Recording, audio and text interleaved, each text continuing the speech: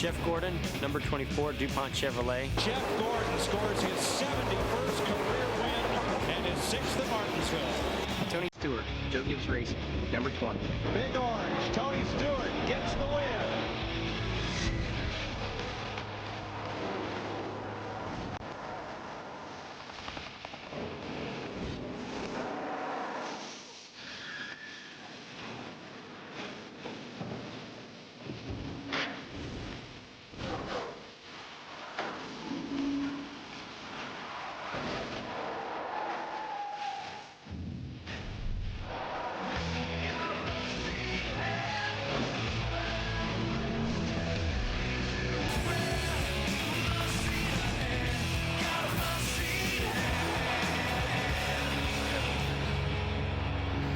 The car of tomorrow could be the car of revenge today. Fox Sports welcoming you to Martinsville, Virginia. NASCAR's oldest track and its shortest track. We'll have no trouble, though, tracking points leader Jeff Gordon. Last year's winner is here, Tony Stewart. And the home state kid, the pole sitter today, Denny Hamlin.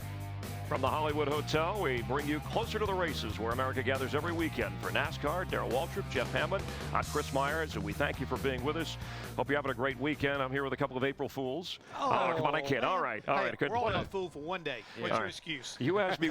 He asked me what month April Fools was in. All right, I'm kidding. All right, so the car tomorrow, second race here at Martinsville. What about the driver adjustments? You know what, Chris, the thing about short tracks, Bristol, Martinsville, it's not about cars. It's about drivers. It's about guys that can finesse the gas and work the wheel. I don't know what all this complaint about the car is, particularly at Martinsville and Bristol. Jeff, what about NASCAR, the adjustments? Have they made any for this race? Well, they had to work on a few things. Most notably, it has to be the exhaust pipes. They found out after Bristol that some of them had broken.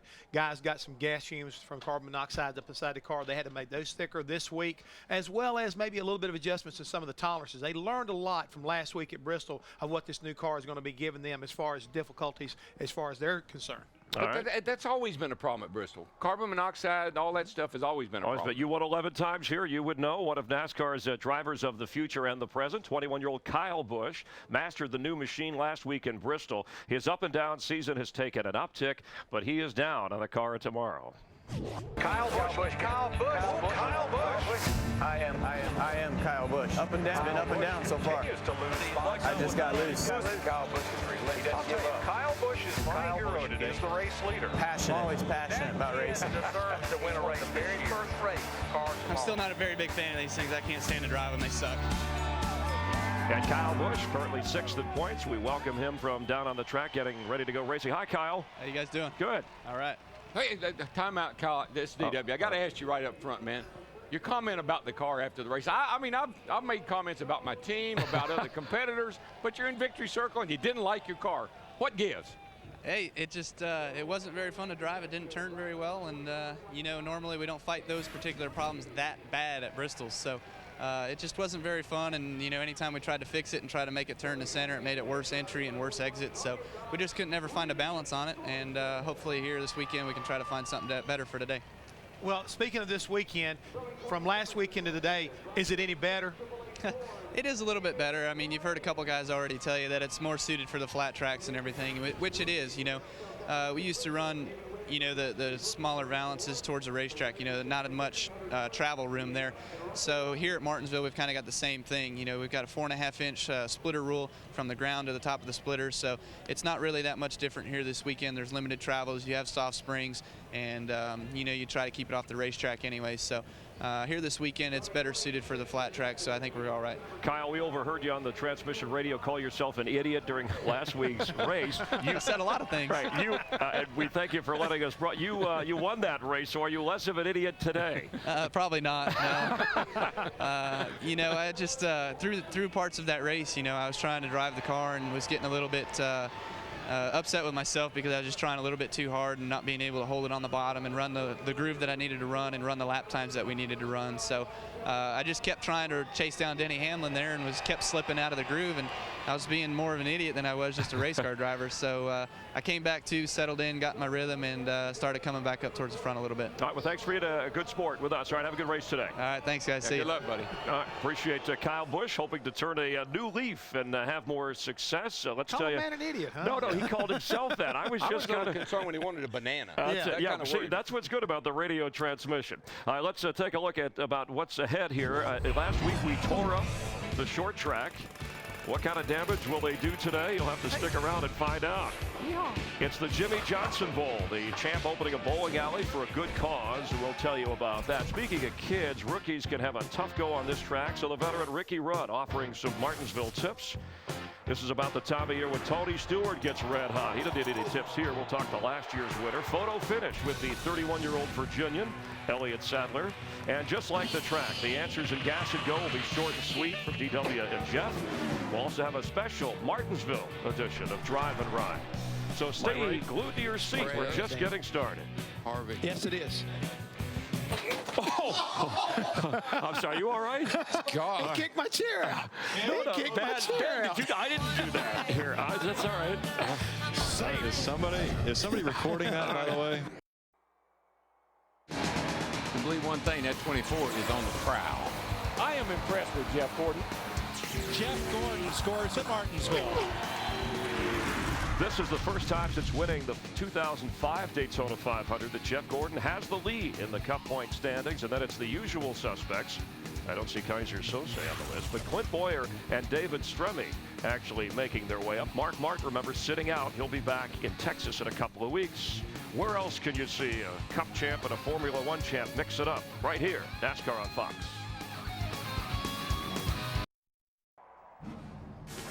NASCAR on Fox is sponsored by McDonald's and by Napa Auto Parts. Napa, get the good stuff.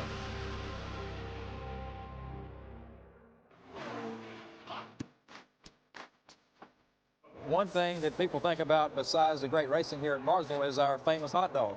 Our hot dogs are red. You know, a lot of people that are not used to the red hot dog, say, gosh, I'm not going to eat one of those things, but then they try it and it's great. You expect concession prices at a sports venue to be relatively high. But here you get a hot dog, $2.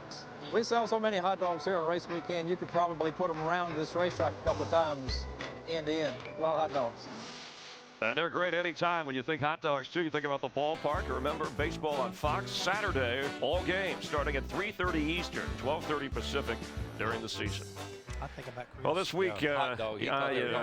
no hot dog jokes. This week, defending champion Jimmy Johnson, his wife Chandra, gave their time and money to open up a special place for a great cause. The Victory Junction Camp helps enrich the lives of kids with chronic medical conditions and serious illnesses. Victory Junction co-founded by Kyle Petty, but nothing was spared here in providing a great place for kids in need.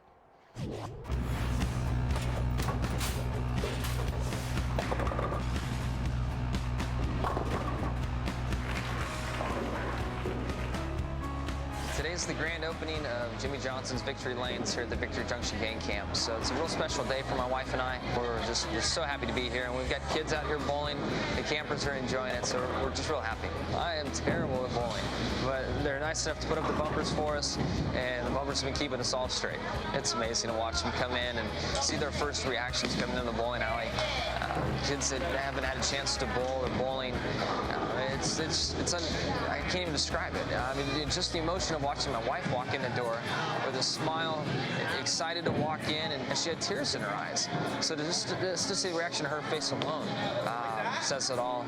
And to see the kids come in and enjoy it really means a lot to us.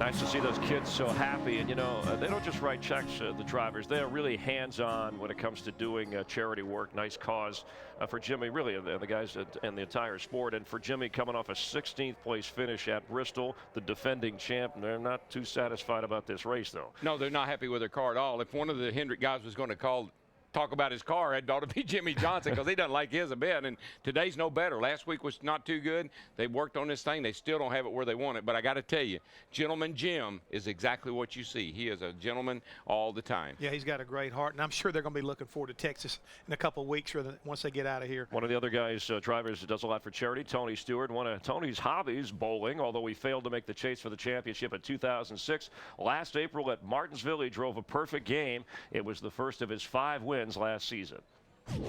Here comes Tony Stewart in that 20 car. car. He looks really good. Big Orange, Tony Stewart gets the win. Hey, no joke here on these numbers. Tony has finished second, first, and fourth in his last 3 of his last 4 races here and led over 800 laps. Tony, DW had an interesting comment about the car of tomorrow. He said it's not about the car, it's about the driver, and this has been a great place for you. Why is that? I honestly don't know. I mean, it's a combination. I mean, at this level of racing, it's about both in all reality. I mean, you can have the best driver out here, but if you don't have a team and a car that can get to the front, the best driver is not going to get it to the front. So you still have to have a good car, and, you know, I think it's a combination of Greg Zipadelli and all the guys in this Home Depot team. So, you know, last week was a situation where, you know, we caught on to what the car wanted in happy hour and had a really good race going. So, you know, I don't know that we've quite found that combination today, but I mean, 500 laps is still a long day, and you know what Jeff Gordon did last week was an inspiration to us as far as, you know, if we don't have a car that is exactly the way we want it at the beginning, we keep working on it all day. Hopefully we can get it where we want it. Good luck to you today, champ. Thanks, bud.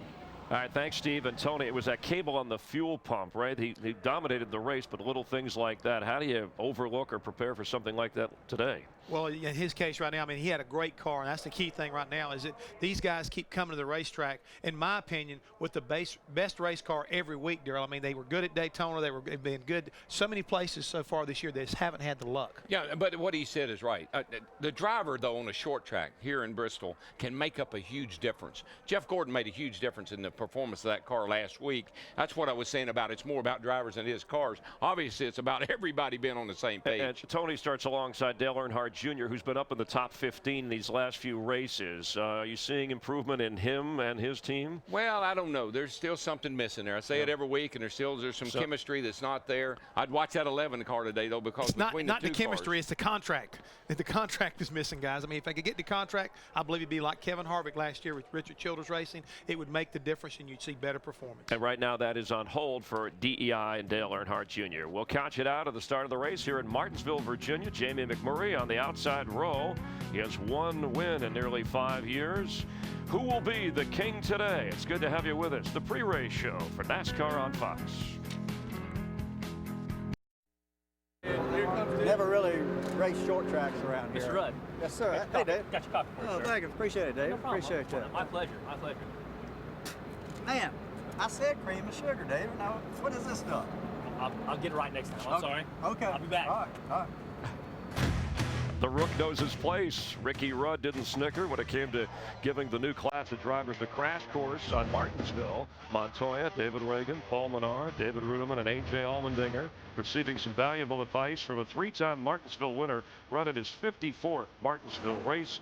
The most among active drivers as you check the rookie points. David Reagan has actually finished in 5 races. 3 of those, he's been the best rookie finisher. So your thoughts on what has stood out about the rookie class? I like Montoya here, and I tell you why. I think this place reminds me a lot of a road course. The way you charge the corner, work the brakes, and Montoya is really good at that. So I like him today. I think he'll have a great run. He might have a great run. He's been very adaptable so far, but you got to give David Reagan a little bit of a nod because nobody really knew anything about him. He's impressed me because of what he's been able to do so far, but disappointment has to be Paul Menard. All right, and of course Montoya, former kart champion. I correct because I care. Just want to make sure. Brad Vickers had a hot finish last week in Bristol, wound up 15th, highest finishing Toyota, despite suffering second-degree burns on his feet caused by a broken exhaust pipe. He's feeling better, but did fail to qualify for today's race. Time now for our Fox News Watch. We begin with Biffle being baffled and no penalty handed down for Greg Biffle's car after it's measured too low during post-race inspection at Bristol. NASCAR showing some leniency because of the car tomorrow. They did pass on Monday. Robert Yates is talking to investment partners, similar maybe to a Roush Fenway setup. Among those, the Maloof brothers, who own the NBA's Sacramento Kings. And watch Matt Kenseth and Dale Jarrett closely today. The two still haven't talked since Bristol when Kenseth spun Jarrett. Kenseth said he didn't do anything wrong. Jarrett said Matt needs to learn how to race. We might see that play out today. time for gas and go, and we'll run the we're on the starting grid above us here. Could it be April Fool's maybe? Could all right, come on, you're on a time thing. You have to give us important answers that we can talk about all week. What grade would you give the car of tomorrow? Come on, A, B, C, D, E. I'll give it a C. Well, average? Just average. Okay. I mean, I think it'll get there eventually, but it's going to take a lot of work. It's not there, but it'll get there. All right, you think it'll get there soon? Quick grade, give me C. All right. About like him, I don't see nothing really spectacular. We're not in love with the boy yet. All right, they're both average. All right, Jeff, 15 seconds. What do you think about Jeff Burton's start so far? I'm pretty impressed right now. I think, again, they've been able to kind of like parlay last year into a very, good start so far. And I believe this kind of, the COT car really kind of works for him. Car tomorrow, driver the past. Right. I think he has that kind of feel. It'd be good for him. All right, 4 top 5 finishes, could be a championship threat. DW, 15 seconds. Did Jeff Burton take it, and we love this, did he take it easy on Kyle Busch in Bristol? Would you have gone for that win there when you had the chance? Come on, be honest. No, he did the right thing. Exactly like I would expect Jeff Burton to drive. Okay. I think he could have gone up there and maybe given him a little bump and seen what happened, but you got to respect Jeff Burton. That's a gentleman's way of racing on a really tight track. How would you have done it? I think I would like to see him just touch him a little bit. I'd have had to worry. You would have got on him a little bit? I'd have put that nose up under him, see what happened. Jeff, how would he have done? You think he'd have got on him? I think he would have rubbed him a lot harder than what he got rubbed. All right, good job. You better hit him. At least you were kind of honest. No, he didn't have to wreck him. I said rub him. Yeah, Jeff. Rattle his cage, right? That's right, rattle his cage. Has Joe Gibbs, like you do to me every Sunday, has Joe Gibbs Racing fixed their fuel problems from last week? We talked about Tony Stewart. Now, why you ask him? He doesn't know. Yeah, he knows. He talks to all the Yes, I do. I really. No, they definitely, I think, have worked on this on the Waterman situation. He's checking his notes. And I got a chance to talk to Mr. Waterman this week. It was a cable problem. Mr. Waterman said, hey, our company made a mistake. It didn't crimp it properly, so the cable broke. I believe the problem's taken care of. And Tony loves Mr. Waterman because he runs it in all his sprint cars. Oh, yeah. It's a good product. You would have thought with a name like Waterman, maybe a radiator problem. All right, DW, that was bad. I'm sorry. Which is tougher, 500 laps at Bristol or Martinsville? All right. I think 500 laps at Bristol is much tougher. It was hot there Physically last weekend. grueling. The big bowl, like an arena. All right, what about tempers? For the Same, driver, same, no difference. Equally. Today worse. Actually, tempers are worse because you get that nose in under a guy. When that spotter says he's looking, you better give him some room because he'll take you out if you don't. Okay. Jump that curb, get into each other. Speaking of tempers, Daryl, you have seen a lot of crashes in Martinsville. Boy, is this we're going to roll the? Is this the best crash that you have ever seen here? Let me see this crash. Okay. Let me see. Oh no! Oh, by all means. That right there. There's a term in racing. It's called busting your. All right, and this, we got Hans' device. Guys, all I got to say. Strap in, dude.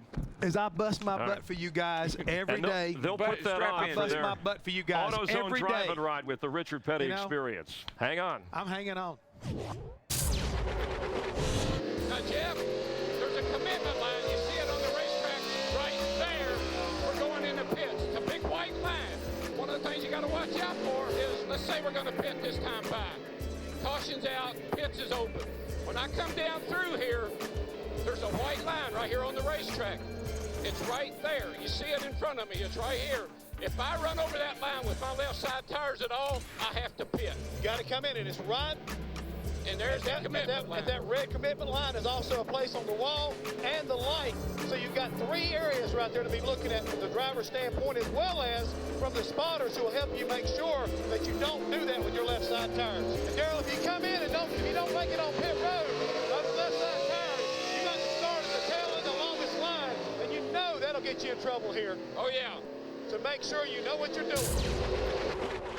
All right, thanks, Daryl. He's going to head up to the broadcast booth. Jeff and I will hang out here in the Hollywood Hotel. How about the Tour Challenge as we count you down to the green flag, the Speed Tour Challenge? 4 fans traveling around in a NASCAR motor coach.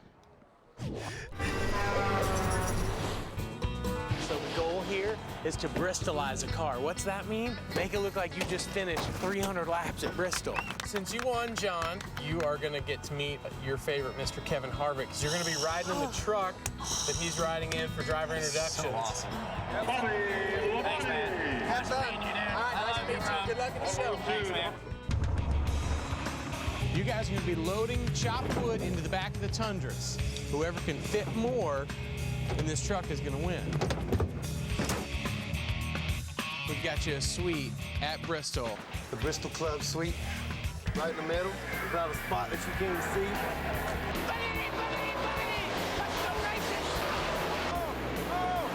Drag race to the finish line. Yes. Kyle Busch in the 5.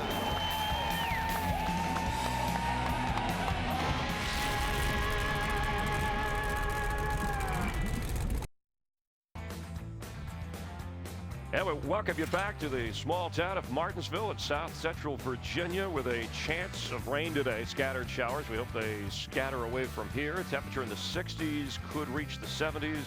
The winds are calm. Jeff Gordon, a 7-time winner, points leader. Chasing him is Carl Edwards with a slick look, currently 10th in points. His best finish here at the Martinsville Speedway is 12th. The 117th Martinsville race, and we head trackside. Race fans, today's colors presented by the Virginia National Guard. For our invocation today from Raceway Ministries, Tim Bird.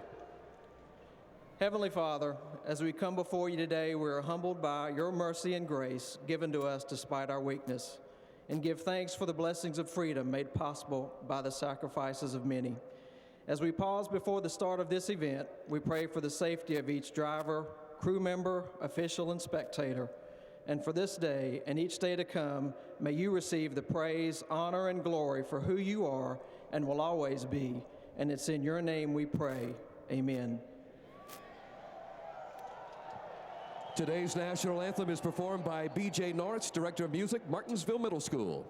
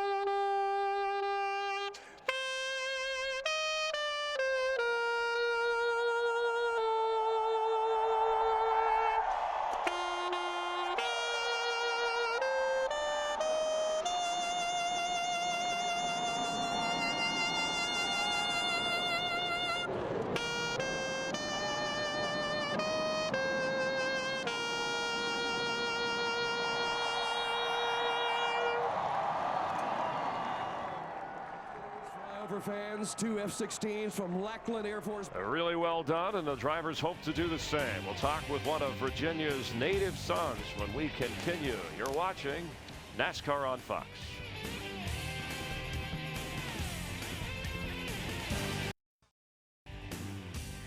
Fox, glad to have you with us from Martinsville, Virginia. We're getting ready to go racing around one of the oldest and shortest tracks. Elliott Sadler will have fans rooting for him because he's a star driver from Virginia, because he once ate 16 bologna burgers in a single sitting. That makes Elliott eligible to be a contestant on Are You Smarter Than a Fifth Grader? And also to be on Photo Finish. Elliott Sadler, nice to see you. Yes, sir. Thanks for having me. You ready to go? I am. Give us your response. My first win at Bristol. It was a great day for me, a time that's always stood still in my mind. Give us a reaction on this one. That, my very first ever go-kart, that's me actually 7 years old. That's pretty cool, man. I had my own little leather jacket back then. I still have my tennis shoes I played in all the time. Well, this is one of your favorites. That is definitely one of my favorites. That is in 1993. And look how high you got up off the court. I could jump, man. We won State Player of the Year that year, won a lot of MVP awards, and set a couple school records in scoring and stuff that year. That's your signature. That is what I eat, bologna burgers. And I've always told fans, look, it's not good for you, but, man, it tastes good. Chewbacca. What's your connection here? I used to do the same noise Chewbacca does all the time. Can you give us a little like that? See, I haven't done it in a long time. All right, he's no Wookiee. He's an experienced driver, and he'll be worried like most crews are. This is your area, right? Yep. Pit road here. How difficult is it? I think it's probably one of the most difficult pit roads in all of NASCAR because of the way it sweeps around. Think about it like this, Chris. We come in on the entrance of turn 3 and go all the way around the racetrack, and you exit back at turn 1. So, I mean, you can have a lot of trouble, especially if you're in the wrong place. It can really hurt you as far as pit road's concerned. And again, this is the second race for the car of tomorrow, so the experience or the experiment continues. What was the buzzword in the garage today? Charge! Charge? What do you mean? April Fool! Oh, you had me on that. They wouldn't be charging here. No, you want everything easy. Easy in, easy off. You really want to take care of the brakes. You want to take care of your gear. You want to keep those tires hooked up. So who's your driver? Who's your pick today? I'm going to look at the guy that's in third place right now, the guy who knows how to get around, Jeff Gordon. All right, Jeff Gordon has been dominant here. Let's head down for the command at Richard Petty, the only guy who's won more races here than our Darrell Waltrip, for those famous words in racing. And now, race fans, for the most famous words in motorsports, our Grand Marshal Richard Petty. Gentlemen, start your engines.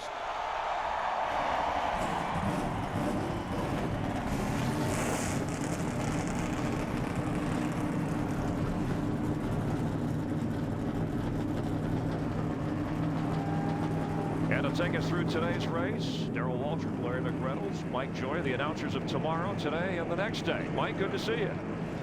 Thanks, Chris. I get kind of emotional seeing Richard Petty down there, the man who's won more races here than anybody else. Baseball doesn't have its Babe Ruth anymore to carry the banner for the sport, but we've still got Richard Petty, thank goodness. And Darrell, I've been coming here for almost 30 years. I love this place. I love its neighborhood feeling and atmosphere.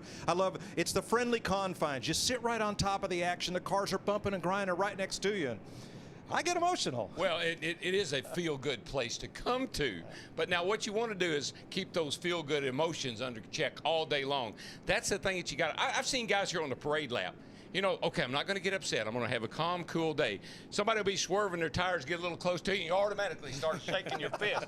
So you've got to keep yourself under control behind the wheel, and don't let that get you in trouble on the track with the other competitors. Larry, how about fist shaking among crew chiefs, maybe even at themselves? Nobody got to test here with the car of tomorrow. They're seeing this track with this car for the very first time.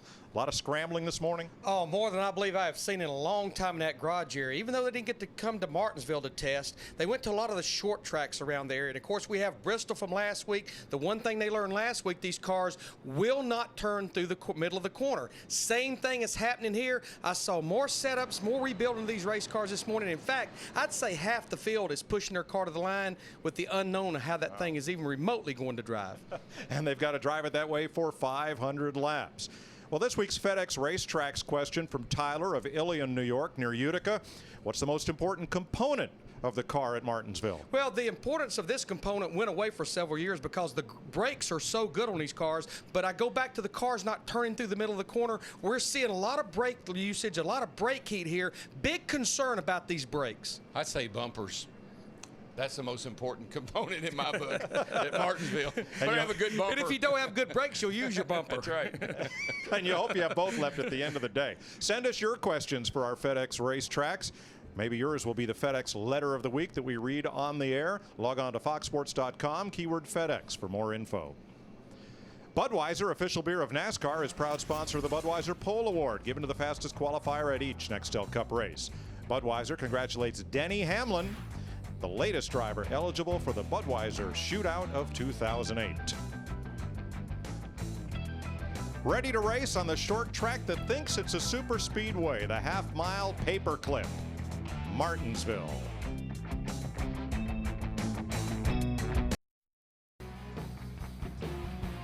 One of NASCAR's original racetracks, the shape of which has not changed since it was built in 1947. Neither the shape nor size. When built, this was a dirt track. It had 750 seats. They paved it in 1955.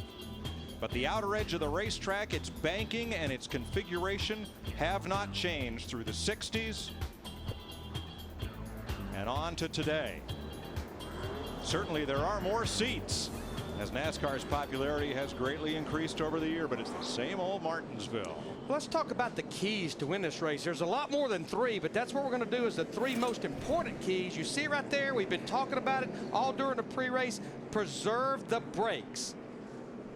Roll through the middle of the corner. That's the key right here. A car that rotates and turns through the middle of the corner, that will be the car that goes to victory lane, gets that grandfather clock. You heard Jeff Hammond talk about it. One of the toughest, tightest, challenging pit roads we go to. The pit boxes are small and pit road is very narrow. All right, Darrell, we're ready to race at Martinsville. Who you want to talk to? I'm going to talk to Jamie Mack. Let's see if we can raise him here. Hey, Jamie Mack, DW up in the Fox booth, bud. You got a copy? 10-4 DW, loud and clear. Pretty good run last week, my man. What you got for him today? Well, our car is good. It wasn't good enough to win in happy hour, so we have adjusted on a little bit. Hopefully Larry and Derek have made the right changes. Pretty excited. It's April 1st, which is Autism Awareness Month, and got the Autism Speaks logo here in our car. And man, I love Martinsville. I'm ready to go. Roger that. Did you let Larry Boy in the pits today? We did let him in the pits, and he's actually on the pit box. So Larry's done a great job for us this year. So really excited about everything we got going on right now. Larry Boy, you got him right? I sure hope so. I'd say we'll know here in about 30 minutes there. Oh, you're looking good, dude. Y'all have a great day. Good luck. 10-4. Larry Carter, Jamie's crew chief, as we get ready to race. The second pace car pulls off, having established pit road speed at 30 miles an hour for the back half of the field. Denny Hamlin, the 7th different pole sitter in the last 7 races at Martinsville, will lead them down to the green. That's my pick. That boy knows how to get around this joint. On a pole, I like it. All of the Joe Gibbs cars qualified in the top 7, Larry. A lot like Bristol. They seem to have their arms around this car tomorrow the quickest of any of the organizations. 4 drivers make their first Cup start at Martinsville. There's Yaley Finish, who's qualified 5th. Tony Stewart is 7th. David Ruderman, Regan Smith, Juan Pablo Montoya, and A.J. Allmendinger make their first Martinsville start today. DW, 500 laps. Take care of your brakes. Be patient, and I'll let you know when we got 50 to go. And by the way, reach up here and pull those belts tight one more time. I love it. NASCAR's most historic track. 500 laps around the short track. And oh yeah, send us an order of those Jesse Jones Franks at halfway, DW. Boogity, boogity, boogity. Come on, boys, let's go racing.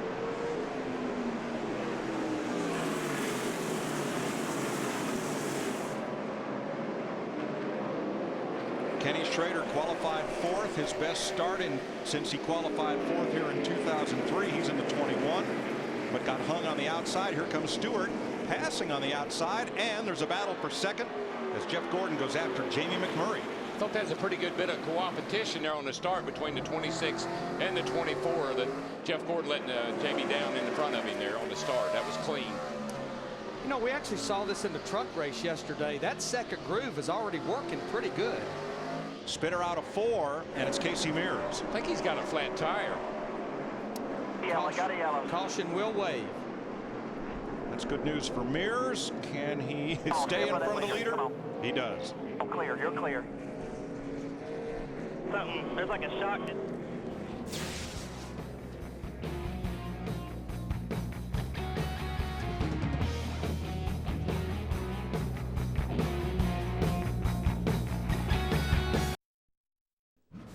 NASCAR Nextel Cup Racing on Fox is sponsored by Chevy, the most wins in NASCAR history, an American revolution. By DirecTV, just say ride shotgun on race day with NASCAR Hot Pass only on DirecTV. By Nextel, only from Sprint, helping NASCAR Nextel Cup fans get more done. And by Coca-Cola. Thanks for drinking. We'll take the restart from our Ultimate Picture Cam from DLP, Texas Instruments, as it floats across Martinsville Speedway. and onto the front straightaway. Denny Hamlin, 5th different pole for Joe Gibbs Racing at Martinsville. Tony has 3. Bobby Labonte had 1. And Denny Hamlin this weekend. We really had no cars come to pit road under that caution except for Casey Mears, and he's actually back on pit road now. Getting a report that his sway bar arm came off is why he lost that car. Harvick on the move under J.J. Yaley. Makes the pass. Let's go pit side and check with Matt Yoakum. Mike, an observation and 2 concerns for 7-time Martinsville winner Jeff Gordon.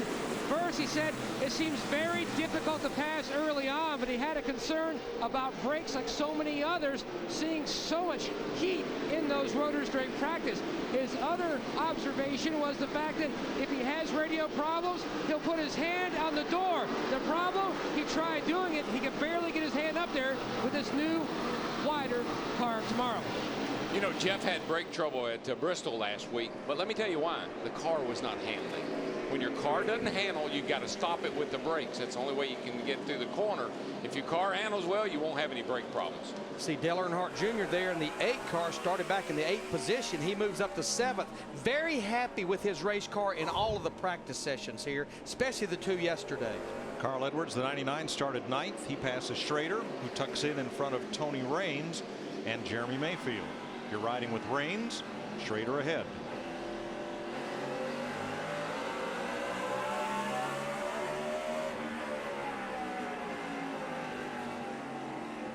Schrader gives room and Raines pulls through. Nick Berggren. I'll talk to Carl Edwards before the start of the race this morning, Mike, and he has a very simple strategy.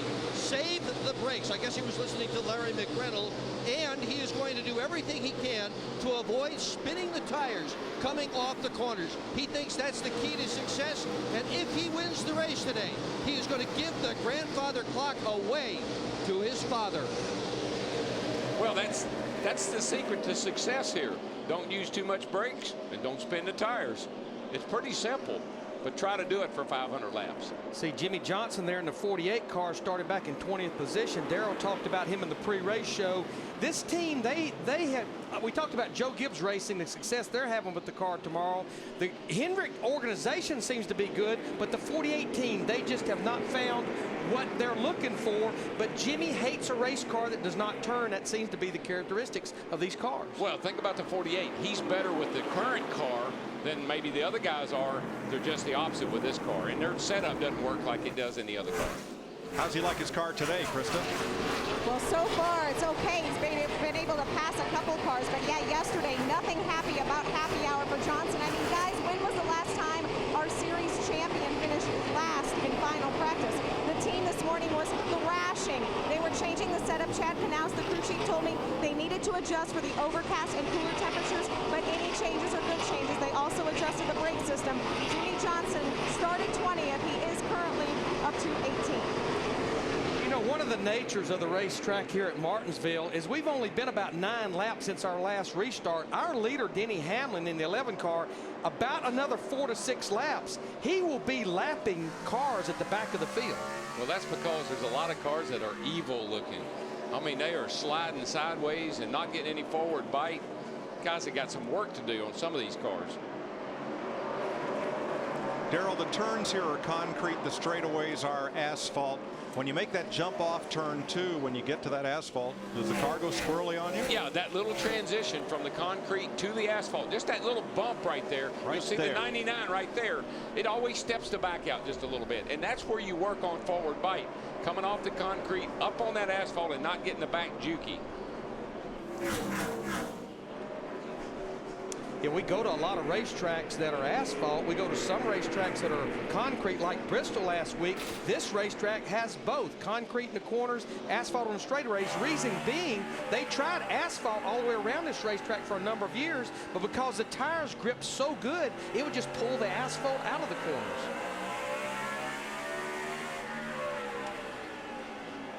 Time for our first AT&T Singular Virtual Crew Chief question, submitted by Francis Wilkins of Charlotte. Was last weekend's debut of the car of tomorrow successful? Yes or no? Text the word crew to 191 on your AT&T Singular wireless phone. Singular is the new AT&T. And I think that's the answer. Yes or no? I can always count on you, Darrell.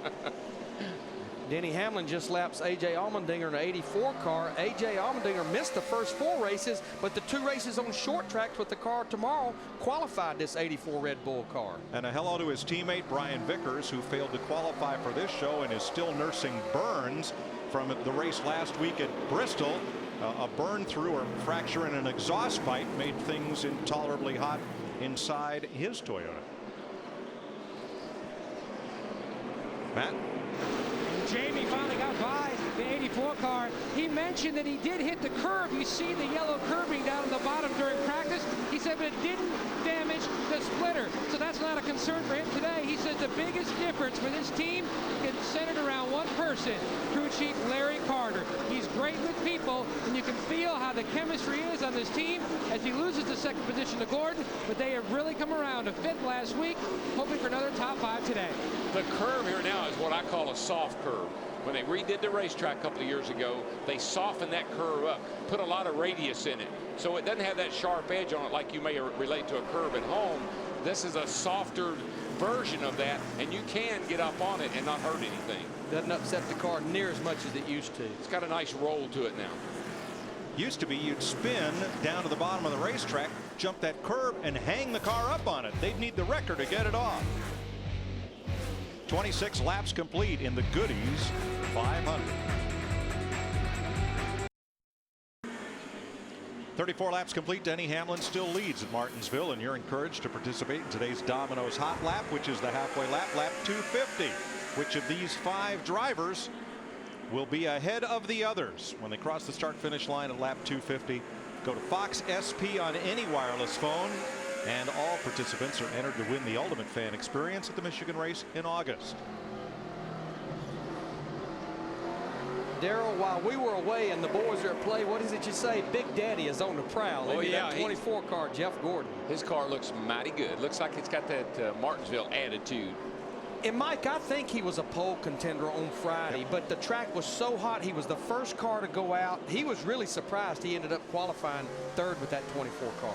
One thing you can't do here, as Darrell said, is overdrive the racetrack. Watch the 49 of Mike Bliss as he locks up the brakes coming in the corner. Just a moment, Bobby Labonte is in the wall hard. Heavy impact. Cheerios 43.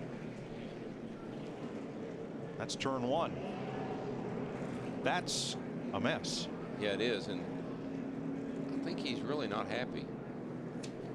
That was a huge break for a lot of cars that were about to go a lap down, like Casey Kane and Sterling Marlin, Greg Biffle, Matt Kenseth back there. And this was a track where the Petties had very, very high hope for success this weekend. There's Richard, who gave the command to start the race.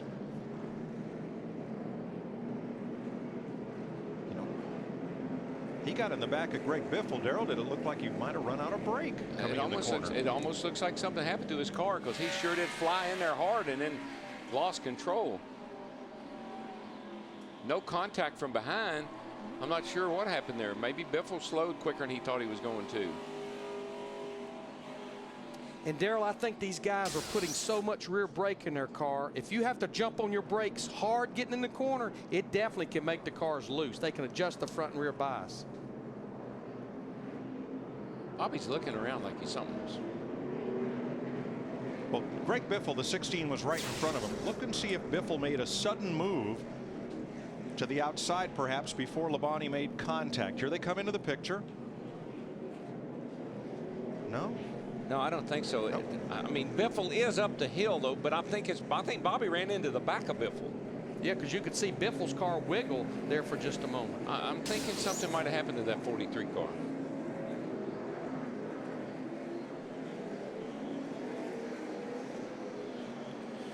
Pit road is open, and pit road is very busy. Looks like about everybody at the front of the pack will come to pit road here on lap 39. Kyle Petty, he gets the lucky dog. Dick Berggren. Carl Edwards had picked up a couple of spots, but the car needs some work. He doesn't have the grip he wants coming off, and he said the brakes feel a little bit funny. Matt. Jeff Gordon says his car was really good. It started to free up a little bit, and also the outside groove was starting to work in. Meanwhile, McMurray says his car was great, didn't want any changes. Harvick as well. Krista. Our leader, Denny Hamlin, said his car is a little tight, but more importantly, he needs forward bite. They're making an air pressure and a very slight track bar adjustment. Steve Burns. Jeff Burton just exiting pit road. He said that his car has got just a little bit free on entry. Otherwise, it is tight. They talked about air pressure adjustments and raising the track bar. When we come back, we'll find out what Jeremy Mayfield in the 36 and Ricky Rudd did. Ricky Rudd changed 2 right side tires. I was looking dead at him.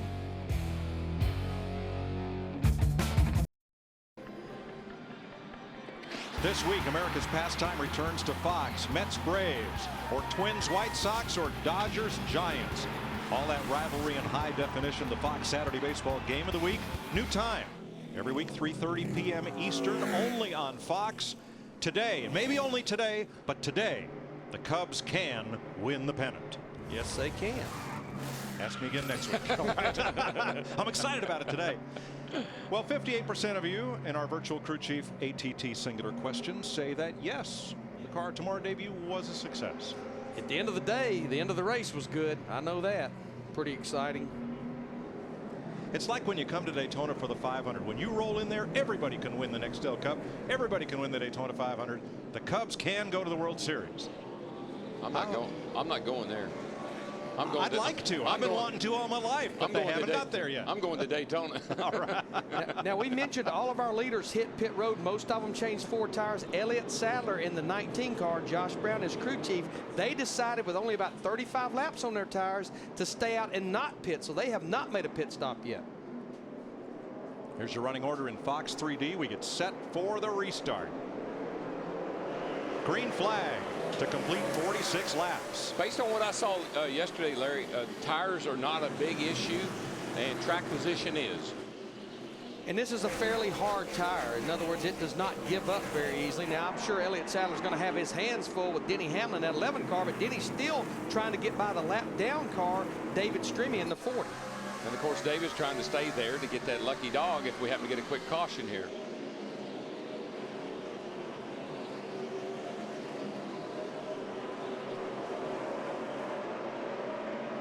You know, Martinsville historically has always been a track where the longer you run the tires, actually, the better they get.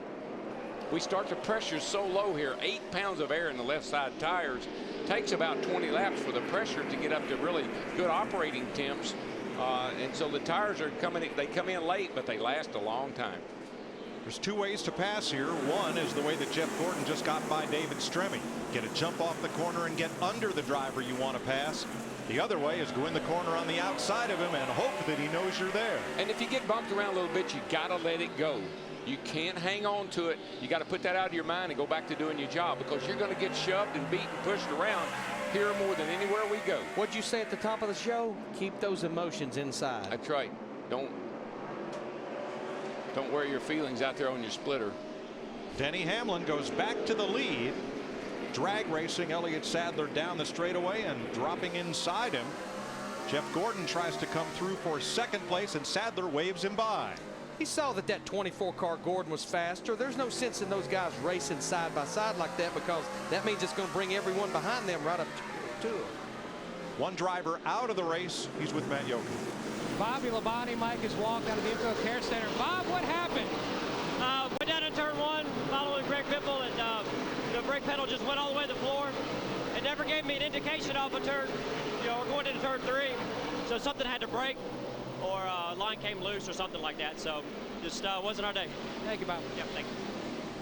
The Petties had high hopes, and Bobby Labonte was a contender, was expected to be a contender for a top 10 finish here. Got a battle for the lead here that's looking like it isn't going to last long. That 24 car made some good adjustments in that last stop. Just can't quite stay in the throttle off the corner just enough to make the pass down the straightaway. Well, this track's so narrow, and on corner entry, when you need to put the throttle down, you need the whole racetrack to make it happen. Kevin Harvick in the 29 dives to the inside of Elliott Sadler in the 19. He'll take the 3rd position away. And what Elliott's going to do here is, I mean, there's a gap behind him. He's going to get in a position where his old tires will be as good as the guys behind him, and then he'll be in good shape. Remember on our race-off pit road, we saw that Elliott Sadler and Ricky Rudd had gained 8 positions in the pits, and it's been confirmed that both those teams did take just 2 tires. Well, Elliott Sadler stayed out. Jeremy Mayfield changed 2 tires in the 36 car. Right. And Jeff Green in the 66. Thanks, Larry. Hamlin wants the lead back. Tucks the nose under there just a little bit. Doesn't get it. Krista? Guys, something to keep in mind today for Dale Jr. If you remember back in between 2002 and 2004, Dale Earnhardt Jr. had that streak of top 5s here. They haven't really had a handle on this track since. That was before they had grinded the track. Dale Jr. says these cars of tomorrow, it favors his old setup and thus the old track. And that is why he thinks he has a better handle on this track because of the car of tomorrow. And remember, last year he had a great run here with no right front fender. I mean, he was pretty much had half his nose missing, but I think he still finished like 4th. Tell you what, he pokes the hole, though. That orange number 20, Tony Stewart, behind him. He fills the hole right after Dale Earnhardt Jr. and the 8 goes through it. Look at the front end of that car. One thing I like about the car of tomorrow is from the center line of the bumper up, they look like a car. The left side fenders aren't all yanked out. The right side's tucked in, and they don't look all like melted down.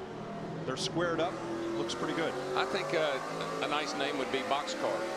They look like box cars. They're nice and square.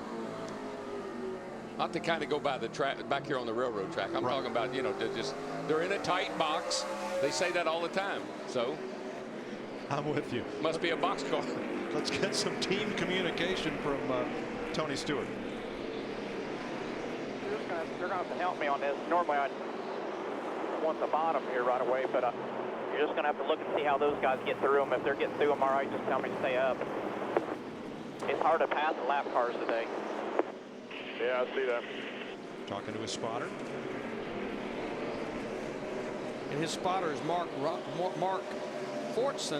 Robinson, that's up on top of the grandstands here. And what he's asking is, you know, tell me how the other leaders are getting through the lap traffic. Give me a little bit of warning how it's happening. See, and that's the thing about the spotter. He's not just up there to tell you clear. He's up there to help you. He'll tell you what happened on pit road. He'll tell you where guys are running. He'll give you lap times occasionally, but he's up there doing his job. And there they are, ever vigilant. One spotter, at least one spotter per car. Up on the roof at Martinsville Speedway, where a nice crowd is on hand to watch the NASCAR Nextel Cup Stars. Jeff Gordon out in front at 62 laps.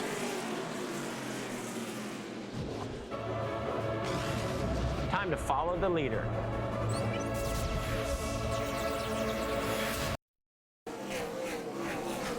Jeff Gordon continues to lead. Dale Jr. has moved up to 4th place. Here at Martinsville, Gordon beginning to get into lap traffic. Going around Joe Nemechek. It's big, it's bad, it's victory red. Go to foxsports.com/Silverado for a chance to meet Dale Jr. and drive away in his all-new 07 Chevy Silverado. Okay, I've been watching this blue deuce right here. Kurt Busch in that 2 car, he started back in the 12th position, and he just kind of picking them off one by one. Pretty much had a disastrous race last week at Bristol. Started 42nd, just never could get their arms around it, but looking pretty good here today in that 2. So I tell you another guy that's I think some of the work they did this morning is paying off as a 48 car, Larry. I've been watching him. The car's handling really good. He's able to make some passes, and he's moved up to 11th place. And when you think that he was the slowest car in practice yesterday, they've found that old magic wand again. Jeff Gordon closing in on the driver who won the most races on this circuit last year, Casey Kane, in the 9.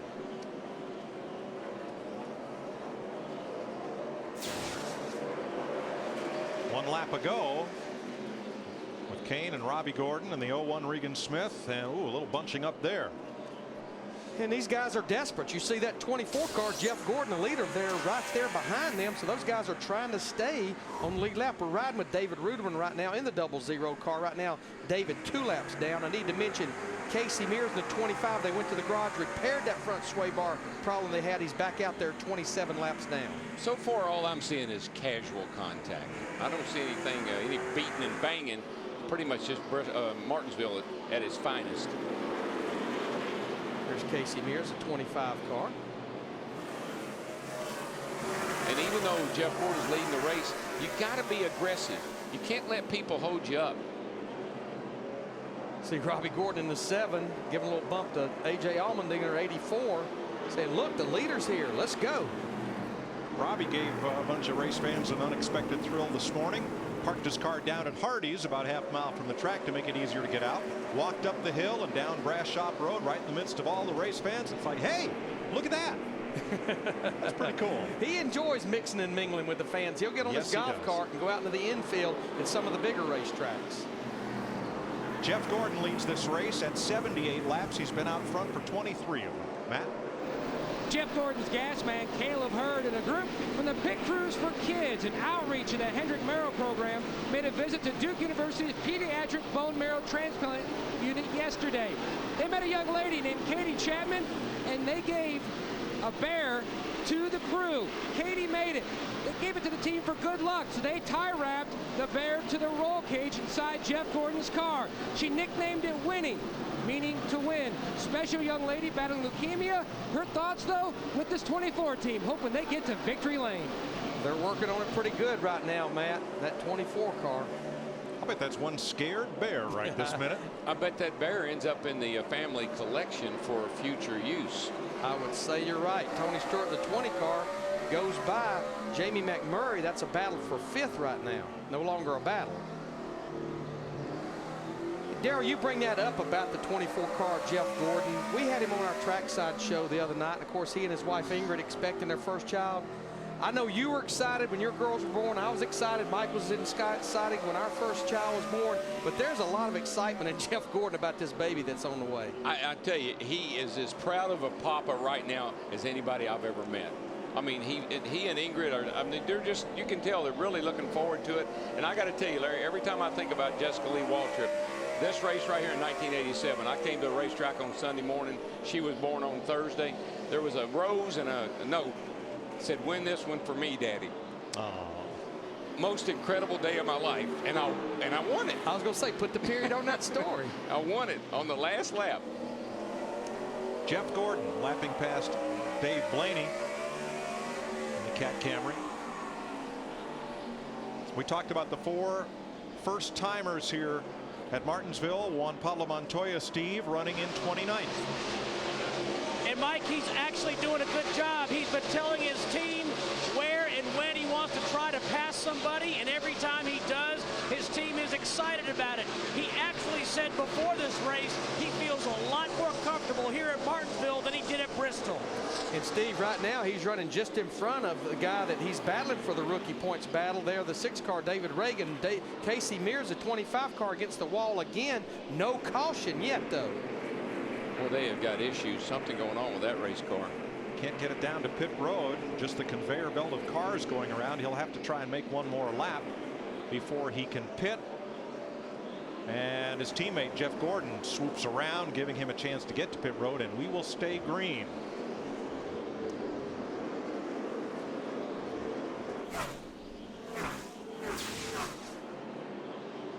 Watch for the National Guard 25. You can tell the right front tire is down right there. And of course, you know, they had the sway bar problem. You almost question, okay, did a sway bar arm maybe rub the inside of the tire and cut that tire down? There's Robbie Gordon, a 7 car. He looks like he's got a problem as well, trying to get through those cars to get to pit road. He's not going to make it this time. He's going to have to go around again. There's the entrance of pit road right there in turn 3. I believe he will. I believe he will probably end up stopping. Can't get you down. Can't get you down. I'm trying, Rob. Trying to get you down. Trying to get you down.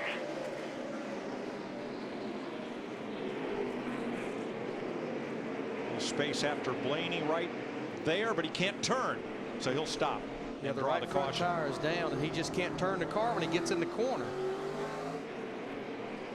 Caution will fly. Well, it took a while, and Robbie Gordon lost a lap in the process, but finally did get a needed caution to be able to get to pit road.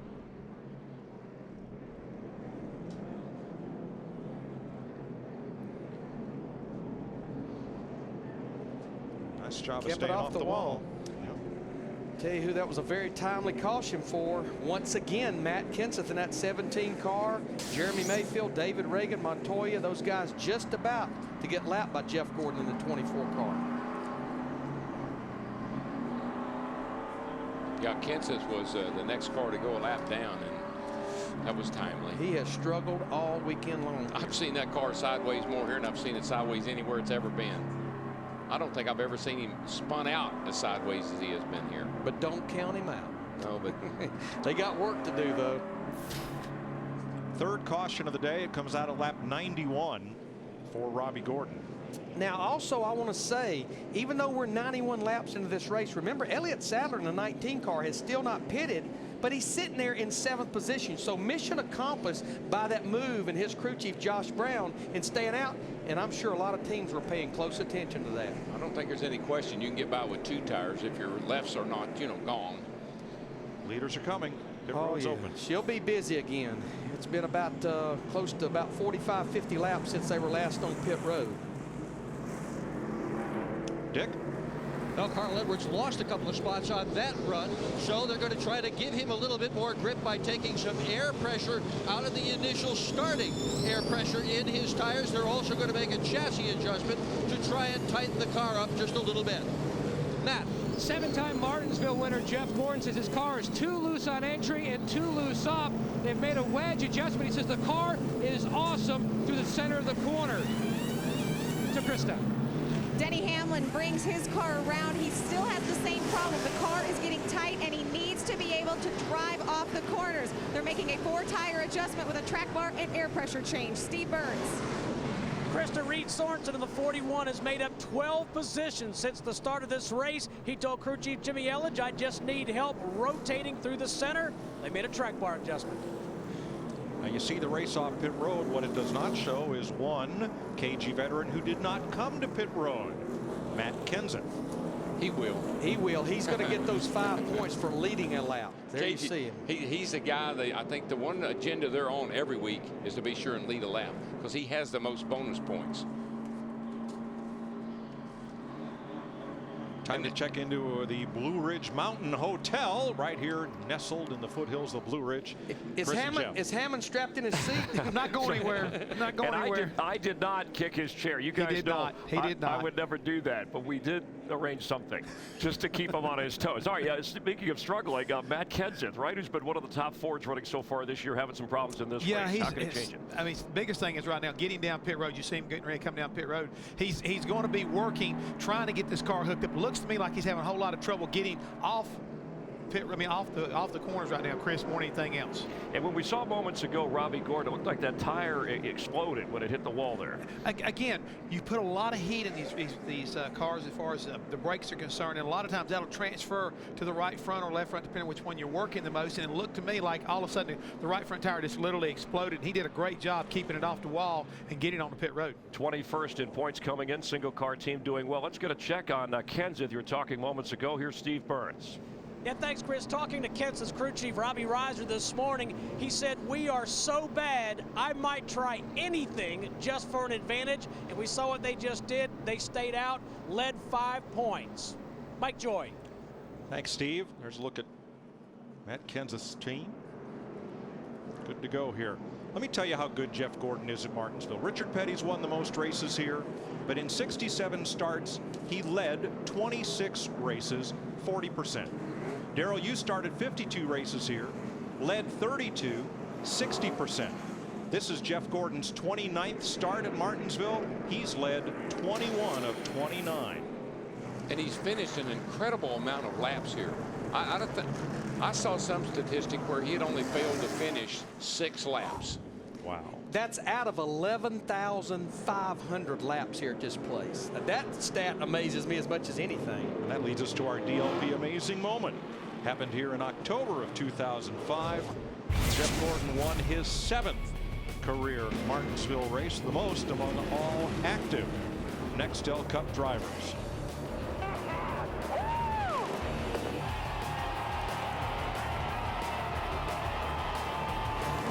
Jeff Gordon and Tony Stewart, the first 2 to the line that day, and 2 who certainly will figure in this one.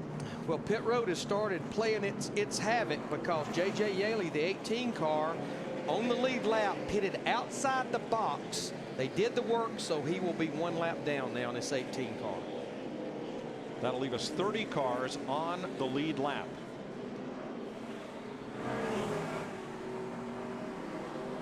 There's our group of Fox onboard camera drivers and the different views that they'll show you as we get ready to restart, completing 97 of 500 laps. Dave Blaney got the free pass on that caution, and we're back to green. It's always interesting on these restarts, Larry, Mike, to see who made. You can always tell the guys that made the adjustment that really helped the car, because all of a sudden, I mean, they're up there just like the 11 car is. He's putting a lot of pressure on Jeff this time, where last time Jeff was putting the pressure on him. Speaking of pressure, Mike, what do you think about, let's just reach over there and put pressure on that volume knob and crank it up, short track style.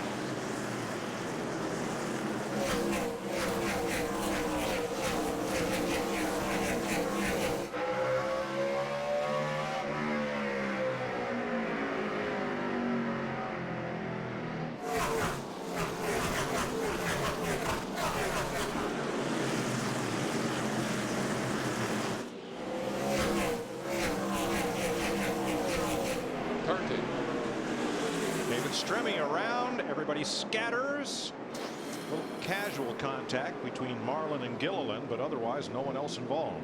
What's that 40 car, Larry? It's just like he couldn't do anything about it. It just started to get a little loose and it spun right around. You got something going on. I got a flat or something. I agree with you, buddy, because that thing just kind of all of a sudden it just gets loose, and then she just goes around. This was one of the cars making wholesale changes this morning. In fact, they put the full setup out from Reed Sorensen's car, the 41, his teammate, under that car to start this race. You see how Jeff Burton just snuck through there as Stremmy's car slid up the racetrack. Runner caution, 5th time.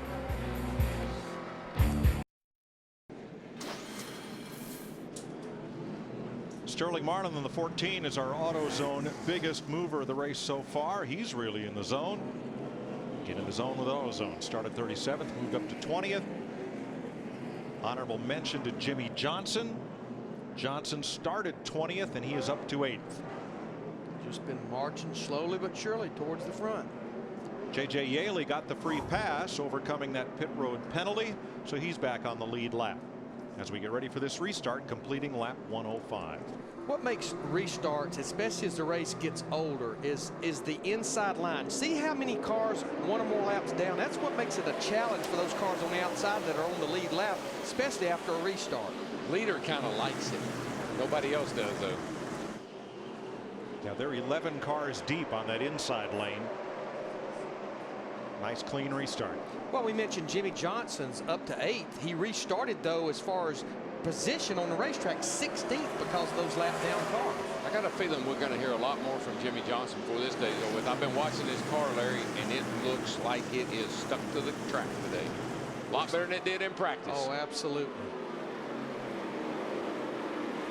Krista?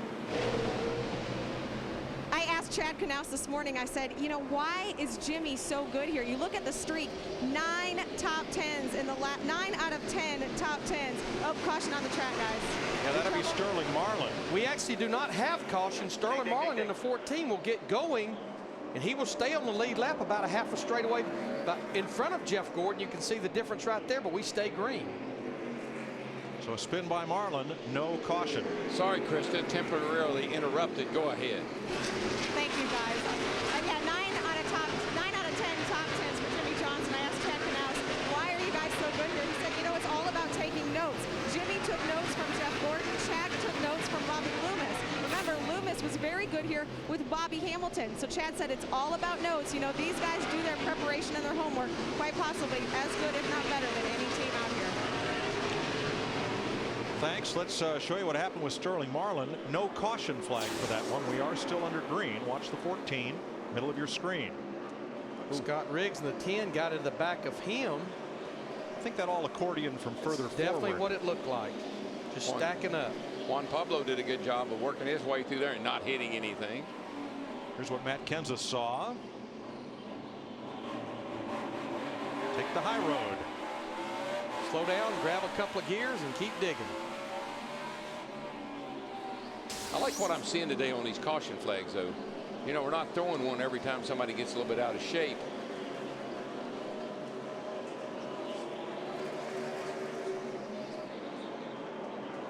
The reason I like that is because the more cautions you have, the more cautions you're going to have.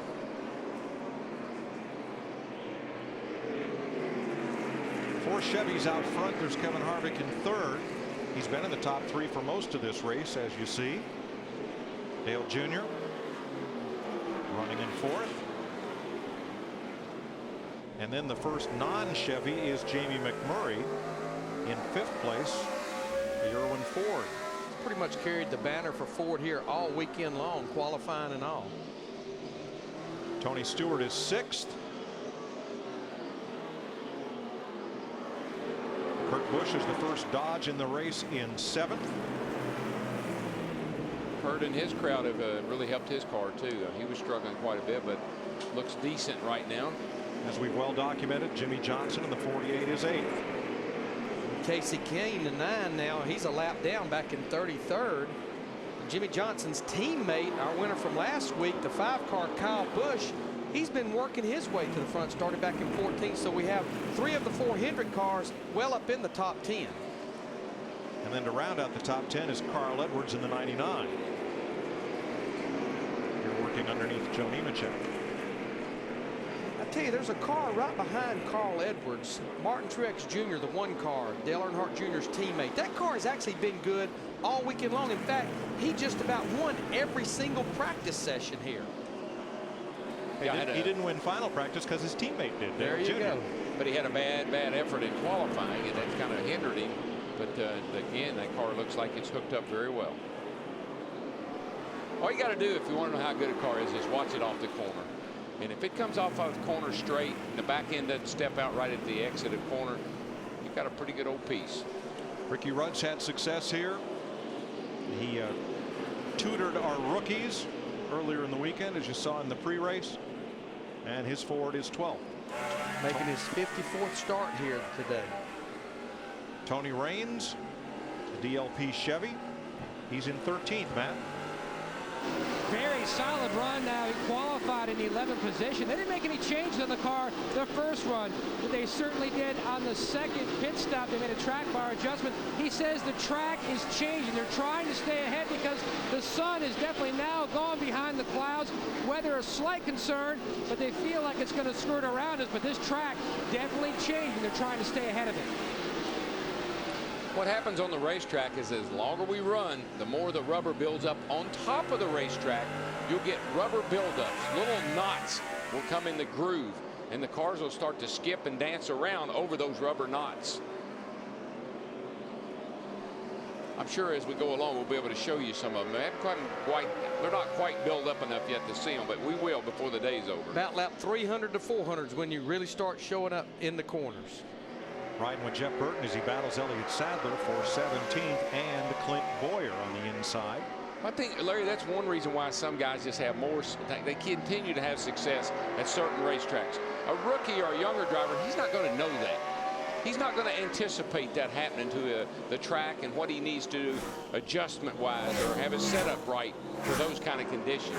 That's where a guy like Jeff Gordon and some of these other guys got a huge advantage. 122 laps complete. Let's check with Steve.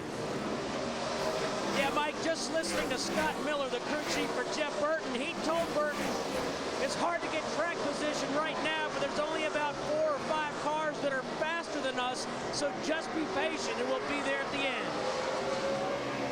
A nice wave out the window. Thank you for letting me by. He waved in the direction of David Stremme.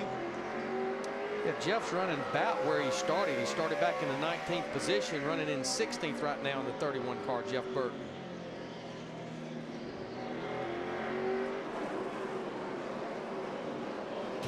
Jeff Gordon has led 67 of the 124 laps. That's more than half, but we're a long way to the finish in Martinsville. NASCAR Nextel Cup Racing on Fox is sponsored by Toyota, moving forward. By Napa Auto Parts. Napa, get the good stuff. By Degree Men, more power than you need. One day you'll need it. And by McDonald's. Jeff Gordon continues to lead at 132 laps. Here's your Napa race summary. 5 lead changes among 4 drivers and 4 caution flags for 24 laps. Sterling Marlin is the last of 30 cars still on the lead lap. 2 cars in the garage, Casey Mears and Bobby Labonte. And I've been watching this side-by-side battle right here in front of our leader, Jeff Gordon, for several laps. Remember, Sterling Marlin was well up into the top 15 or 20. He was our biggest mover, got spun out just a few laps ago, almost went a lap down, but he's been staying in front of the leader, racing Dave Blaney in the 22 that we're riding with right now. Now, Sterling is pedaling hard right now, boys. He's trying to stay in front of that leader if he can, and so far he's been able to hold him off. Trying to get that caution. In the meantime, that's allowed the 11 car to close up on the back of Jeff Gordon here. Now Jeff's not on it. He's going to have to go, and that's bad news for Sterling. For Sterling, for J.J. Yaley, for Ryan Newman, and Johnny Sauter. Those are the 4 cars just ahead of our leader. Yeah, last caution, J.J. Yaley got the free pass and got back on the lead lap. But when you get the free pass, the rule is you have to start at the tail end of the longest line, which is about a half a lap down when they drop the green flag. And just ahead of that group comes Scott Riggs, Juan Pablo Montoya, racing for 21st and trying to stay on the lead lap during what's been a fairly long green flag run here. Yeah, we've been about 40 laps since that last caution. Restarted back on lap 97. We're at lap 136 right now. We got a battle for the lead. Jeff Gordon, we talked about him a while ago, stacked up behind these cars. What happened there? Jeff tried to go the outside to get around Sterling on the outside, and he didn't make it happen, and that opened the door for the 11. Gee, that looked like it might have been a little contact right there. And now the left rear corner of Gordon's car was pushed in before. That's not new damage. And we'll see if Sterling gives him the bottom and if Gordon can hold the bottom and make the pass. Oh, now Sterling is trying to go the outside of the 18 car. Still trying to stay on the lead lap. And here comes Hamlin, our pole sitter, looking for the lead once again. Jeff won't force this issue. He says, all right, I can't get by the 14 car without roughing him up. You do it. But look right behind them. Kevin Harvick in the 29 right there. There's some side-by-side racing. And Dale Earnhardt Jr. at 8. They're right up to the rear bumper of Jeff Gordon. Hamlin led that lap. He's going to win the battle, and Gordon can't get inside. Here comes Harvick. And you see what Denny does. Denny's not cautious. He just drives it in under Sterling and says, I got to go. I'm in the lead now. That's right. You are going to be lapped. Yeah. And that's, I think Denny's car's a little bit better on entry, and that got him a shot underneath the Sterling. Now you watch, Jeff will follow right through. I like what I'm seeing here, Darrell, because several years ago, Kevin Harvick would have just sent it in there just to see what happened. This time he backed off, gave Jeff Gordon the bottom, and he's going to follow through past Marlin. Mike, we've only run 140 laps. That's a long way to go yet. Oh, Hamlin and Sauter got together, going down into turn 1, and Hamlin hopped the curb. I see that's where Jeff Gordon, and Jeff says, I can't get through these lap cars without roughing them up. So he knows Hamlin, you know, a little bit younger, a little more aggressive. You go up there and knock him out of our way. And that's what he had to do to get Johnny Sauter in the yellow transportation Chevy. Jeff Gordon doesn't want to beat his nose up. But because all of this is going on, we talked about Kevin Harvick, Dale Earnhardt Jr. Now Jamie McMurray in the 26, Tony Stewart in the 20. They pulled up to the back of this group. We got the top 6 cars right there together.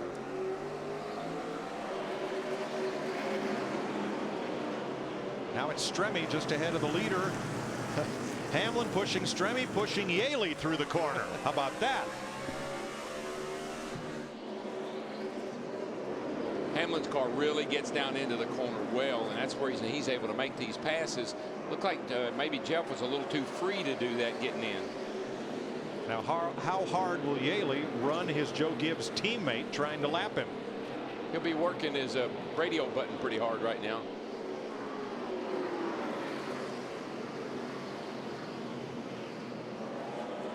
This is when you plead your case. I know he's my teammate, but I'm leading the race, and would you ask him to please initially let me go? Actually got into his left rear quarter panel just a little bit right then, getting off into turn 1. There you see the battle for 5th between McMurray and the 26, Stewart and the 20 car. But notice just right behind Denny Hamlin, who just kind of follows along, and lets the old 11 car do all the dirty work. Big Daddy. Big Daddy.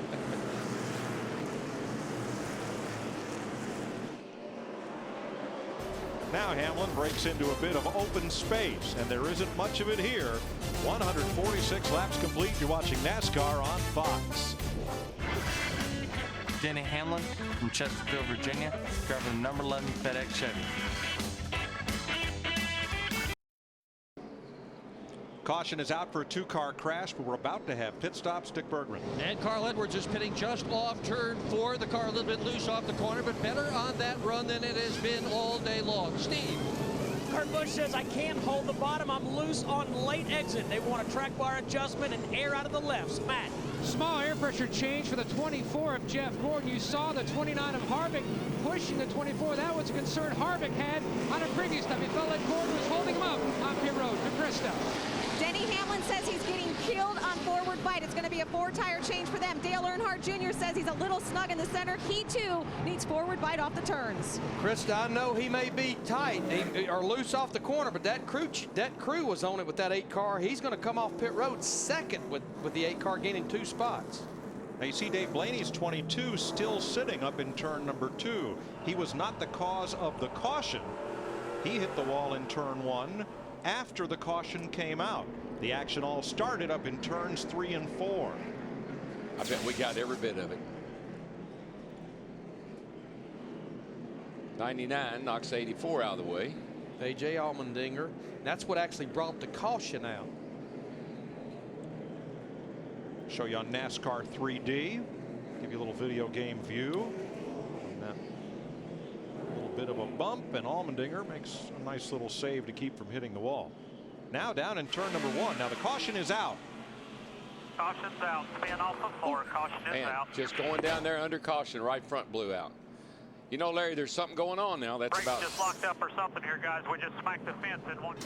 There's about 3 or 4 right front tires we've seen blown out. Could it be brake heat? Could it be camber? Could it be what kind of an issue we got going on here? I can't help but think how hard Dave Blaney was racing a while ago with Sterling Marlin in that 14 car trying to stay on the lead lap. I would probably, if I had to guess, I'd probably say brake heat. That, or is the splitter? No, not on the right front unless he gets into somebody's left rear. So got to be brake heat. So Blaney is finally pushed to his pit for repairs. We'll push on over to this week's State Farm Safety Report. Here's Jeff Hammond. In an effort to make the driver's cockpit safer, NASCAR decided during the building of the COT car to make the greenhouse or the roll cage area taller. Now the reason for this, folks, is real simple. In the event these cars do get up on their lids and slide around in the event of a crash, they decided the extra 2.5 inches that you now see in the COT car will make it much safer for the drivers, not only the aspect of keeping their heads away from the racetrack, but also making the window openings easier for them to get out in the event of an accident. All of this in the interest of safety. Thanks, Jeff. For more info, log on to foxsports.com. Krista can update us on Denny Hamlin, our leader. Well, Denny Hamlin had to overcome a little bit of an obstacle on that stop. He said he couldn't read his pit road speed. He had problems with his tachometer. The needle was down. He got on the radio and said, now there's a first. Matt Yoakum. And that's exactly what Billy O'Day, Harvick's spotter, told him. He said the 11 was actually trying to gauge his pit road speed off of Gordon and yourself. So that's why you guys were playing bumper tag. And Harvick said, well, I felt like the 24 of Gordon was brake checking me on the first 2 stops, so I guess we're even. And Billy says, now let's just call it even from here on out. Remember, the front much more vulnerable than the rear bumper. Hamlin, Earnhardt, Gordon, Harvick, Stewart. 5 Chevys, then McMurray's Ford, Johnson and Kyle Busch, Kurt Busch's Dodge, and Carl Edwards Ford, your top 10. You know, let's talk about why qualifying is so important here, especially sitting on the pole for a 500-lap race. You pick pits by how you qualify. That's Denny Hamlin's pick right there. He has no one in front of him, and that's the reason he's able to win the battle, because all he has to do is beat the other cars that are right there. It's another reason Jeff Gordon has had so much success here. He qualifies good. Boy, Dale Jr. had a terrible restart. I think he must have spun the tires, because actually Jeff Gordon got into the back of him as they come to get to green. They are second and third with 2 lapped cars separating them from the leader. Johnny Sauter and Casey Kane both 1 lap down. And they're battling to try to be the first car 1 lap down to get a free pass should we get a caution. Like J.J. Yaley did on the last caution flag. And you know, we've had 5 cautions. 3 of those cautions, Matt Kenseth was just about to go a lap down. He was about to go a lap down that time in the 17 car. I tell you, Jeff Gordon is wearing old Junebug out right here now. He's got to look at it. He's looking every which way he can. Almost hooked him there, Darrell, coming off 2. He's nerfed him a couple of times. I think what Jeff is seeing is that 11 car kind of disappearing. Getting further and further out there while these guys are trapped behind Johnny Sauter and especially Casey Kane in the 9 lap down cars.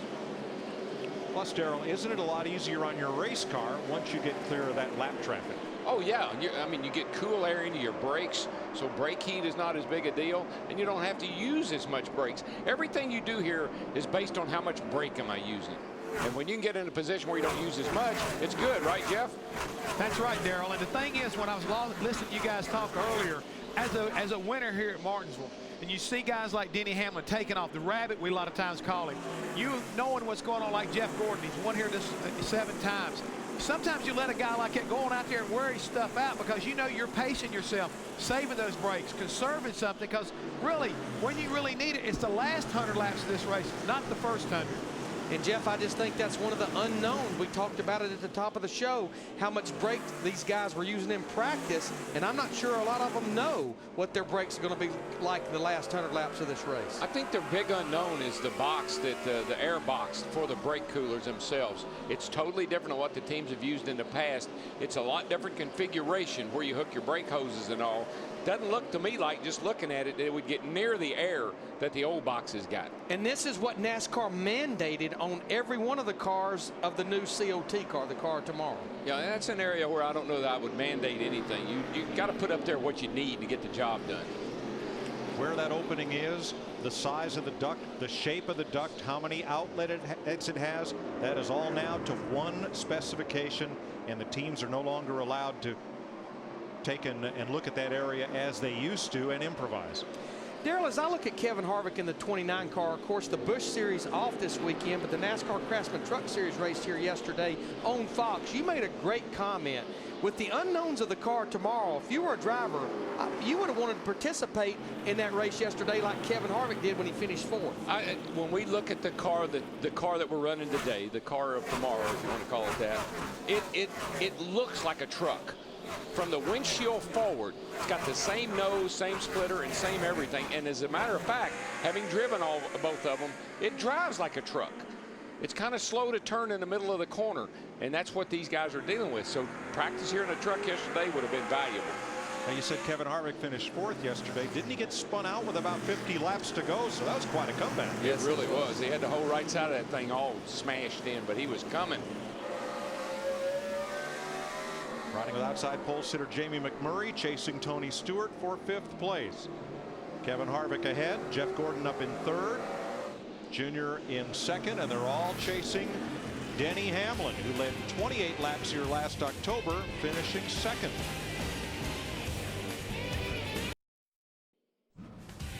NASCAR Nextel Cup Racing on Fox is sponsored by Singular, now the new AT&T. By TGI Fridays Restaurant's new right portion, right price menu. Give me more Fridays. By the auto parts experts at AutoZone. Get in the zone. AutoZone. And by the new Ford Super Duty, built to work harder for you. No changes in the top 5. Denny Hamlin still your leader. In 2 weeks, Nextel Cup coverage on Fox continues from Texas, 1:30 p.m. Eastern on Sunday. Then we'll go to Phoenix Saturday, April 21st, 8 p.m. Eastern time, and Talladega Sunday, April 29th. Coverage at 1:30 Eastern on high definition right here on Fox. Coverage resumes in 2 weeks. So we get Easter off is what I'm hearing there. Yes. Very nice. Let me tell you, while I'm watching this, the 8 cars in solids put second position, but there's 2 cars right behind the 24 here that are creeping slowly up behind him. That'd be the 29 and the 20. A little bit quicker on the racetrack. I'm not sure Jeff's car is like he'd like it to be right now. He's kind of slowed down on the clock here, and he's falling back a little bit. And behind Tony a good distance, Jimmy Johnson has moved up into 6th place, passing his teammate Kyle Busch and the 26 of Jamie McMurray. That 48, though, compared to how they were on Friday and Saturday, I know they completely rebuilt this car after qualifying, changed everything suspension-wise, but the engine, trailing arms, A-frame, spring shocks, everything. Went out and ran that package yesterday morning, did not like that, rebuilt it again. Looks like they pretty much are right on the money today. And Larry, that black streak that we see through the turns, that's rubber buildup. Right now, it's just building up on it. It hadn't started to ball up yet. But once they get a little bit more rubber down, you're going to start to see those rubber balls in the corners that the guys are going to have to deal with. The marbles, as we call them. Dave Blaney back on track after the problem he had in turn 1. Steve? Hey, Mike, you guys were just talking about the marbles. It is starting to build up because that's what's bothering Kurt Busch in the 2 car. And, you know, we talked about all the unknowns when the caution came out last time. Kurt told Roy McCauley, I can't hold the bottom and I'm loose on late exit, but I don't know what to ask for. That's just another example of these unknowns. I've never heard Kurt Busch say that. Well, these cars are set up so differently. The track bar used to drag the ground on these cars. I mean, you're talking 8 inches. Now they found that because the high roll center of these taller cars, they got to raise the roll center. So now instead of saying lower the track bar, the driver's not sure if he wants to lower it, he's not sure if he wants to raise it. And these cars don't like a lot of wedge. So now you don't know whether to put wedge in or take wedge out.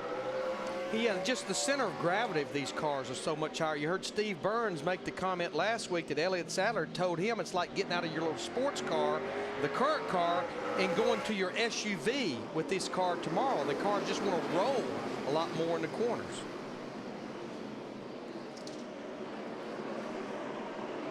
Race leader Denny Hamlin about to put a lap on David Rudiman. That'll be the 4th today. Yeah, David's just really loose, not being able to really go anywhere.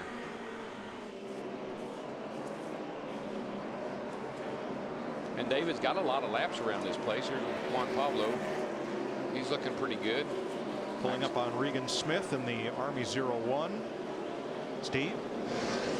Hey, Mike, an update on Juan Pablo Montoya. Since the drop of the green flag, he's been saying that his race car is tight, but he is such a smart racer. He's been asking his spotter, Tab Boyd, how the 41 car of Reed Sorensen is doing. Sorensen was better than he early in the race. But I tell you what, Juan Pablo Montoya still hanging out in the top 20, still on the lead lap.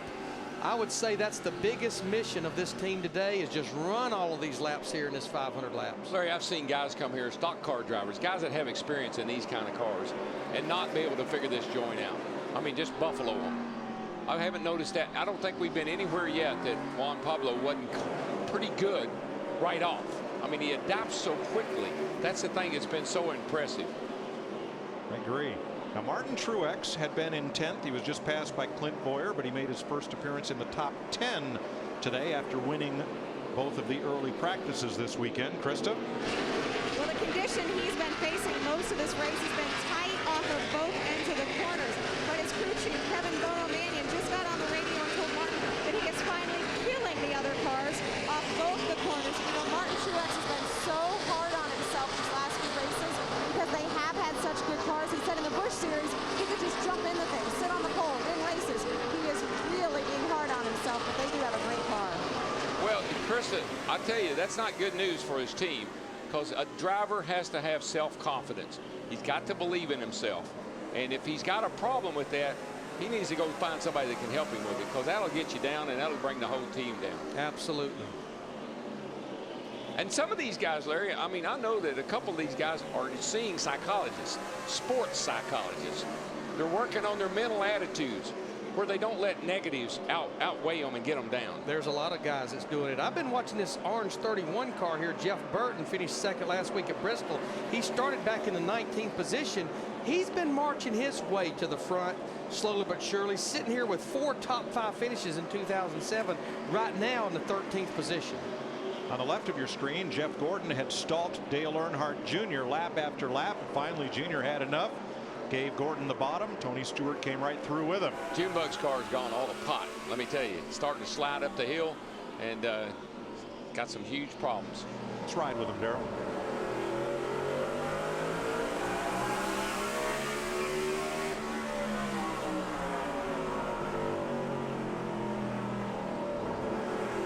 How long he's completely off the throttle, how long it takes him to get to 100%. Well, and not only that, but look how much higher up the racetrack he is than Tony Stewart.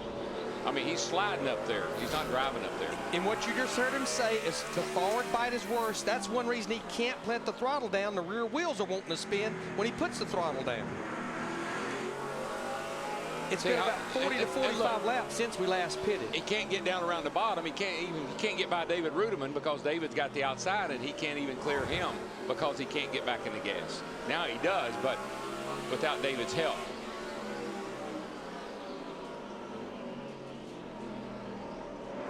These long greens now, that changes a lot of things, man. This is when you'll have a brake issue because you don't have a chance to cool them down. And if you're running hard trying to pass people, this is when you're going to know if you're going to have a brake issue or not.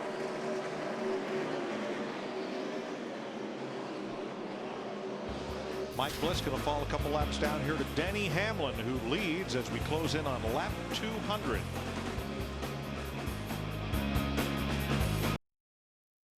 Come on, Tony boy. I thought you won Martinsville last year. Keep up. The way you're playing now, you should be on the junior varsity. Yeah, that's original. Hammond's a car length behind. Hit him! Hit him! No, let the game hit him. Don't hit him. Sorry.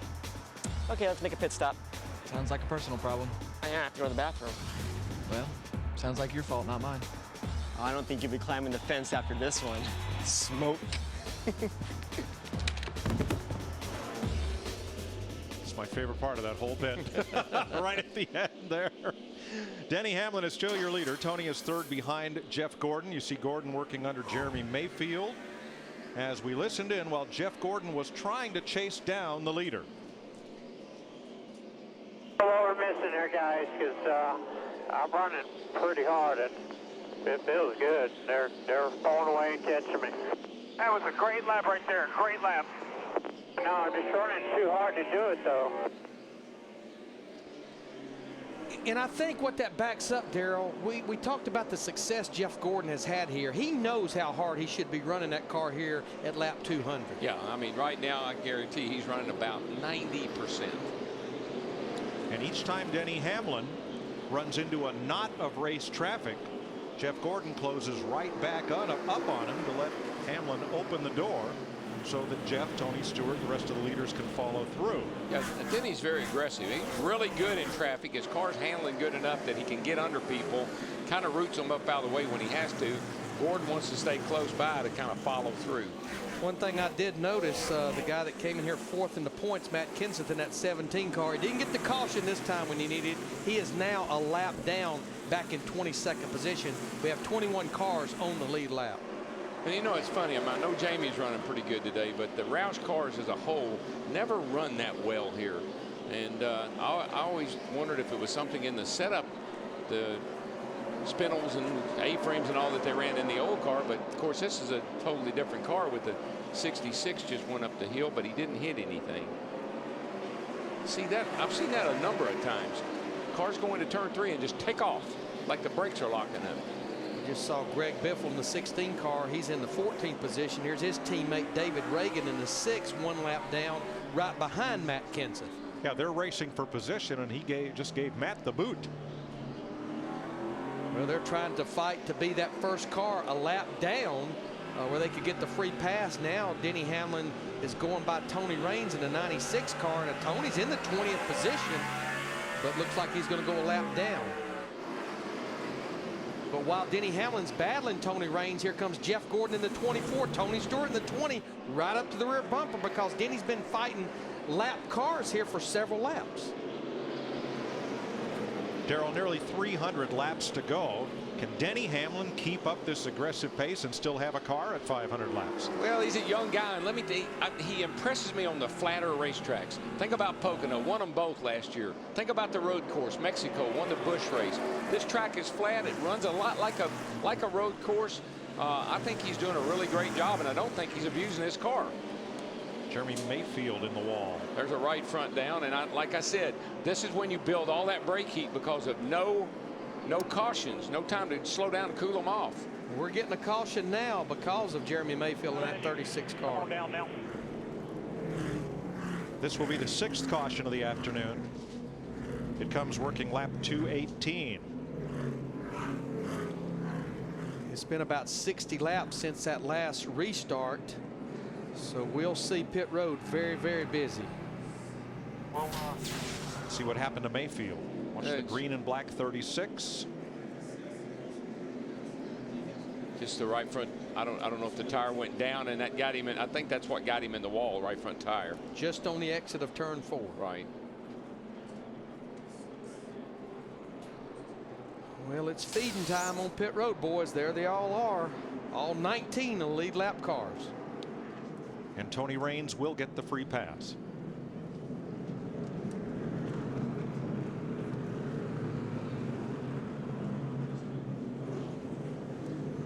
Should be 4 tires for everybody, Steve.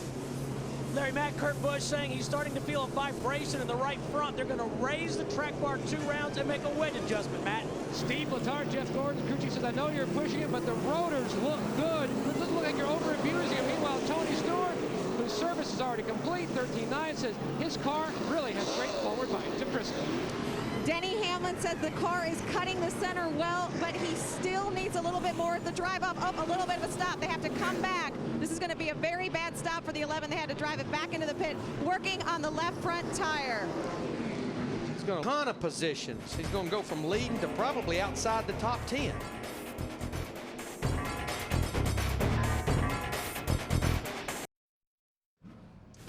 NASCAR Nextel Cup Racing on Fox is sponsored by Allstate, official insurance sponsor of NASCAR. 6 caution flags so far. We are 28 laps from halfway. Tony Stewart took the lead on pit stops. Jeff Gordon, Dale Earnhardt Jr., Kevin Harvick, Jimmy Johnson, Denny Hamlin came in first, came out 10th. We're set for the restart. And I observed Denny Hamlin's pit stop. They had trouble with the jack on the right side, then the lug nut problem on the left front later on in the stop. Get that out of the way. Get all those bad stops out of the way now, because obviously that's going to affect him for a while. And Darrell, pretty much as we have anticipated, Jeremy Mayfield, the 36 car, it melted the bead, which is all about brake heat. These guys are just not, there's not enough air going to the brakes on these cars. Jeff Green's got a brake issue.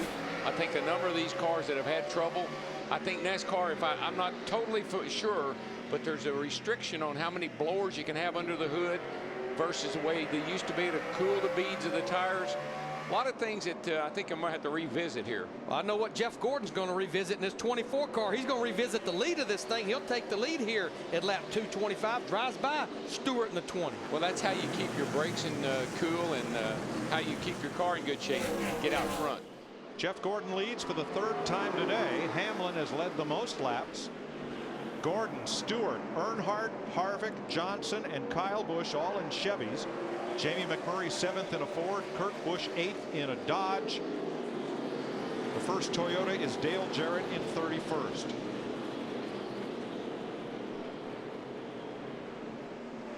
Kevin Harvick tried to dive to the inside of Matt Kenseth in the 17. Matt didn't try to block him. He was trying to get out of the way. They almost got together halfway down the backstretch. Matt Kenseth, again, a lap down back in 21st. But Kenseth is in the free pass position. That'd be about the best thing that's happened to him today, because otherwise he hadn't had much fun. Or the weekend, for that matter. It's just hard to believe that a team can have a car that is as good as that 17 is week in and week out and struggle the way they have here this weekend.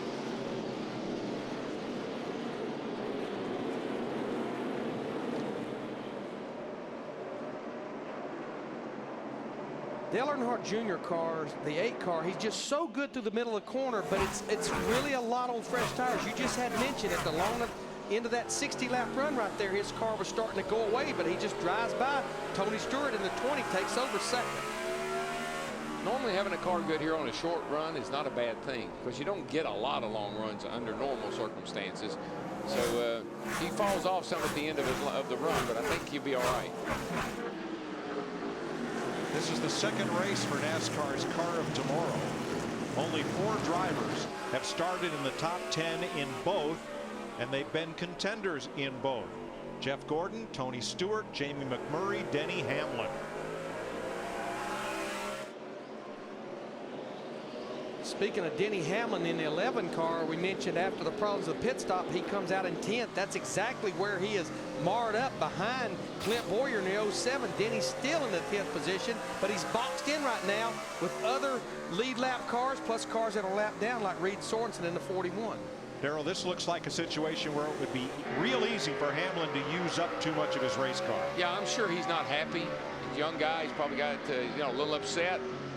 This is when everybody's got to get in there and tell him to calm down, take it easy, we'll get it back.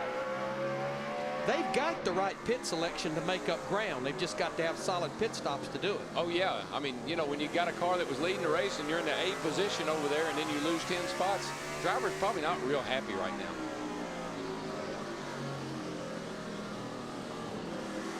We listened in on Jeff Gordon and team.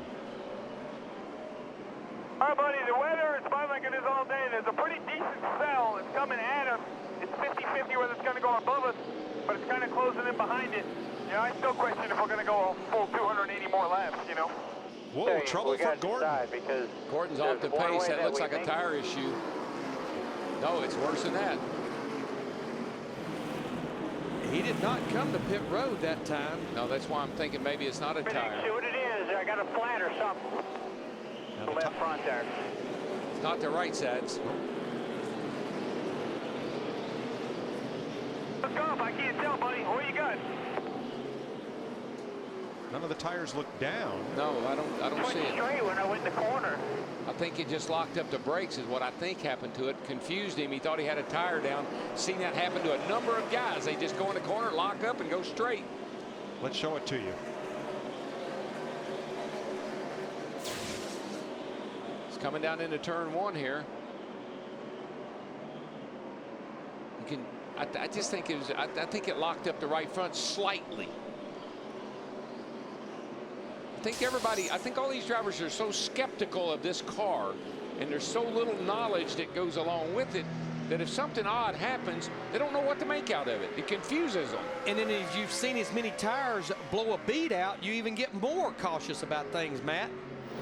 And that was one concern that Jeff Gordon had coming into the race. He said it was very easy here in Martinsville with this new COT to overdrive the corner. He hasn't said anything lately. Now he's just trying to settle back in. Now he's all the way back in 11th. Darrell, here's another possibility. The leader cleans the track for everybody. If he gets down into that corner, there's marbles or something there, the car skates. It's a car you've only run once before. What are you going to do? Think you got a problem with the car? Yeah, and particularly this car. I think everybody's expecting the worst. You know, I think everybody's saying the car's bad. Oh, something's wrong with my car. That's it. So Gordon gets back on pace, but back at 11th place, 8 seconds behind the leader, who is now Dale Earnhardt Jr. I just know I've seen a number of cars go in the corner, third turn particularly, and just shoot up the racetrack. I just think they're locking the brakes up slightly and losing the front end. I think that may be what happened to Jeff.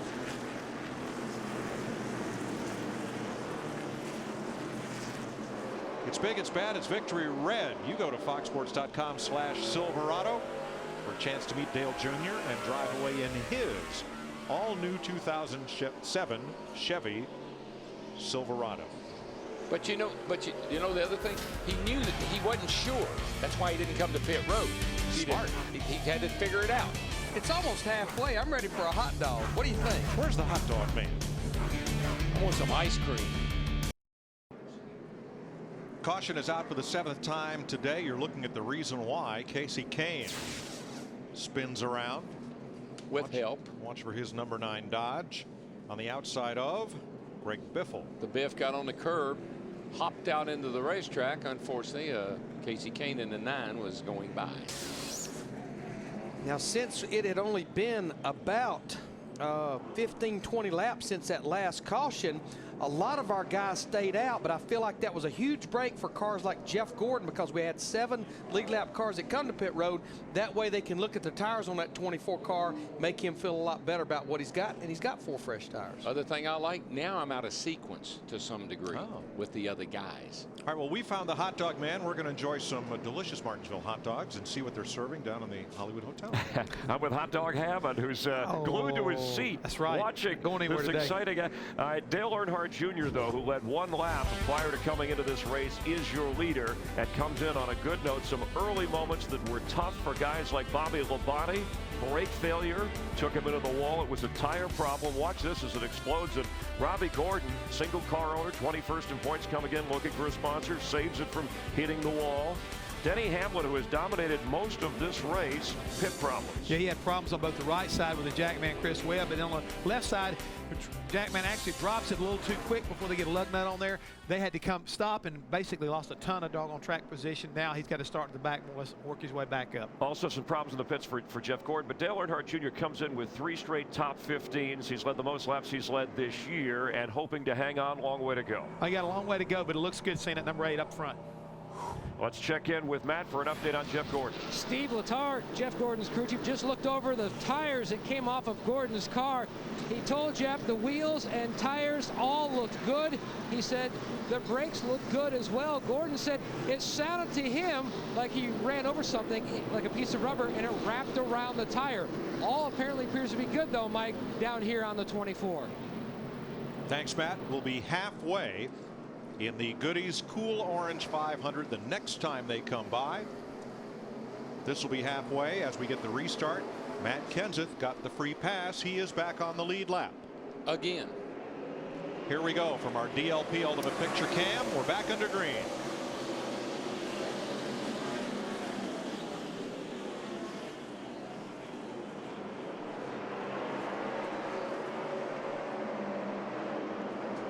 There's a guy back there. You see behind the 9 car, the 48. Larry, he's just been diligently working to the front, slowly but methodically. Jimmy Johnson, that 48 car, started back in 20th. We talked about it earlier in the race. Struggled Friday, struggled Saturday, but they've been marching their way to the front. Slowest car in practice yesterday. I mean, it wasn't even close.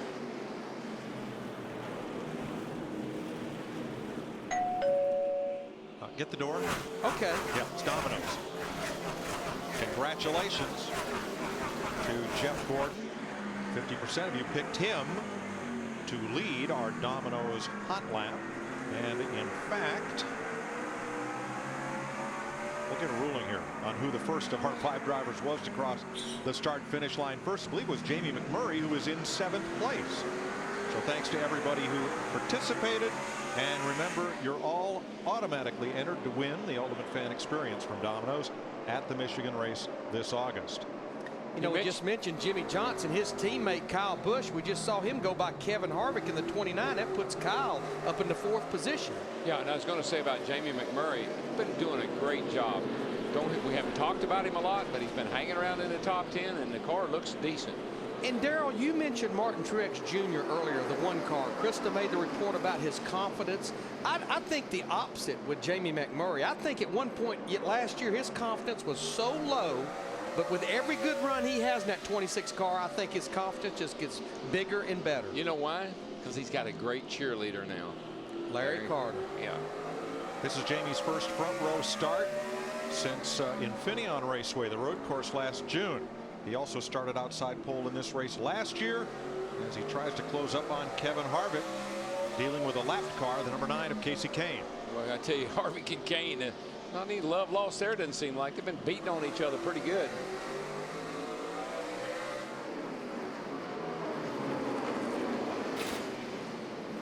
.21 cars on the lead lap.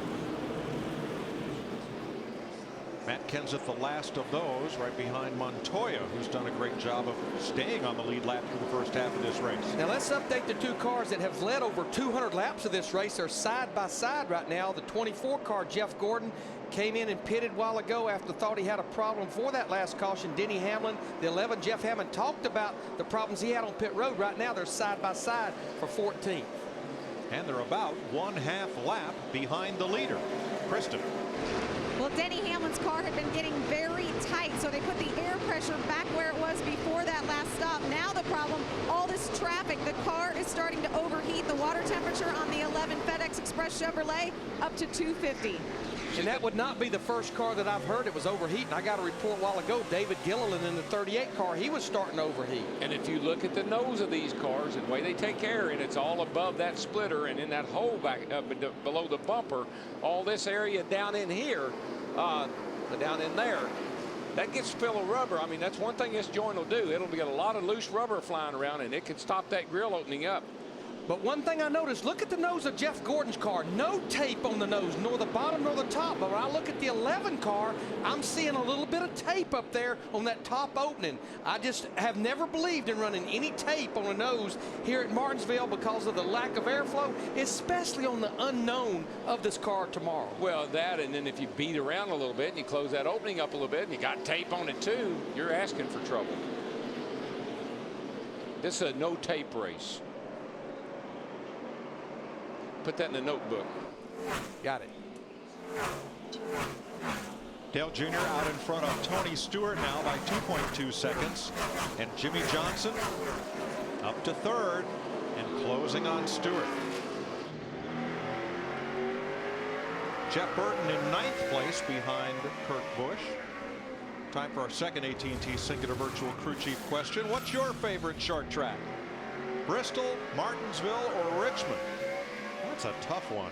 So text the word crew to 191 on your AT&T Singular wireless phone to vote. Singular's the new AT&T.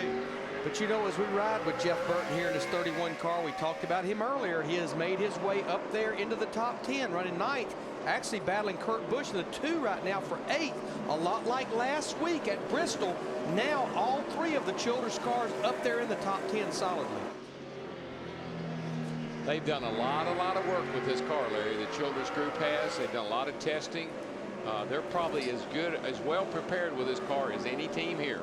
And you know, the one amazing thing as I walk through the garage area, almost every team brought a different car tomorrow than they raced last week at Bristol. But the Childers cars, all 3 of these cars are the exact cars they raced last week. Last thing, if there's so many unknowns and we talk about them all the time, last thing I want to bring in a car that another new car don't know anything about either. I'd like to finish my hot dog, please. What do you think, Mike? I'd like another one. All right, you got it. Dale Earnhardt Jr., your leader.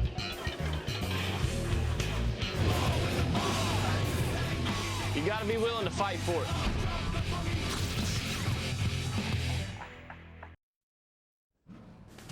NASCAR Nextel Cup Racing on Fox is sponsored by Q, the heat-activated oil that helps maximize the power of your engine. Unleash all your horses. By Warner Brothers' new motion picture, The Reaping, in theaters Thursday, April 5th. By State Farm, great service, great rates. Nobody takes care of you like State Farm. And by Domino's Double Zero Deal, the official pizza of NASCAR.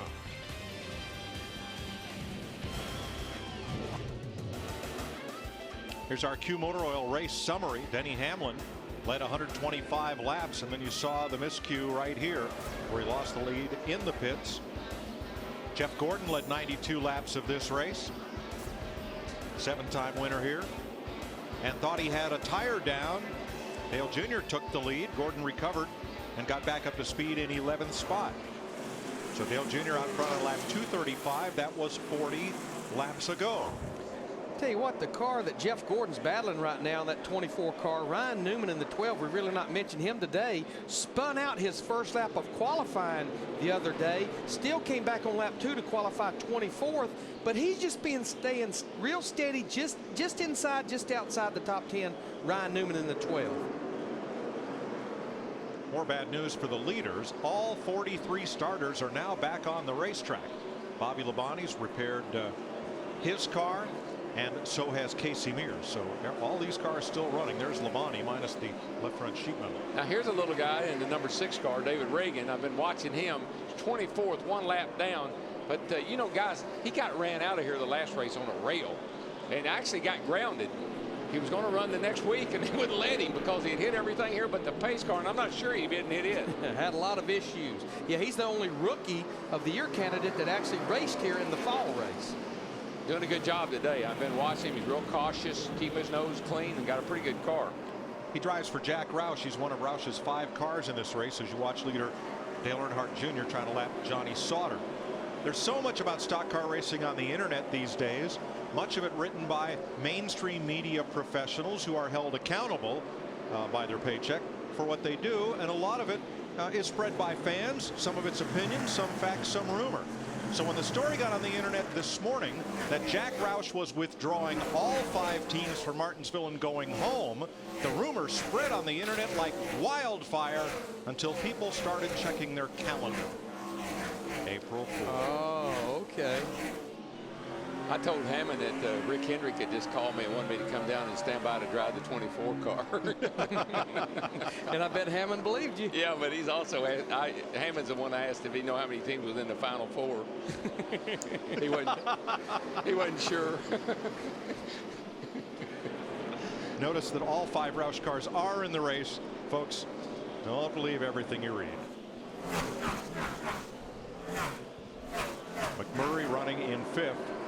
He is the highest place Ford and the highest of Jack Roush's teams. This is not Tony Stewart's first race of the weekend. Here's Matt. Mike, Thursday night, Kevin Harvick added the title of promoter to his racing resume when he invited a number of people from the NASCAR community to the first annual KH Invitational. He drafted in wife Delana to work as the flagger. Tony Stewart and Harvick had a spirited battle through the 3-segment event of 2 heats and a feature, and it was Stewart who took the 50-lap feature win, followed by Gale and Harvick. But of course, you have to have the hardware when you win a race. Although it's not the grandfather clock, it's a pretty special little trophy, and as you notice, they are on a budget, so they had to use duct tape when they put the year 2007 on it, just setting up the October repeat of the Fall Brawl when we come back to Martinsville. And Matt, the challenge between Tony Stewart and Kevin Harvick, it didn't stop Thursday night. It moved into qualifying day here on Friday. They raised $100,000 for Chip that he would challenge Tony Stewart to get his back and his chest waxed. Tony Stewart came back at Kevin Harvick and said, you know what? I'll throw $100,000 in if we just shave Kevin Harvick's head. So I don't think that battle is just over just yet. It's a whole new meaning to wax on, wax off. Please. 286 laps complete. Dale Jr. leading Tony Stewart by 3 seconds. And here's Ricky Rudd, second Ford in the race, 12 seconds out of the lead, 13. Well, I've been watching this car here, Ricky Rudd in the 88 car, and then right behind him, Kenny Schrader in the 21 car qualified 4th. Those 2 drivers. Trouble for Kevin Harvick, the 29 car, is in trouble. In fact, he's coming to pit road, it looks like. And not very fast either. And he better not be fast right there, Matt Yoakum. 30 miles per hour on pit road. Larry Mackey came on the radio. Harvick says the car has no fuel pressure. Wow. Well, let's want to gamble. Want to make a bet. Well, let's go back to Bristol last week. The Waterman fuel pressure system, the fuel pump system, and again, normally it's not the fuel pump itself. It's the cable. It's the cable that drives it off the back of the oil pump. That's what happened to Tony Stewart last week at Bristol. They're going to go behind the wall. I'm quite confident it'll be that cable. When the pump's way in the back, the engine's in the front, that cable drive, if the cable encounters any resistance, it twists. That shortens the cable, tends to pull that hex out. And from my understanding, some folks that use these cables in sprint cars emailed me and said perhaps the cable in a stock car is too long to be effective. Well, and there's also a process that the hex is put on the cable that goes in the back of the oil pump. It's a crimping process. I actually talked to Sid Waterman this week that makes the system, and he said, Larry, we have actually stepped up our process after the problem that Stewart had last week, and now we have a jig where it's almost bulletproof, but we don't know that this is not a cable that was made early earlier before this process in the 29. I think the reason people at home might say, well, why are they running the thing if it's going to break? Well, the new Chevrolet engine that they're going to start running, I think next week or 2 weeks in Texas, it doesn't have a fuel pump. It doesn't have the fuel pump like we're accustomed to. So they're having to develop this system for that new engine. And a bit of growing pains, perhaps, this week for Kevin Harvick. Dale Earnhardt Jr. leads Tony Stewart by 1.8 seconds.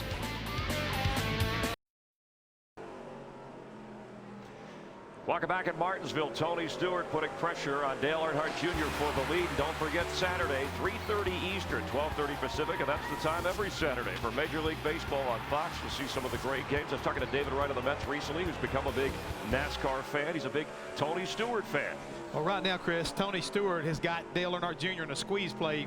You know what I'm talking about. A lot of pressure right now being put on from behind, and it looks like give old Tony a lap or two. He may be trying to make a move on the lead here. He won this race last year. Dale Earnhardt Jr., though, with all that's gone on for him, you know, he's moved up in points the last few races. His fans, the most popular driver in the sport. How important is he makes a move on the outside on race? How important we have problems with Robbie Gordon to the wall. Yeah, looks like Robbie may have another right front tire going down. Robbie, during that problem for Robbie Gordon, looks like Tony Stewart has gotten underneath Dale Earnhardt Jr., trapped in there behind the 10-car Scott Riggs, and Dale Earnhardt Jr. Green, falling behind into second place here, but important for him to be contending. This is his best chance to win a race this year, given that the DEI contract negotiations have been put on hold, as his sister has also worked with him in business, finishes up recovering from an operation. He said, we're holding off on that. So there are distractions, whether he wants to admit to that or not. Yeah, definitely so. Right there, you see the caution is out because of Robbie Gordon's car has definitely got a right front tire down. Same drill, right side.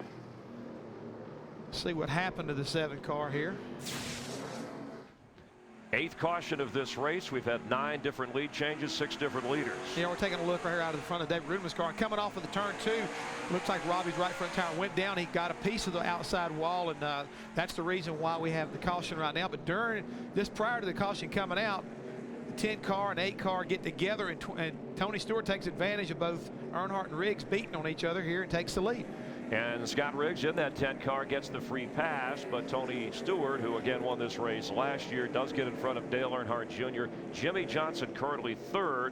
Kyle Busch, who was last week's winner, 4th. Pretty impressive leaderboard as we have gone 306 laps. Let's check it upstairs with Darrell, Larry, and Mike. 8th caution flag of the day, Chris. Give the pit crews a chance to get to work here. Sorry, we're readjusting here with our hot dogs. These Jesse Jones Franks are so bright red inside that they're a little scary to look at first, but vinegar, slaw, chili, and mustard, delicious. But they do not get much better, I guarantee you. I'll eat just about anything, but I'm a little skeptical. I never ate that many of them when I came here through the years. It's like going to the ballpark. You got to eat the hot dogs. It's just a thing about Martinsville. But I'm glad you mentioned the word skeptical, because, you know, how many times do we have to watch this problem with this fuel pump cable? You know, it was Tony Stewart last week, led over half the race. He has a problem. Kevin Harvick comes here 5th in the points. Looks like he has a car that can win this race. Somewhere the rubber meets the road with this. If I was one of these crew chiefs, I wouldn't care if the new engine had it or not. I'd be getting rid of that thing. I had a theory. I like to stay about 2, maybe 3 months behind on my R&D work. Well, we got a little R&D work going on pit road now, and I think it's going to call a pit stop. 4 tires full of fuel here with 193 laps to go, Steve. Larry, Matt, Kurt Busch says he's a little bit concerned about his brakes. They're also going to undo an adjustment they made on the last stop. They're going to go down on the track bar. They're also making air pressure adjustments on that number 2. Matt. Leader Tony Stewart says his car from about 30 laps on in the run really takes off. It turns better as well. Greg Zabinelli called for a small air pressure change to help the car take off better. Krista? 48 of Jimmy Johnson going up 1 round on the track bar. Dale Earnhardt Jr. says his car is good. It's going in the right direction. These pit stops were big because the radar is showing a little bit of a mess on its way. There's been a storm system brewing off to the southwest, and most of it has been broken up as it comes up and over the Blue Ridge. But some of it may reach Martinsville. Yeah, there's been a little something brewing here for about the last 308 laps. I know what was brewing there on that 20 car on their pit stop. They lost 4 positions. Not a good stop for them. Not sure what's brewing, Darrell. It's not the hot dogs. Are you sure? Well, I'm only on my third one. And John Darby and the NASCAR officials took all the rest that were in the box, and they're enjoying them next door. They were enjoying them. Yeah, they're gone. Y'all are just spreading joy everywhere. Only eat hot dogs at Martinsville and watching Major League Baseball on Fox on Saturdays. That's what we're going to do next weekend at 3:30 Eastern. At new time this year. I'm going to play like Jed Clampett when he's in Hollywood. Martin Truex, your leader. Dale Jr. second. Jimmy Johnson, or currently second, rather. What have we here? That's that fuel pump cable right there. And we've been talking about the hex. That hex is what you saw right there. There you see Danny Lawrence. I thought he's going to hang himself with it. But that hex, it's driven off the back of the oil pump, and it's very critical how that thing is put in that oil pump. It doesn't go up in there very far. I know a lot of teams have started making their own. In fact, Greg Zipadelli told me after the problem they had with the 20 car last week at Bristol that they made their own cable, and they put it on a test machine and ran 3.5 Martinsville races. Wow. RPM up, RPM down, cautions and everything.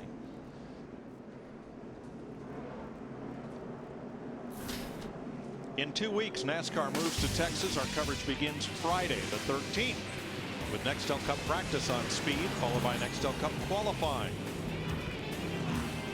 Then on Saturday, April 14th, 2 rounds of Nextel Cup practice, also on Speed. Sunday, April 15th, the next day is tax day, but our coverage on Sunday begins with NASCAR race day on Speed. The Nextel Cup race is on Fox at 1:30 Eastern Time, followed by NASCAR Victory Lane on Speed. So while you're filling out your tax return, watch our coverage of NASCAR in 2 weeks across the Fox networks. Now that will be with the CFTWA car. What? The car from 2 weeks ago at Atlanta. Let me write this down. Well, 80% of you think Bristol is your favorite short track. Got to put me in that 2%. I love Martinsville. It's just the history here. It's pretty wonderful as we get a restart, completing lap 312. Dale Jr. in front of Jimmy Johnson and Kyle Busch. Probably the one thing that they need here that they have at Bristol is lights. That night race, a night race here would be pretty fantastic. Mike Bliss in that 49 car, of course, he's 4 laps down. He was up there with the leaders, got shoved way up the racetrack in 3 and 4 that last lap. Yeah, and this lap in the danger zone. Can't get out of the way. Or the twilight zone. I don't know which. It's get all you can get time coming off this restart as teams start to settle down for what they hope will be a long run. Now Tony Stewart in the 20 car, he got a really good run off turn 4, but he had to roll completely out of the throttle up on the front straightaway. In the meanwhile, Jeff Gordon in the 24 went by him for the 5th position. Now Tony's fighting back. The other reason, dark clouds behind us. There's a fear that rain is on the way. The spotters have a look at that. They relay to their drivers, and away we go.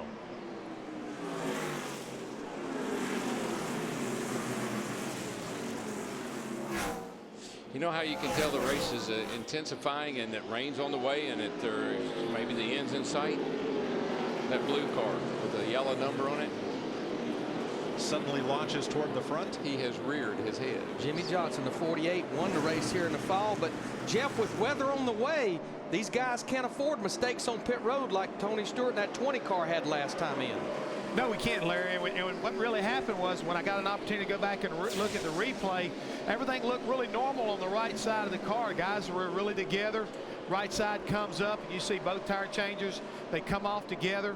Everything's looking like really a solid pit stop. A little minor adjustment there by the catch can guy on the left rear. But once we get around to the left side of the car, the left front comes off really with no problem. Left rear comes off, but they had a little bit of a problem getting all lug nuts tight on the left rear. You clearly see the front tire guy pointing, go, go, go. And even Tony was a little bit slow reacting. Because of that, he loses 4 valuable positions, and it's really got him kind of like mired back here in 6th place right now after that restart.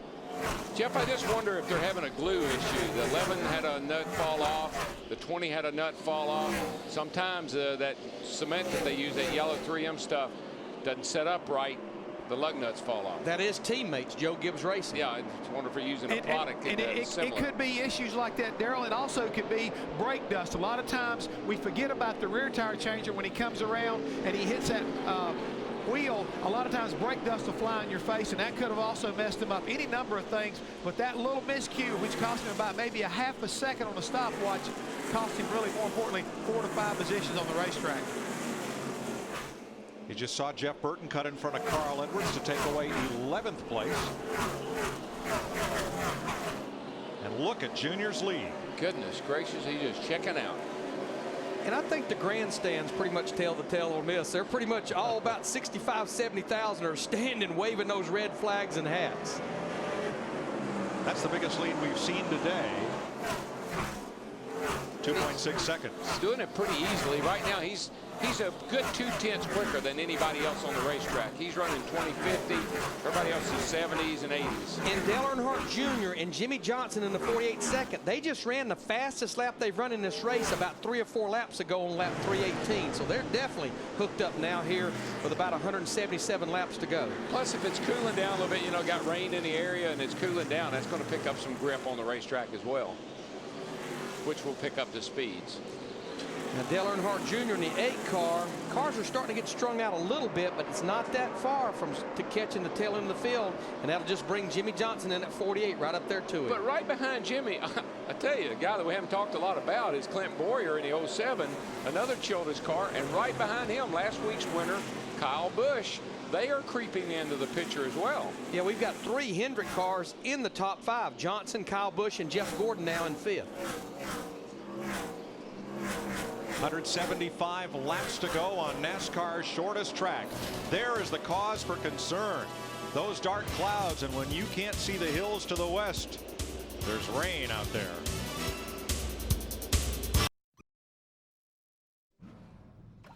NASCAR Nextel Cup Racing on Fox is sponsored by Toyota. Moving forward. Toyota's top performers, Dale Jarrett. 25th, Jeremy Mayfield was the best qualifying Toyota. He's now running 33rd after starting this race 13th, and David Rudiman is 35th. Up front, Dale Earnhardt Jr. 2/3 of the way through this race, and he has 2.5 seconds on Jimmy Johnson, and at a track this small, that is a large margin. These cautions are working just right for Junior, though. His car is awesome for 35, 40, maybe 50 laps. Then he seems to slow, and maybe a Jimmy Johnson or some of these other guys seem to come up. We got a car around turn 4, Stremme in the 40 car. Caution will fly.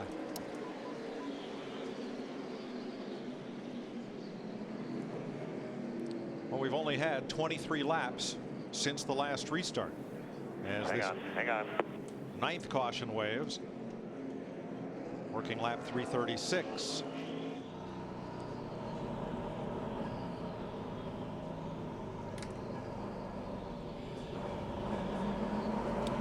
That erases Dale Jr.'s lead, which had been the largest of the day. You know, on this date in 1979, his father won his first NASCAR then Winston Cup race, April 1st, 1979 at Bristol. I was there, but I wasn't here when Richard Petty was 22 years old and won his first race here. Richard was 22 years old the first time he won here. That looked like he just spun out there. David Stremme in the 40 just totally on his own up there in the 2nd groove above David Gilliland. No contact whatsoever with another car. J.J. Yaley will get the free pass, and sorry, neglected to mention that Scott Riggs got the free pass on the prior caution.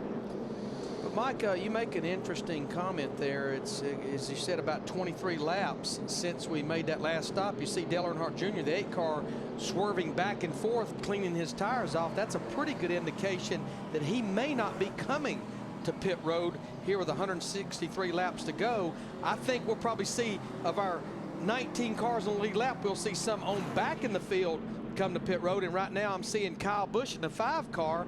One of the few takers looks like Kurt Busch in the 2, and everyone else at the back of the field. So it looks like we'll have about a third to a half of our lead lap cars that will make a pit stop here. Listen, if staying out now is good, then I would come now and get me some tires, because they got to come the next time.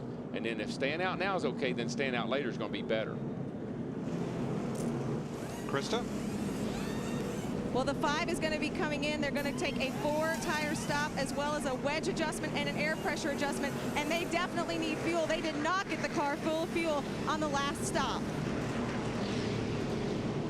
And, you know, I'm sure we're not even completely close to finish with caution flags, but what this will do right here, the fuel window about 140 to 150 laps, but 162 laps right now, you could make that work on making it to the end of this race, and we've already seen how important track position is. That's what I'm telling you, Larry. I think if the guys would have thought about this, if staying out right now with the laps they got on their tires are good, next time around I'm going to stay out because I've just come. These guys are all coming out of the pits with fresh tires. They're setting up for a finish. With rain in the area, I don't know. You got it. Probably had some effect on it. Let's get an update on the Kevin Harvick story. Here's Matt. Danny Lawrence, one of the managers of the RCR engine department. Danny, what part failed? Well, it's just about the same thing that happened to Tony Stewart last week. A lot of teams have switched to the cable-driven fuel pump that runs off the oil pump. That way, if the motor's not running, it will not pump fuel. And the people that make the pumps realized that there was an issue with Tony, so everybody in the whole garage put new cables in this week. And the coupler that joins the cable from the oil pump to the rear end housing, there's 2 cables in the car. There's a short cable that comes off the oil pump, and then a long cable that goes to the rear end housing, or goes to the rear end where the fuel cell is. The gear drive in the coupler that joins those 2 together stripped out, so the pump stopped turning. We had to replace all the lines to get him going again. Well, a tough break for Kevin Harvick. He had just climbed from 7th to 5th in the championship standings, and that's the part that just came off of Kevin Harvick's Chevrolet. Larry Mack? Yeah, when Kevin Harvick's car went to the garage area, Matt was telling me at one point during break, a crew member from the 20 car immediately went there to see what was going on with that cable. There you can see the part that failed right there. Just happened to see Jeff Green's 66 car. Darrell, we've been talking about that for about 100 laps. Looks like they're possibly bleeding the brakes, putting more brake fluid in. He's been fighting brake issues for a number of laps now with this 66 car. I think that's what they're doing right there, is actually bleeding the brakes. Steve? Yeah, Mike, just talked to the guys on the 66 team. They had the hood up. They were actually adding brake fluid. They think they have a leak in the master cylinder. We've been talking since the top of the show how important brakes are at this place, running down into the corner over 120 miles per hour and stopping to head back the other direction. Greg Biffle in the 16 car, he's been sitting on pit road for a number of laps. He's going to go back out 6 laps down. It wouldn't surprise me if the 16 car doesn't have a brake issue, because I don't think I've been here the last 4 years he hadn't had a brake issue. Getting set for the restart, 20 cars on the lead lap. Kevin Harvick back out there, Mike, in the 29 car. We just talked about him. Now he's 43 laps down in the 41st position. You won't hear the rumble of the freight train going by behind the backstretch, but you'll hear the roar of these 43 cars as they come to speed, and we crank it up for you.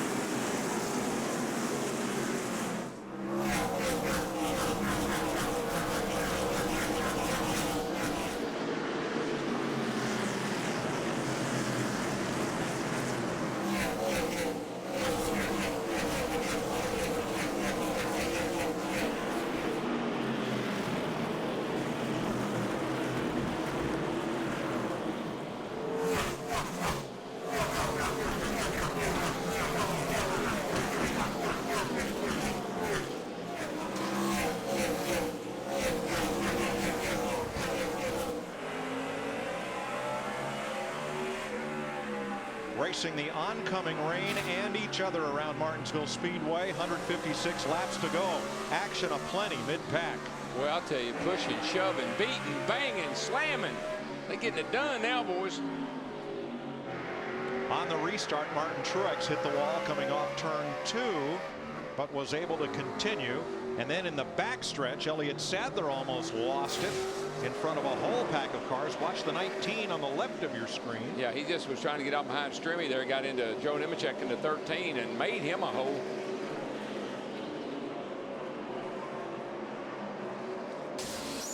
And this time Dale Jr. is not driving away from the field as much as he did on the last green flag run.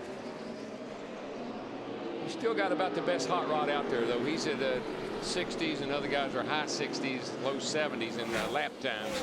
So clean air out front.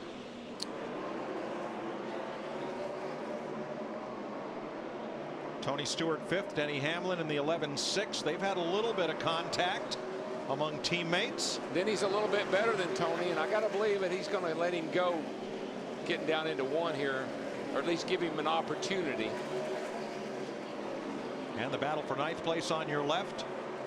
Newman, Burton in the 31, and Kyle Busch, last week's winner. Now, I've been watching this battle right there. Remember, Kyle Busch was the first car to line up with 4 fresh tires, and he was slicing and dicing through those guys like they were sitting still. Denny Hamlin gets by Tony Stewart. Remember, Denny Hamlin has had the best race car, I think, here most of the day, with the exception of the 8 car, but 127 laps ago had the problem on a pit stop. Look at them 3 wide down there.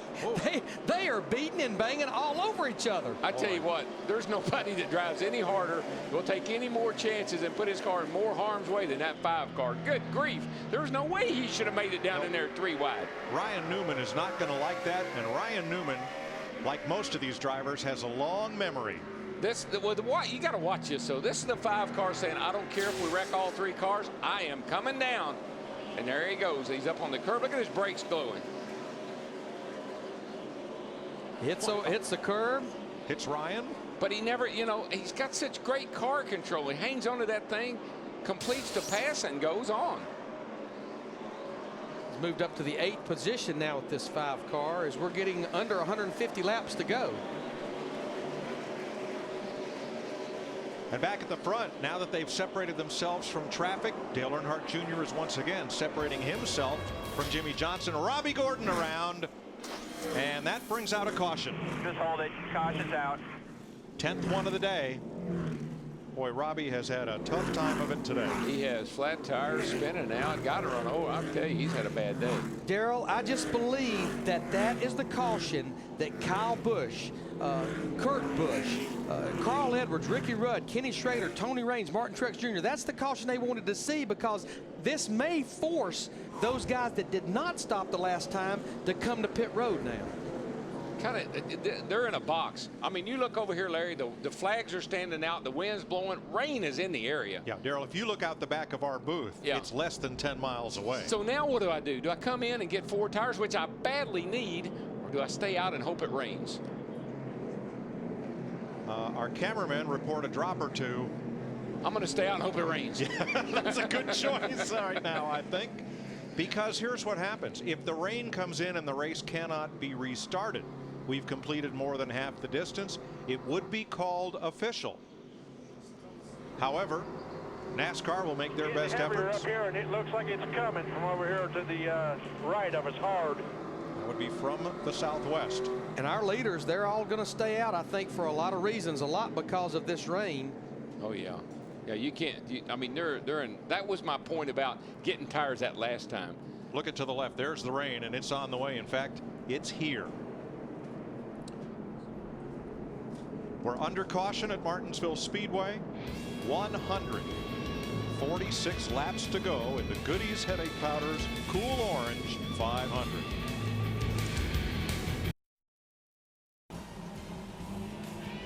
We're going to crank it up, folks. The umbrella, that is, because it is raining here in Martinsville, Virginia, about an hour south of Roanoke, 45 minutes north of Greensboro, Winston-Salem. You see the Impala pace car just ahead of Dale Earnhardt Jr. as they bring the cars down pit road and to a halt under what will be a red flag as soon as the last car is stopped. Hey, Junebug, it's the DW. This just in, my friend. It's raining in Martinsville. Yeah, man. I was driving pretty hard there at the end. I was hoping my rain would come, and because I was using up quite a bit of my car. I've been trying to save a little bit for the end. That's been our deal here lately, is wearing the car out before the end of the race. And I had to use up quite a bit of it right there because I didn't want to get past. But we'll see how long this stuff's going to stick around. I don't know.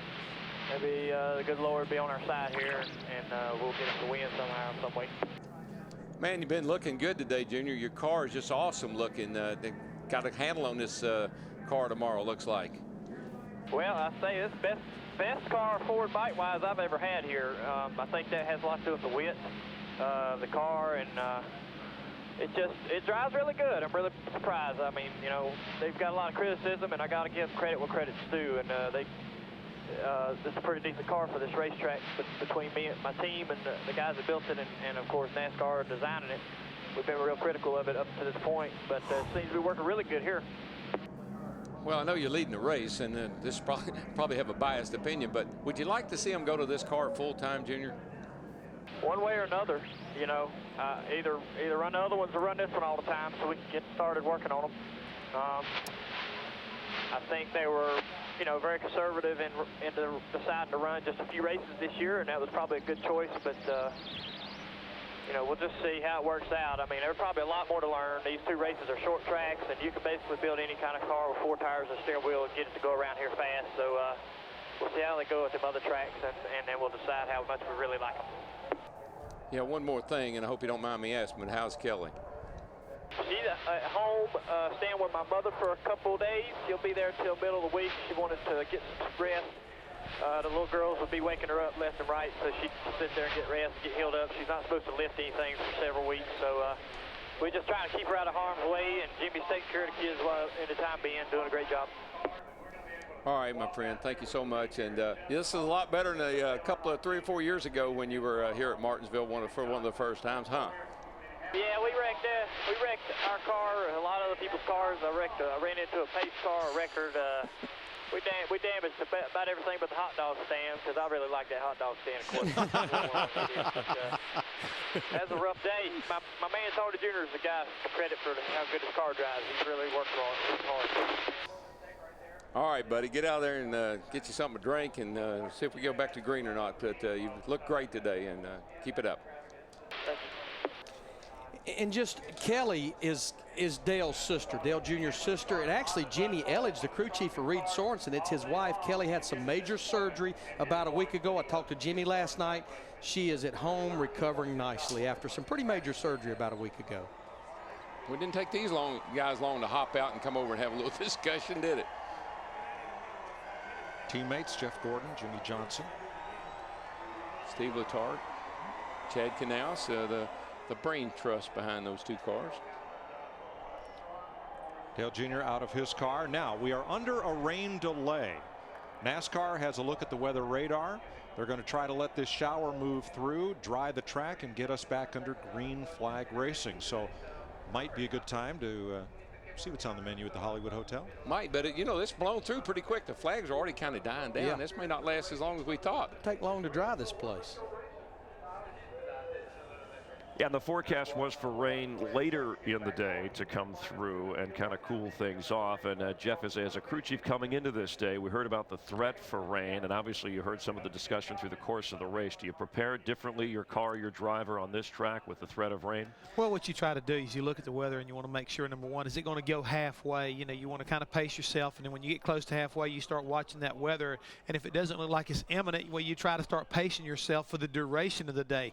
And I think that's what Dale Earnhardt Jr. was saying, is once we saw that the weather was going to be getting here, he knew how important it was for him to get up on that wheel, run a little extra harder, maybe use up some more brakes than what he wanted to, but stay aggressive and keep that number 8 car out front. Right now it's paying off for him, and hopefully if they have to go back green, he'll still have enough car left to hang on. Now I'm at the Hollywood Hotel because we have, you know, we're right here. Don't you do this. I don't want you to fall out of your chair, but you can see the size of those. Just keep it up. I'm going to knock you out of yours. I can, because guys, of a smart aleck. Who is in charge of windows down there? One of you got a little bit of work to do. Yeah, you got. Well, Larry, we've been waiting on you to come out of your little place up there and help us out. He's come a long way from a tire changer. He's not going to touch a squeegee, no matter what. Don't do windows. Don't do windows. There's Juan Pablo Montoya, the rookie. He's having a whale of a run today, guys. I mean, we've been documenting, but to come here as a rookie and having right now running 11th in his first outing, I think is just huge. I mean, a lot of people say, why do you keep talking about Juan Pablo Montoya? Because what he's been able to do to adapt to these cars is pretty phenomenal, at least in my opinion. 143 laps to go, so under the red flag. Here's a quick update. 7 leaders, 12 lead changes so far, and 10 cautions. Jeff Gordon, who's led 92 laps in this race. See him get close there with Denny Hamlin. Hamlin led 125 laps. Looked like he was dominating, but problems in the pits. Yeah, they had a little problem right there. The jack man dropped his jack a little too quick. They had a lug nut fall off. He had to back up in the pits to get the nut back on. It cost him a big time as far as pit road is concerned. Dale Earnhardt Jr. had led 1 lap coming into this race, has led 117 and is your current leader, pushing out in front. Now, Tony Stewart only led 11 laps, but lost 5 spots when he had problems in the pits. A little slow back there on the left rear, coming out of the pits, losing 5 positions on the racetrack, currently running 6th during this rain delay. So it's Dale Earnhardt Jr., Jimmy Johnson, Clint Boyer, Jeff Gordon, and Denny Hamlin. Hey, that's creative and innovative. Yeah, is that Larry Mack under there? That's our ghetto, our escape car after the race we have from the Hollywood Hotel. Now that's Larry Mack's weather meter. He keeps an eye on. And here, as you see in the middle there, Martinsville, looks like it's moving through pretty quickly. And then you have, there you go, thank you, Larry, some space a little bit afterwards. So maybe about 10 to 15 minutes. And if we run through these 143 laps, Jeff, afterwards, what do you think? It takes about 50 minutes to an hour, depending upon cautions? We got people. Larry Mack. Hey, if you ask him, he'll do anything. He's a crew chief. It's a giant cleaning the wall. My goodness. Multitasking. He's very versatile. Yeah. All right, so now you have a clear view of clear things. view. Right, what's so going on? About 50 minutes to an hour to run this thing if they drive the track and we get or back less, out to racing? Or less. Again, depending on how hard the guys are running. But it takes about, 3 laps a minute the way it kind of equates out. The conversation Darrell had with Dale Earnhardt Jr. sitting in the lead and resting his car. Jr. sounded very relaxed, very confident, very comfortable. He's been racing a little bit better coming into this race. Well, the key thing is, Chris, if you're in a position he's in, you can be that way. His car so far, and he's already documented the fact it's working very well. Tony Eury Jr. has got this car turning in the center. He's really getting a lot of forward bite. And folks, what that means is when he gets that car turned, he's able to get back on the throttle very aggressively and drive it up off the turn. That will keep you out front. That will win you this race. 18 times Dale Earnhardt Jr. has led 100 laps. He's won 7 of those races in the past. He's led 100 laps here and has the lead. Let's check in. You're talking about Juan Pablo Montoya. Got a rookie and a veteran. Dick Bergman is standing by. Yeah, indeed, Juan Pablo Montoya talking to some of the guys. Are you having fun? I mean, you look terrific out there. Thank you very much. No, it's good. Texas Havoline Dutch is good today. It's been a good car all weekend, and I'm enjoying this place. They say it's hard, but I don't know, I kind of switched my driving style, so it's been pretty good. I saw you talking to your buddy David Stremme. How much has he helped you get around Martinsville? Oh, he helped me a lot. We went on a safety car the first day. Says, you got to brake here, you got to turn here, you got to careful here, and he helps a lot. This is so different from anything you have done before. Have you gotten to the point where you enjoy this? Yeah, you can enjoy it. It's fun. It's hard racing. With the back markers in the inside, make your life really tough. So it's fun. More fun when you're running well. Yeah, when you have a good car, it's always a good day. All right, we're having fun watching you. DeChrista. Denny Hamlin leading much of this race, and then a problem in the pits. But Denny, you've been able to charge back. How good is your car? And if this thing goes back to green, can you get back up in the lead? Yeah, we just had an unfortunate pit stop problem, and these guys help me more than they hurt me usually, so can't complain too much. Put us back there a little bit, but it's so hard to pass with these cars that we're just having to take our time getting back to the front. Looks like 24 is pretty good, the 8 is pretty good. The rest of them I think we can race. Now the thing you might have that they don't have is the hunger to win at this track. This is your home track. How much is that fueling your fire? It's frustrating. I've come so close to winning these races that I'm sick of watching everyone else get these grandfather clocks and me miss out on it. So hopefully we get back going and we get these guys run for their money. All right, Matt Yoakum. And we're back here in the 24 pit stall. Jeff Gordon ducking for some cover. First off, let's go back earlier in the race. A scary moment down in turns 1 and 2. Any idea now after debriefing with Steve Letarte what might have been the issue? No, the only thing we can think of is with this car, we're not able to build the crush panels and some of the things the same way with our the other car. What we've done is found ways where when the rubber gets built up like it gets built up really bad here, it builds in areas in the car, and sometimes it builds up so much it finally falls off. And that's all I can think of is that we just had some fall on the right front or left front tire, and I went into turn 1, stood on the brakes, and I felt it vibrating, and it just went straight. And so I thought we had a flat or something, really wrong. Luckily, we didn't come into pit, just stayed out there, and it came back to us, and now we're driving up through the field. The DuPont Impala is pretty awesome. I hope we can get up there. Not that great on new tires, but man, we're great on the long runs and been having a lot of fun today. If we get a chance to go back to green, how do you think things are going to size up knowing how good your car is at this juncture? Well, Junior's incredible on the short run, you know, and he can really squirt and get out there. And me being in traffic and fourth, it's going to take forever. So, you know, I think that we need a long run. We need a lot of green flag running, and we need some one awesome pit stop. That's all we need, and we can get up there and we can still win this thing. Thanks, Jeff. Thank you. He already has 7 grandfather clocks. The big trophy for winning here at Martinsville, still chasing an 8th. Chris? All right, Matt, and Jeff Hammond, real quick, the points leader coming in. Jeff Gordon has some work to do. Yeah, he has a little bit of work to do. But again, Chris, let's go back and talk about what he thought his problem was. When you're running around this racetrack, you peel off rubber. And a lot of times that'll build up in little cavities inside the car. And what Jeff's saying is when that thing gets built up, sometimes it gets as big as maybe a softball or bigger, it could drop out. And you run over it, and all of a sudden you think you've got a problem because it's like a hard ball, this hard rubber gets packed up in there. And again, it gave him a feeling he wasn't used to, made the car go straight. So he reacted accordingly, didn't overly panic, but he was very cautious not to wreck the car, got back on track. And even though he's back in this pack a little bit, he knows he's got a kind of race car. If he just kind of be patient and get a chance to go back green, he'll have an opportunity maybe to get up there and challenge for this win. But Darrell, as a driver, you know how that can really kind of scare you. Well, Jeff, I was just sitting here thinking about 1981, and we went from the big, wide 64-inch tread width Monte Carlo down to the 62-inch wide tread width, little Buicks, little Monte Carlos, little Pontiacs, and every time we went to the racetrack, we never knew what we were going to get. We built cars. I remember that. You remember it well. That year,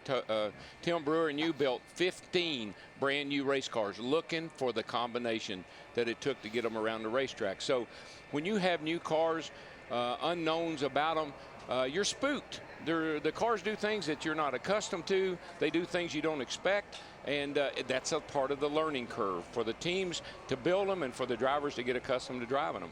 All right, Darrell Waltrip, an 11-time winner here. And speaking of curves, you know, in a rain delay in baseball, they waited out. We're in a delay here in Martinsville. And from the state of Virginia, David Wright, the all-star third baseman for the New York Mets, grew up in Virginia as a Mets fan. Their minor league team used to be there. I was down in spring training recently and talked with him. We were talking about baseball. Don't forget baseball Saturday on Fox. The season begins. The start time, 3:30 Eastern, 12:30 Pacific. The Mets and Braves among the teams you'll see. And I asked Braves. David, go Braves. All right, well, David Wright wanted to talk Mets and also racing.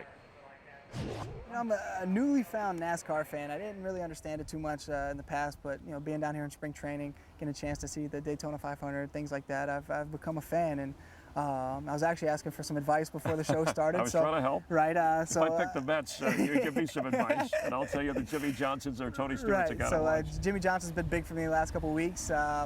But looking forward to this week, and yeah, just enjoy it. I mean, it's something a little different, and I have a good time with it. All right, and not because of my advice was hurting him. He was leading the pool with his team. You know, they all pick drivers. Right. And also the Yankees, too. When I've talked to Joe Torre, he always asks for tips. So it's amazing. You know, you talk about fantasy baseball, how many guys in other sports are in fantasy pools in NASCAR, and they like to watch and pick. And they tell you they don't want to pick their favorite emotional driver. They want to pick to win the races. Oh, yeah, they're competitive, no matter whether it's baseball or picking race winners. You know, again, Chipper Jones for the Atlanta Braves, he's a big-time race fan. He was at the Daytona 500 this year. Had a chance to talk to him because he was giving me some insight on how good the Braves are going to be this year. And Saturday, again, 3:30 Eastern, 12:30 Pacific, Major League Baseball. That's the regular start time every weekend. And Saturday, we get the season going on Fox. It's an off weekend for the Cup racing, and then we'll be in Texas coming up. Chris, the best news we have is that the rain has moved off. The hills to the southwest where the rain came out of, they're now clear. We see them clearly, and the rain's moved to the north. The concrete turns will dry very quickly.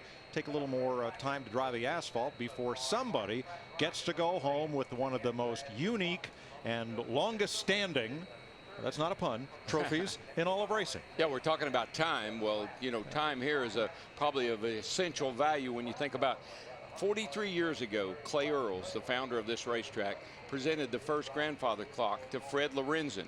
And that started a tradition that has gone on for 43 years. The clock this year is unique. It's a new one. It's a limited edition. It's going to play. It can play "God Bless America" and "America the Beautiful," and it retails for somewhere around $12,000–$15,000. So it's huge. It's beautiful. I'm envious. The best thing about these clocks is they're made right here in Ridgeway, Virginia, just south of Martinsville. The Ridgeway Clock Company. It's gone through several ownership changes, but ever since Clay Earls, the founder and promoter of this track, handed out the first one, they have always been involved in providing the winner's trophy here. I wonder what Fred Lorenzen thought when they gave him that clock. What am I supposed to do with this? How am I going to get it home? How am I going to get it home? You know, you can just see the look on Denny Hamlin's face. And what's the first thing he mentioned was he's tired of coming here and watching other people win this grandfather clock. But the thing I think that's going to be interesting, I'm pretty confident we're going to get back racing. Jeff Gordon mentioned it. A good pit stop. A lot of these cars at the front of the pack, they did not come to pit road on that last caution like Kyle Busch, Ricky Rudd, some of those other guys. So there's no question with 143 laps to go, this race could be won and lost. Look at the problems Denny Hamlin, Tony Stewart had. Could be won and lost. Not by the driver, what he does on the racetrack, by these pit crews on this next pit stop. I think the strategy that those guys employed to get those 4 tires a little bit ago, that could really be big here at the end of this race. Had a great suggestion from our production truck, but I refuse to throw to Father Time. Instead, we're going to Dick Berggren with Clint Boyer. Yeah, and as you know, at Fox, we try very, very hard to bring you truth in reporting. So I have taken my hat off, and I can assure you there is no rain down here on pit road. Well, maybe a drop or two, but that's about it. You're having yourself a terrific day in 3rd spot, but you were looking for Jeff Gordon. How come? I just, you know, tell him to be patient here. I think we're going to get this last 100 laps in, and you know, we're looking forward to it. Jack Daniels Chevrolet's pretty strong, and Gil make good stops. You know, the boys have been making good stops in the pits, and Gil's making good calls on the box, and that's what it takes. Keep getting better and better, keep working on it, and we might have a shot this thing. How good a shot have you got? I mean, can you dial this thing in, your crew dial it in so you can take that clock home? Well, I hope so. I sure hope so. But, you know, we're sitting where we need to be, 100 laps. Let's go for it. Do you like the car tomorrow here? How's it going for you? Well, you know, in practice, I hate it, and then come race time, I get along with it. So as long as we can dance another 100 laps, I'll love it. Week after week after week, we seem to find you in front. It doesn't matter whether it's the car of tomorrow or the car of today. A win close by? I just think, you know, we just keep getting better and better. I'm learning in the car, and Gil's learning me, and just keep working on it. And like I say, every week we keep getting better and better. Chris Myers, he is going to win this year, I promise. And it's not going to rain anymore either. All right, thanks, Dick. Dick Berggren, forget rain. Dick was there for the beginning of the Ice Age. We'll continue. We're under, I can't because I care, under a rain delay, but Dale Earnhardt Jr. is leading, and it looks like we're going to go racing soon. NASCAR Nextel Cup Racing on Fox is sponsored by UPS, official delivery company of NASCAR. UPS delivers the chance to manage your own free fantasy auto racing league. You can go to foxsports.com. David Wright of the Mets will. The track is drying fast, 143 laps to go. Dale Earnhardt Jr. leading under the red flag. And a quick recap shows Denny Hamlin has led the most laps today, 125, but problems in the pits. So lug nuts cost him the lead. Yeah, good call right there. Probably by the crew chief, Mike Ford, getting that car backed up. And even though it cost Denny the lead, he's still out there in a good position to make it up. 7-time winner here, Jeff Gordon, has led for 95 laps. We've heard from him. He's 4th. Dale Earnhardt Jr. taking over since lap 235. We're now at lap 357. That may be the car tomorrow, or next week, or next month. It's a way to stay dry as we are under the rain delay. Jimmy Johnson currently running 2nd, and he is standing by with our Matt Yoga. And we're working our way back to the 48 car. Jimmy, first off, what a turnaround for you and this team when you look at where you were in practice on Friday to where you are right now, currently 2nd. Yeah, there's been a lot of hard work from all of Hendrick Motorsports to get these cars where we need them. And I have to thank the 24 team for really giving us what we needed yesterday between the 2 practice sessions to get us on the map and get us going. And right now we're in good position. We'll see what we got for the 80s. It's been pretty strong. And something is about to happen that's never happened before. Your wife asked you for $2, Shandy, so she could go get a Jesse Jones hot dog. Someone loaned her money, and you're going to miss out on that big experience. I know, I'm starving. It's been a long day at the office. I'd love one of those dogs now, but she had the nerve to ask me for $2. I'm like, really? How am I going to have $2 for a hot dog? Real quick, your bowling alley debuted Thursday. Very nice. Yeah, it was so special. I can't thank Lowe's, Levi Strauss Signature, Chevrolet, and then the fans, of course, that all chipped in to help put that together and come true. We still haven't raised all the money for it, but we're awfully close. And to see those kids bowl for their first time on Thursday was pretty special. Victory lanes at the Victory Junction Gang Camp. Krista? Well, Matt, no Jesse Jones hot dog for Kevin Harvick during the rain delay. I believe it was a turkey sandwich, actually. He gets back into his car, and you were talking there with Tony Stewart. Was it like parts failures with the Impala and the car tomorrow, or was it possibly bets for charity? Yeah, I don't think it has anything to do with our Impala. You know, we just broke a throttle cable, whatever that thing is in there that makes the fuel pressure work, and it just broke. Seems like we're having a lot of problems. Everybody's having a lot of problems with them, so something that we got to address. But our Shell Pennzoil Chevrolet was really fast, just trying to keep the brakes under it till 100 to go, and everything was still there. Just didn't happen. Just had a lot of bad luck here, and 3 out of the first 6 races, so we'll just keep at it. All right, he's going to keep at it and go have some fun for what? Another, Chris, about 140 some laps? Is that what we got? Yeah, 143. Krista, Devoto, thank you very much for that. We'll devote the rest of the race to the top drivers here. The top 6 cars are Chevrolets. Dale Earnhardt Jr., by the way, the leader in the 8 car, has never won from the 8th starting position. He started 8th in the race today. We're off next weekend for Easter. A happy one to you a little early, but in 2 weeks, NASCAR on Fox rolls into Texas. We got 200,000 people here today. They want to see some emotion. Let's get her done, Texas style. This place is so fast, so big. Here, things get out of control because of the speed. That's what happens when you bring NASCAR out to the Wild Wild West.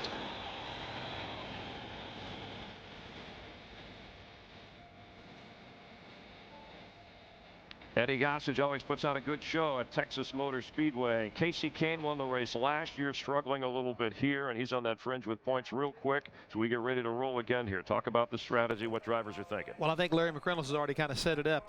This next pit stop is going to be the key one. 143 laps, this could be their last stop, so if they decide to come down pit road right now, I think the rain's past us. You've got to get 4 tires. You've got to be able to maintain that lead or stay where you are. Well, let's rejoin Darrell, Larry, and Mike. Everything a little bigger in Texas. That's where we'll be in 2 weeks' time, but we've got a race to finish. And look how nicely the concrete surface has dried in the corners here at Martinsville. That allows the jet dryers to concentrate on the asphalt straightaways and pit road. And the drivers are to their cars. We're very close to restarting. Now, Larry, I'll ask you and Jeff, we're assuming that there are going to be some pit stops. Are we also assuming that no one can make it to the end, or are we assuming they're going to give up track position and get tires? Well, I'm very confident those guys that did not stop on that last caution, like Dale Earnhardt Jr., Jimmy Johnson, Clint Boyer, those guys cannot make it because they have not been to pit road since lap 308, 40-something laps ago. But even though the pit window is 140 to 150 laps, those guys that pitted on lap 338 with 162 to go, I think that's close enough, cautions and all, that they can make it. Oh, I think that was their strategy. Get tires the last caution, don't get tires the next one, assuming all these guys up front here are going to have to come in and get tires. Well, we knew everyone was racing to the rain. Right. It was very obvious it was coming. Now what do you do for 150 laps? Once we get the green flag, do you settle in and hope for a long run? Oh, or do you expect that cautions will breed cautions? This is a 150 lap shootout now for everybody, no matter whether you're on the lead lap or you're trying to stay on the lead lap or you're trying to get back on the lead lap. It's a shootout. Yeah, I think the 2 words settle in, they're out the window with the rain. I think that's over with. 21 cars will restart on the lead lap. 42 of 43 running. Jeremy Mayfield, the only car withdrawn at this moment, and you see the drivers strapping back in, getting ready to restart. Nice little break. You know, people always want to know what we do about when we have to go to the bathroom. Well, we just throw a red flag, or we have a little rain spell and we go run to the bathroom. How about one more hot dog? Just one more. Fine for you to say. I've had 3. I'll have to get y'all a limit on these things.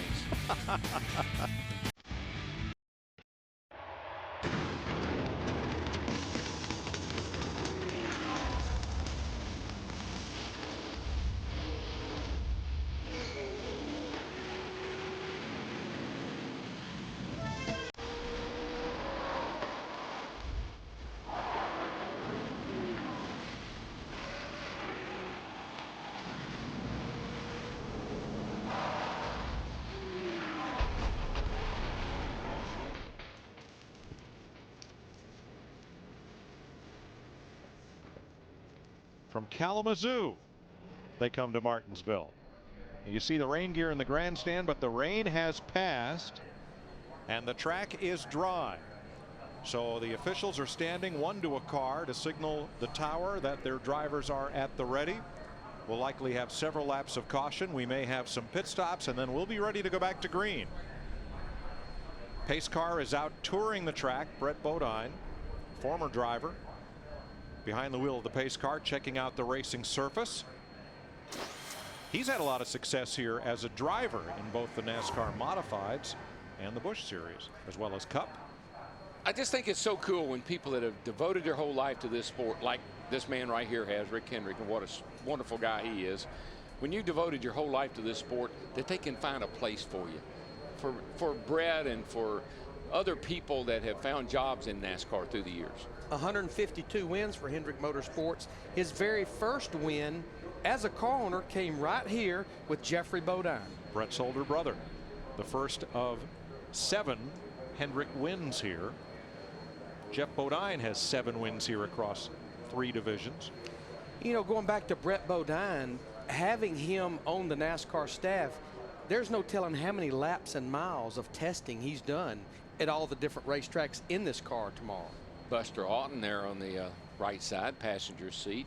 Buster's been around this sport forever, and his brother is a competition director for the Craftsman Truck Series. Little family connection there. Yep, we appreciate their help, as well as all the NASCAR staff, and Clay Campbell and his family and the folks here at Martinsville Speedway. Always just a favorite place to come and just enjoy racing. This place is set in a little neighborhood, right the way the track's set when Clay Earls and Bill France built it in 1947. More seats. It's paved now, but it's still the same old Martinsville. I gotta believe, you know, starting a race last week was about one of the coolest things I'd ever done. But I gotta believe riding around on the pace car with the whole field lined up behind you and you're in control of what they do, that's got to be pretty exciting too. You like control. I know that. That would be cool. I loved it coming down to get the green. You know, you say, okay, hold it down, hold it down. Yeah, Mike, we were talking the other day on our conference call, Martinsville, Virginia, opened in 47, as you mentioned. Of our 22 racetracks we go to, this is the only track in its present configuration that at one time was dirt. Now it's, well, it's concrete and asphalt. Right. You know, the problem with you driving the pace car, the last thing we'd hear from the tower would be, tower to pace car, turn left, there's the pit road, get off the track. I'd be like that deal that Jeff or Ned Jarrett, you'd better put not just enough gas in my car to get around there for the parade lap, so I might not come in. Engines have fired. We're ready to restart. 357 laps complete, 143 to go. You know, Mike, we've mentioned pit stops. The racetrack is completely dry, but there's one area of this racetrack that is not completely dry, and it mainly are those pit boxes that these guys are going to be making pit stops in. You can see the crews working with brooms, with little blower fans, even using a torch right here, trying to heat the area up to dry it off, because they know they're going to have another pit stop to make, and it may very well be coming up here in the next few laps. Using a little Burns-O-Matic torch to dry your pit box, is that like throwing deck chairs off the Titanic? It's going to take a while. Yeah. And that, you know why he's doing I applaud the effort. That's his spot. Right. That's where he's going to stop. My spot's going to be dry. Right. You are so right. I don't know about do what you want to do, and I'm going to be ready. I'm not going to screw this deal up. They had to give Clint Boyer, the 07 car running in third, little push start there, which is perfectly legal when we've been under a red flag. Sometimes these starters get hot and these cars will not crank this deep into a race. The field is underway. They will run a couple of caution laps, and these laps will count toward the 500 lap total. Now see that little red piece of tape on top of the steering wheel there? That's how the driver knows that he's got his steering wheel on correct, and that's how he knows his wheels are straight. And that's so critical, not for just going around the racetrack, but when he comes in the pits. He wants to be sure that thing is lined up, because he don't want his wheels turned one way or another. They can't get the tires off. And if he ever bangs wheels on the racetrack and that stripe is off, then he knows that evidently something on the front suspension is bent or broke. And we saw how soft Jeff Gordon's left front tire is. Is that by design? No, that is too soft. I'm pretty sure that, well, I don't know. His looked like it was softer. possibly could be. I wonder, Darrell, combination of low air pressure and extreme camber, so all the weight is on just on the shoulder of that tire? But that tire's been into something. If it hadn't been rubbed up against something, see all the yellows off of it, I wouldn't be maybe concerned, but I'm concerned with that. See Kurt Busch in the 2 car. Now, he was actually one of the cars that came to pit road back on lap 338. Anticipate he very well may be one of the cars that will stay out if the other cars come in. I mean, there's only 8 to 10 pounds of air in these left side tires, just enough to hold them on the wheel, but as the car runs, the pressure builds up, and it'll get up to 20, 22 pounds after a long run. They look like wrinkle wall slicks, but you see how bright and shiny and readable the Goodyear and Eagle lettering is on that left front tire on Bobby Labonte's car. Go back and look at Jeff Gordon's again. Yeah, that's the only concern I have about Jeff's is how it's been up against something, and that could possibly. There you go. Thanks. See, you can't read the lettering at all. It's all been rubbed off by something or somebody's car. It just looks a little bit lower than I think it should be. Does it look low enough to pit? Now, he's one of the cars that did not pit, that he stayed out on that last caution. So if these guys do come to pit road,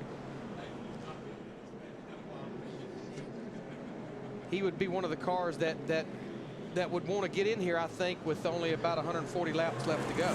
But Larry, you're darned if you do, darned if you don't. Oh, if yeah. you need to replace that tire, that's one thing, but if you come in, you could restart 21st.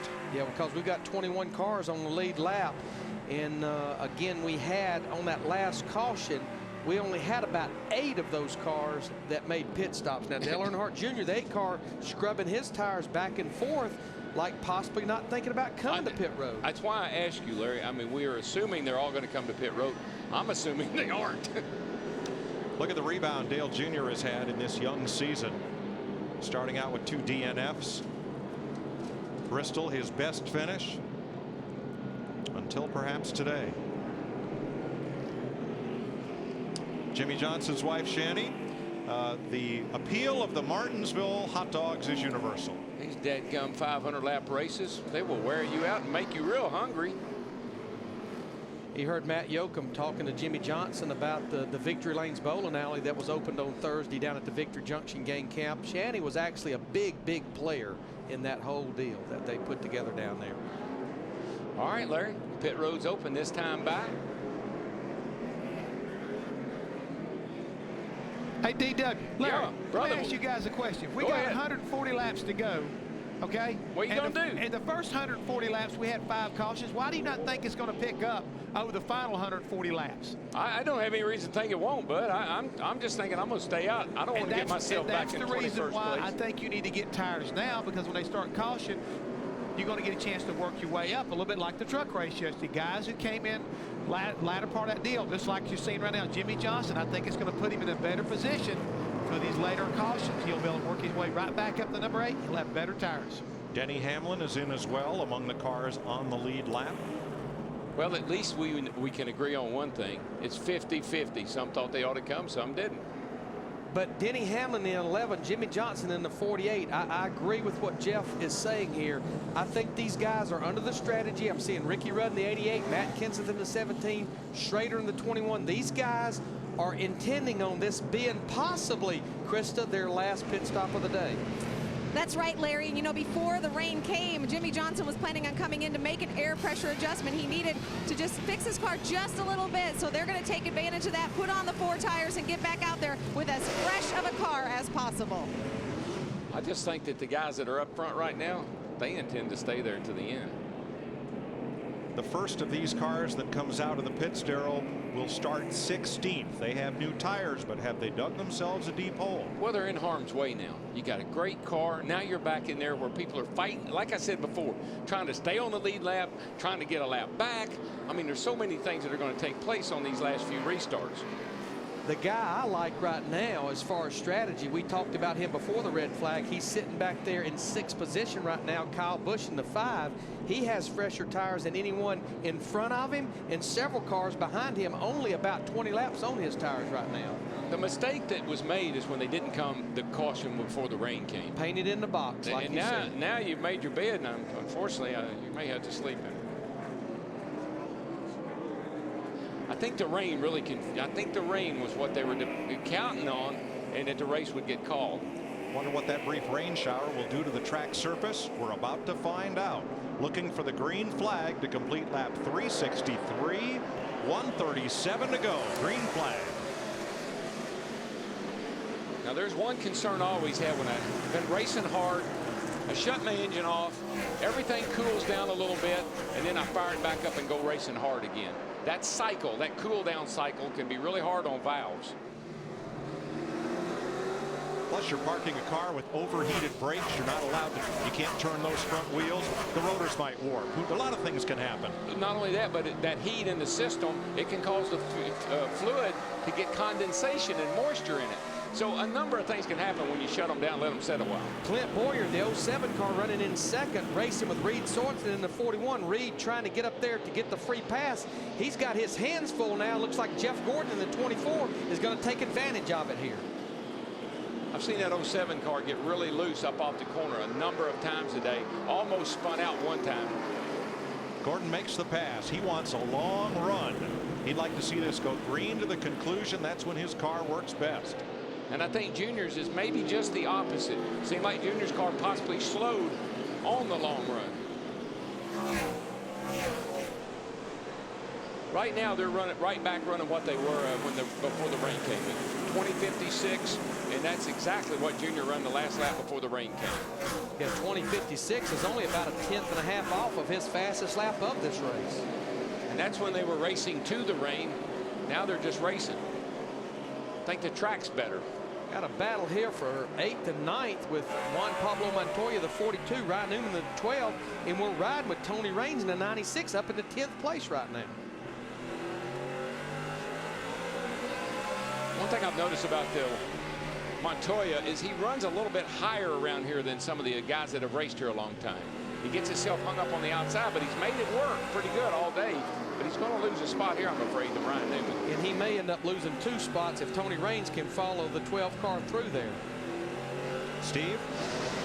Mike, amazing run for Juan Pablo Montoya. And consider the fact back on lap 218, they had a lengthy stop because they put a spring rubber in the right rear. He's been complaining about a tight condition, but again, a tremendous job by a guy who's never been to this racetrack. Steve, if these guys keep going at it, he's going to need a spring rubber in that left door. He and Ryan Newman, they rubbed around this entire half-mile racetrack that last lap. See that 96 car, the DLP car, he's putting out a lot of black smoke as they go off down into the corner, I've noticed. We've seen several cars doing that. Seen a lot of cars doing that. I wonder if it's an exhaust problem, an exhaust system problem. Kyle Busch, he and Jamie McMurray have been playing bumper tag for the last 3 laps, and now Busch gets the inside. See if he can complete the pass. Well, this is where Jamie ought to look in his mirror and say, nobody behind us got better tires, go ahead. Fall in and follow me. Okay, all right, back into rhythm now. Let's drive away from that 31. So Kyle up to 5th.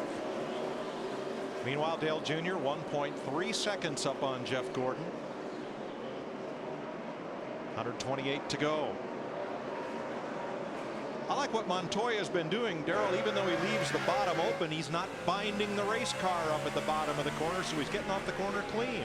Kind of one of those things, what you don't know, you don't know. And he doesn't know that maybe you ought to be running around the bottom. There's a lot of room up the top. Nobody there. I'll take it. And Darrell, Tony Raines in the 96 car, he's on the same pit sequence as like Kyle Busch in the 5. He was one of those guys that came to pit road back on lap 338 for 4 tires.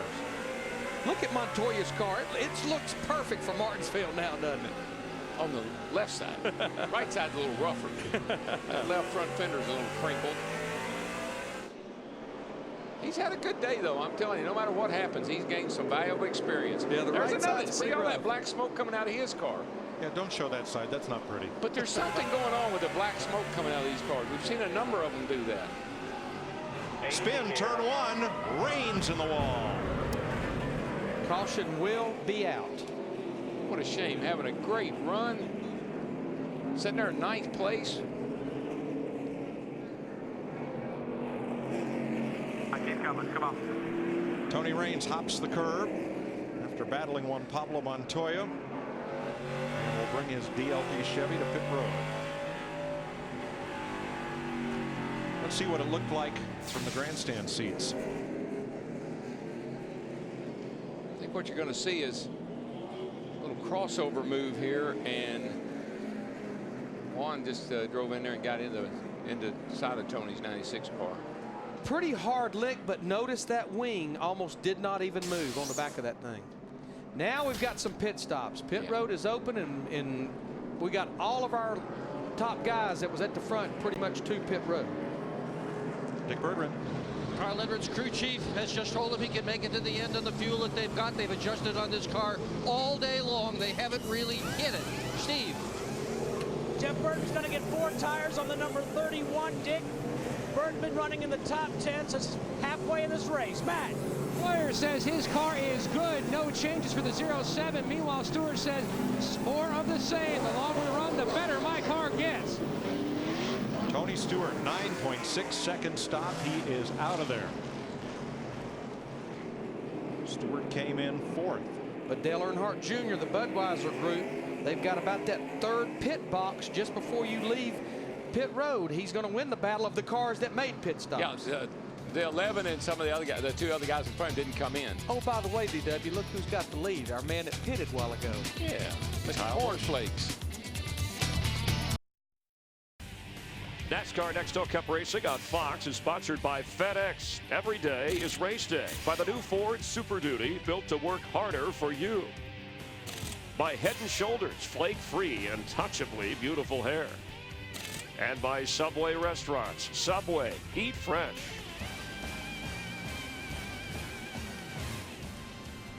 Tony Raines has had a bad day, battling Juan Montoya for a lead lap position.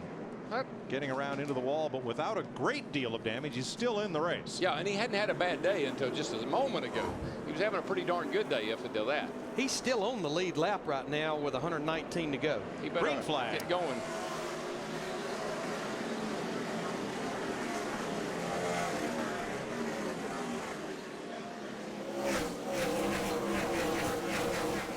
Now, there are a few guys at the front that we've mentioned a number of times today, but there's a whole bunch of guys at the front right now that we haven't talked much about all day. Not in a positive way anyway. 17 being one of them. That was a lap down at one point, Matt Kenseth. J.J. Yaley, you were looking at him in the 18 car up there in 4th. He was a lap down earlier, got the free pass. And how about Dale Jr. now in 9th place, Krista? Yeah, Mike, and you know, the thing they were concerned about with that rain delay was, like you talked about, the equipment getting cool. He was concerned, based on what happened in practice, that the brakes would kind of go out a little bit. But Tony Jr. told him the rotors look good, so when he came in, no adjustments, just 4 tires. No adjustments, but plenty of traffic.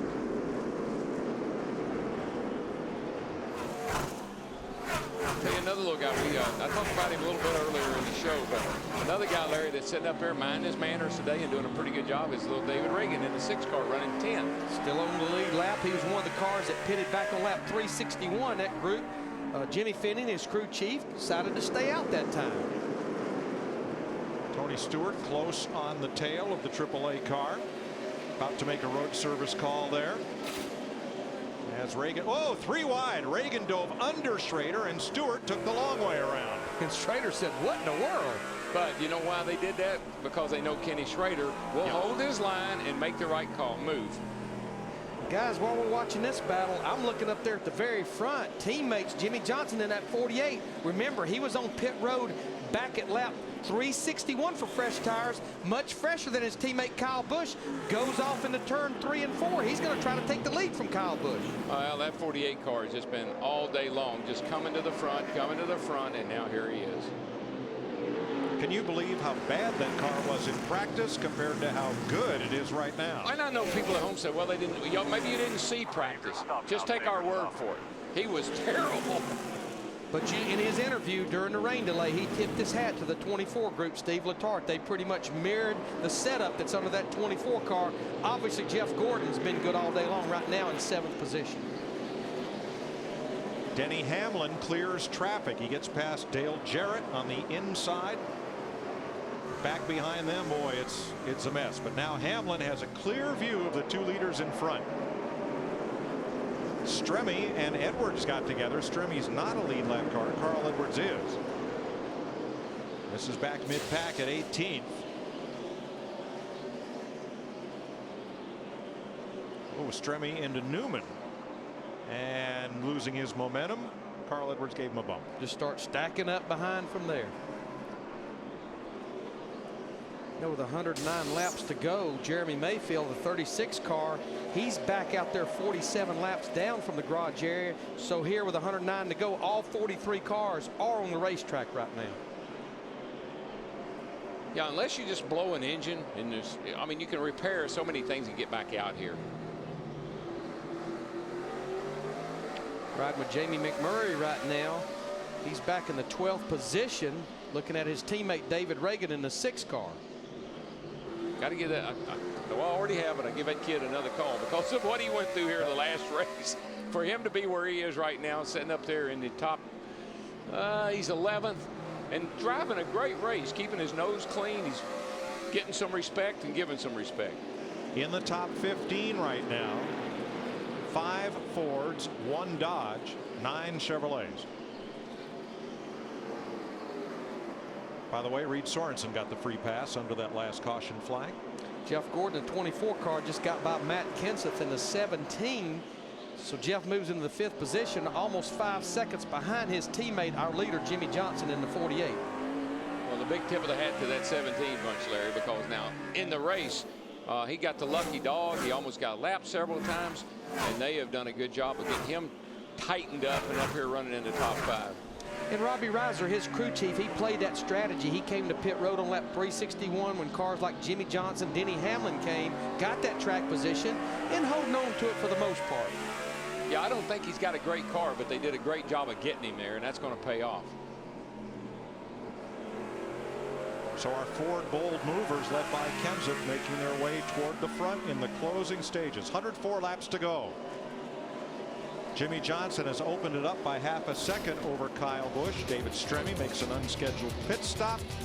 100 laps to go in the Goody's Cool Orange 500. For 500 right here, guys. Execution all day long. Green flag, green flag. Doing a good job, everybody. Keep taking care of it. Nice and smart. Take care of that race car. Take care of the brakes. We'll take care of you in here in the pit. What's going on in this race car, but it's really hot. No pressure. Clear by 3. I was just hopping and bouncing off the right front. Welcome back to Martinsville. Some of the sights and sounds. 94 laps to go. While we were away, Tony Stewart passed Matt Kenseth for 8th place, and Ricky Rudd has also passed him for 9th. Clint Boyer and Dale Jr. get together just a bit as they race for 6th. And Mike, I'm looking at the scoring monitor. The first 6 cars are running 93, 95, 95, 87, 98, all within a few hundreds of each other. But that's going to change, I think, for our leader, Jimmy Johnson, in the 48 car. About 25 laps since that last restart. He's starting to catch the back of the pack right now, catching that lap traffic. And not too far in front of him, there is a ton of cars trying to desperately stay on the lead lap or just 1 lap down. Jimmy's car has not been an inch off of that yellow line all day long. I think rolls right around that curve just like it's hooked to it. The fastest cars on the track last lap, Jeff Gordon and Ricky Rudd. As Rudd continues to improve, he's currently 9th in the Snickers score. And I looked at the car a while ago. I don't think there's a mark on that 88 car. And Darrell and I were talking during break. I guarantee you he's probably not had any brake issues whatsoever as Dale Earnhardt Jr. continues his march to the front. This is a battle for 5th with J.J. Yaley in the 18 car. Right now, though, Dale Earnhardt Jr. about 5.5 seconds behind leader Jimmy Johnson with 90 to go. But what a turnaround for Yaley. What a great turnaround this season. He had some strong runs in open wheel cars in the offseason, came in here with a renewed focus and attitude, and the Joe Gibbs team is solidly behind him, and he has had a strong early season. And you know, I was a little concerned because we interviewed him at Daytona, and Darrell and I looked at each other. He said, I'm going to start driving harder, and we went, uh-oh. I think he's driving smarter.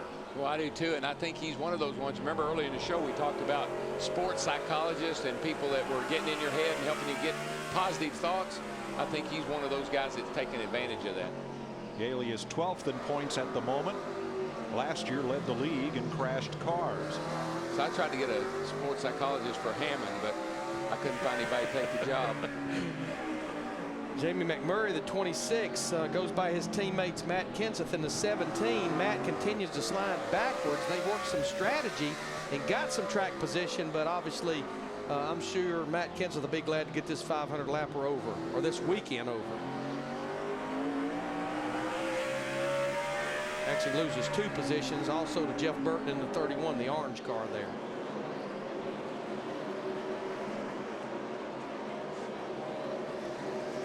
There's the gap from Johnson to Kyle Busch, first to second.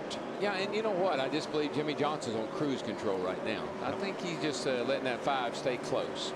How about this battle? Clint Boyer and Tony Stewart. 7th place here. Now Stewart had, you see chunks of rubber flying, but Stewart had little trouble catching Boyer, but catching is one thing, passing is another. Well, Boyer's had a solid run all day. The only thing I've noticed that car do, every now and then up off the corner, it'll absolutely turn sideways with him. You see it walked up the racetrack right there, getting into turn 3 that time. He's going to lose a spot to Stewart in the 20. So Tony climbs to 7. You know what happened there? Let me tell you what happened there. When you look in the rear view mirror, that's what happens. This is what he saw, and this is what he does. Whoops. Where'd he go? Oh, there he is. This place is such a hit your mark line sensitive racetrack, getting in the corner. That's why you always run into the back of people. If you can get them looking back at you, you can drive right by them. 83 laps to go. Jimmy Johnson in front of Kyle Busch by 0.8 of a second. Denny Hamlin, Jeff Gordon, Dale Jr. trying to close it in. Stop. Victory lane.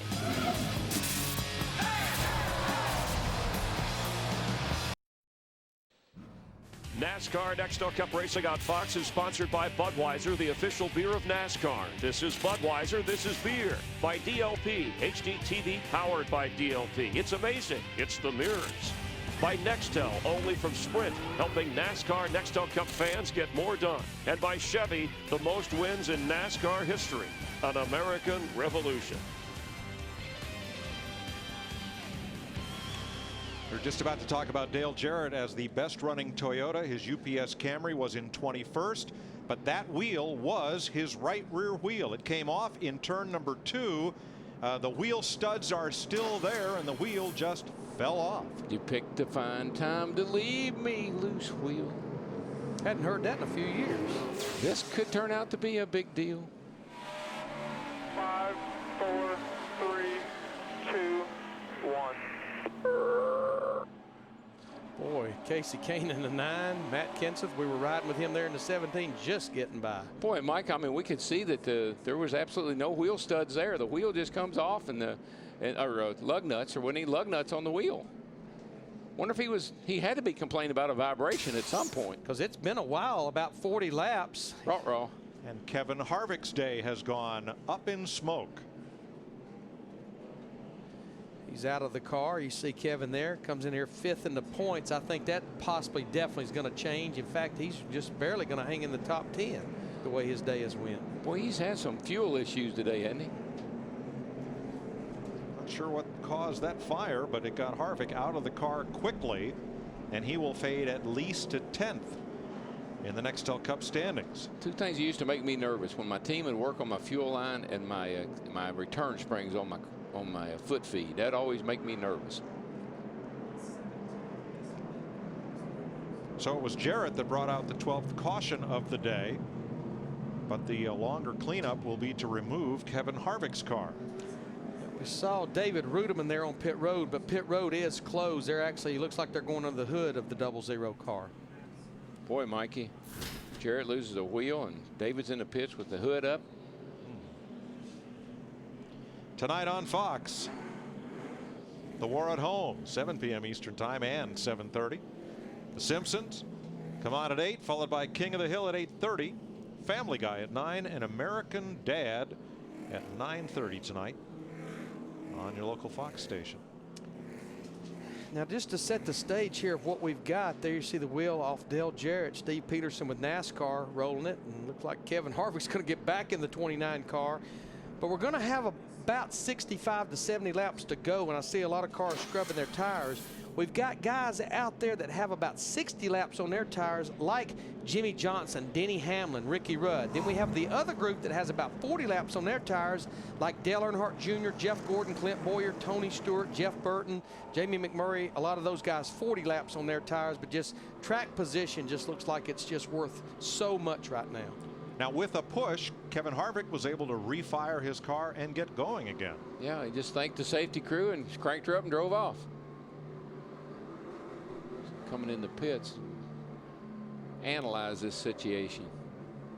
Now Dale Jarrett, they've put a tire back on the 44 car, and he's going down pit road back out on the racetrack. Man, I think it's bizarre sometimes, doesn't it? And it had been a while since that car had been on pit road. Kevin Harvick, though he was able to drive away, has now driven his car to the garage area. Matt, what was it this time? Well, when it rains, it pours, Mike, especially for the 29 team. Apparently, they're saying on the radio that the foam in the right side door caught fire, which was something Matt Kenseth was talking about back at Bristol last weekend. Matt, that's not possible. I read where that was not possible. Now, guys, Kyle Busch, one of the only cars that's on the lead lap. Now, here comes Clint Boyer, McMurray, Rudd, a lot of the guys that were back outside the top 10. But Kyle Busch is pretty much going to give up a second spot here with less than 70 laps to go. But remember, he's one of the cars that's out there on 60-lap tires versus the other guys that have 40. Krista. Guys, he had to come in. He hadn't done so since lap 338. He's been very happy with the car. He said he does need some drive off. They're going to try to get it with an air pressure adjustment, 4 tires. Kyle says this is the best his car has been all day.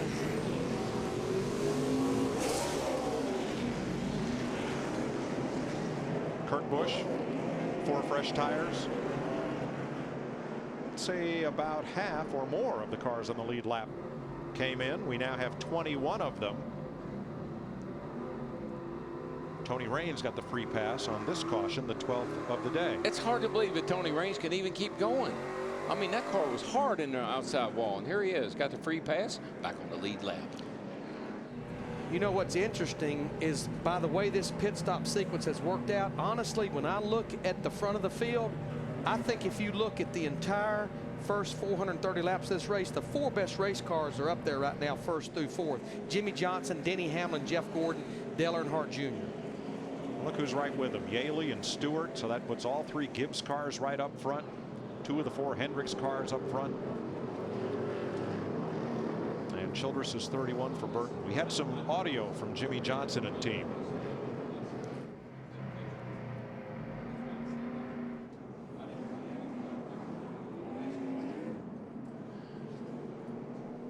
Tires coming. Is there anything we should worry about if we stay out?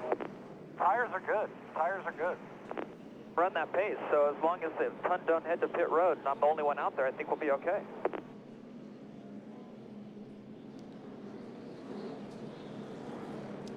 Well, he pretty much got his wish because the first 11 cars, counting Johnson, stayed on the racetrack. Yeah, I think that's the thing he has going for him is he had a lot of friends behind him. You see his crew chief Chad Knaus reassuring him everything's good, tires look good. But talking about those front 4, I talked about the 4 best race cars. Of the 431 laps that we've had, those 4, they've led 398 of those 431 laps. Jimmy Johnson won here last October. He led half the race, 245 laps. Matt? Well, the crew guys are working on the 29 car. Kevin, what happened? Same thing that happened to a lot of guys last week. Foam caught on fire in the right side door. So I guess blaming it on something else is probably not the right thing to do. I mean, this thing just started burning up. So it's almost turning into a joke now. Are you okay? Yeah, I'm fine. Just to follow up, the statement I made about that's not possible, that came from NASCAR. They said it was not possible for that stuff to catch on fire, that it had a coating on it that would keep it from it. Safety foam in the right side door there for crushability and safety. not too far away from those exhaust pipes out the right side, Larry. That was a lot of talk after Bristol. Is NASCAR, they've mandated a lot of things about this car tomorrow, the foam in the left door, the foam in the right door, but every car, if you look at these cars, every car, the exhaust pipes, they have to be the same configuration, and they have to exit out the right side just in front of that right rear tire. I've made the comment a number of times today, I've seen black smoke coming out of the right side of these cars. It may not be coming from the exhaust. It may be something inside the car that's causing that black smoke. And a number of teams going to thicker exhaust pipe tubing after some issues at Bristol. Yeah, that's stretching it, okay, in my opinion. I think there's an issue there that nobody wanted to live up to, but it sounds like they will after today. Kevin Harvick would go from 5th to 10th the way the points stand right this moment. Jeff Gordon would leave here as the leader. He came in as the leader. Jeff Burton 2nd, Jimmy Johnson 3rd, Matt Kenseth 4th. Those positions would stay the same. Kyle Busch would move up a spot, and Denny Hamlin would move up to 6th. That would be a gain of 3. Tony Stewart would move up to 8th, a gain of 4 positions. And going back to the strategy, just so we understand that the car in 3rd and 4th right now, Jeff Gordon at 24, Dale Earnhardt Jr. at 8, they have about 20 less laps on their tires than Jimmy Johnson and Denny Hamlin. Time to pick an Allstate Good Hands driver. And today,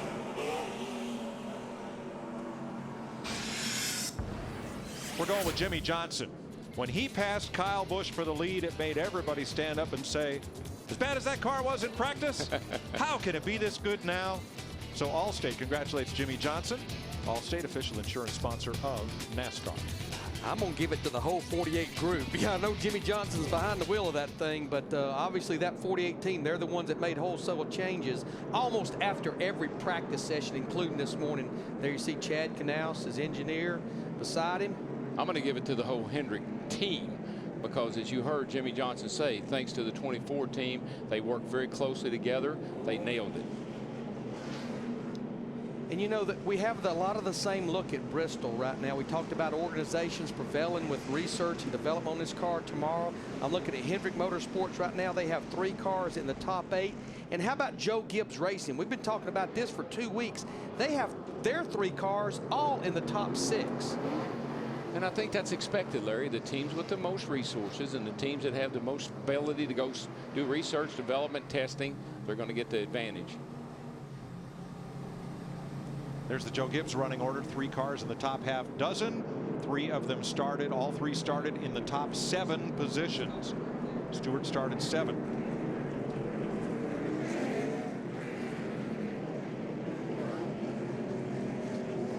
Steve Peterson of NASCAR talking with Kevin Harvick's crew chief, Todd Berrier. Steve has played a very big role. We were talking about Brett Bodine. We talked about Gary Nelson this weekend. Steve Peterson, all those guys played a very big role. This Car Tomorrow project has been almost, from the time they sat down, almost a 7-year project putting this whole program together. Krista? When we talked to Denny Hamlin during that rain delay, he talked about how hungry he is for a win here at his home track. Denny Hamlin, a native of Chesterfield, Virginia, but another reason he needs a win here is because of the trash talking going on by his spotter, Curtis Markham. You see, Curtis is also a Virginia native, and he is a former late model racer who has won here at this track 4 times. He keeps telling Denny, score is for me on clocks. Denny, you 0. Curtis had a lot of success in the Busch Series as well as a driver.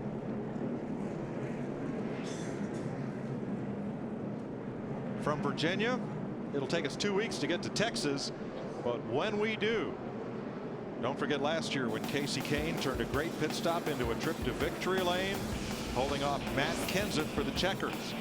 What'll happen in 2 weeks? You'll have to watch Nextel Cup racing from Texas Motor Speedway.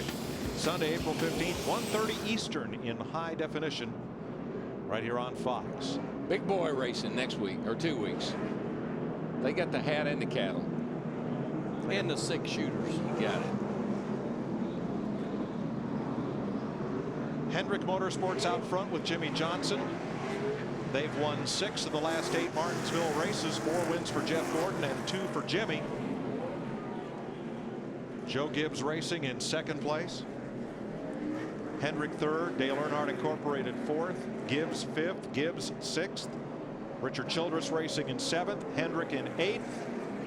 And Roush Fords in 9th and 10th. Robert Yates Ford in 11th.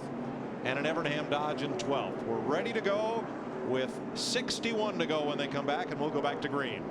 The consistency of the concrete's why you can just set a car up here and get it the same every time you come here.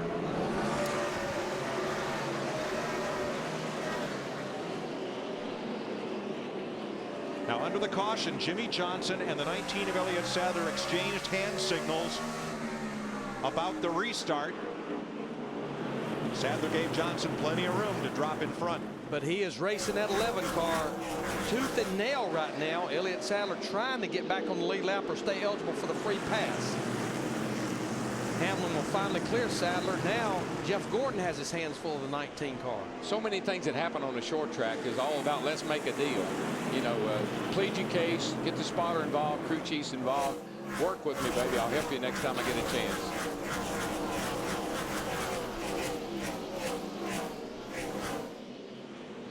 Sadler is 2 laps down.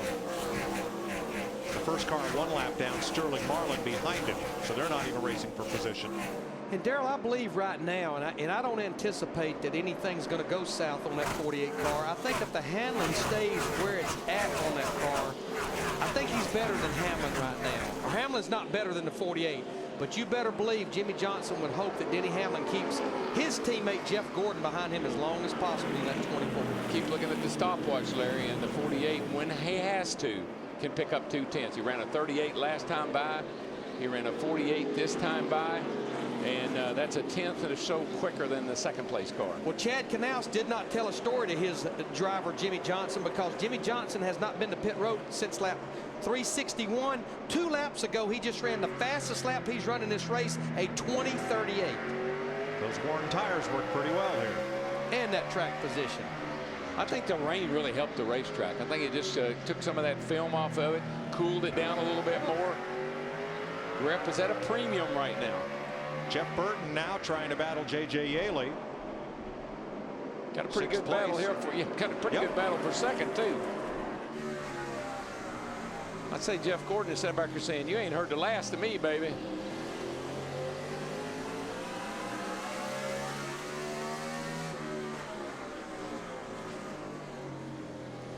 I believe right now Jeff Gordon is better than Denny Hamlin in 11 car, but Denny Hamlin's running the preferred line. He just can't get by him. And every time Gordon puts that bumper up against the rear of Hamlin's car, Jeff is explaining that to Denny. Oh, yeah. Jeff Gordon comes in here, the points leader. You heard Chris Myers in the pre-race say this is the first time he's been the points leader in over 2 years when he won the 2005 Daytona 500. Well, the advantage Jeff Gordon has, it doesn't matter what kind of racetrack we go to, he's going to be good. He is wearing that rear bumper out on that black 11 car. I think Denny's finally said, you know what? I've had enough. Just have at it. That's what you do. You worry a guy to death. Earnhardt used to be the best at that anybody I know. Thank you, buddy. Nice rhythm. You got him covered. He just worry you to death till you got out of his way.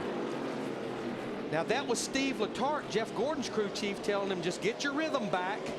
You've got him. And because Steve Letarte knows that he has about 20 lap fresher tires than their teammate Jimmy Johnson, the 48.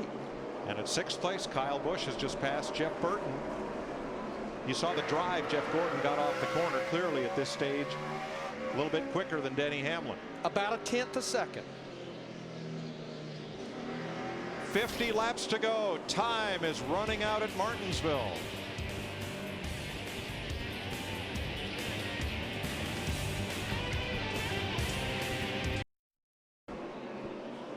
Welcome back to Martinsville, Virginia. 42 laps to go. Jeff Gordon has caught his teammate Jimmy Johnson. Johnson trying to be the first driver to win consecutive races at Martinsville since Gordon did it, winning both races of 2005. What do you think Jeff Gordon is? Well, I know what he's thinking. Didn't we help those guys a lot? Here I am looking at the rear bumper. Didn't we do a lot for those guys yesterday? And Mike, we had Jeff Gordon on our trackside show on Friday night, and you know, obviously he's doing a lot of big picture racing right now as the points leader. But just remember, if he can get in front of Jimmy Johnson in that 48 car, it's 20 more points to him making the chase. 10 for just finishing first over second. But for every win a driver gets in the first 26 races, it's 10 bonus points added to your total. Boy, he had Jimmy looking. Jimmy thought Jimmy opened up the inside because Jeff kind of looked to the inside going down the back. So he's got Jimmy looking.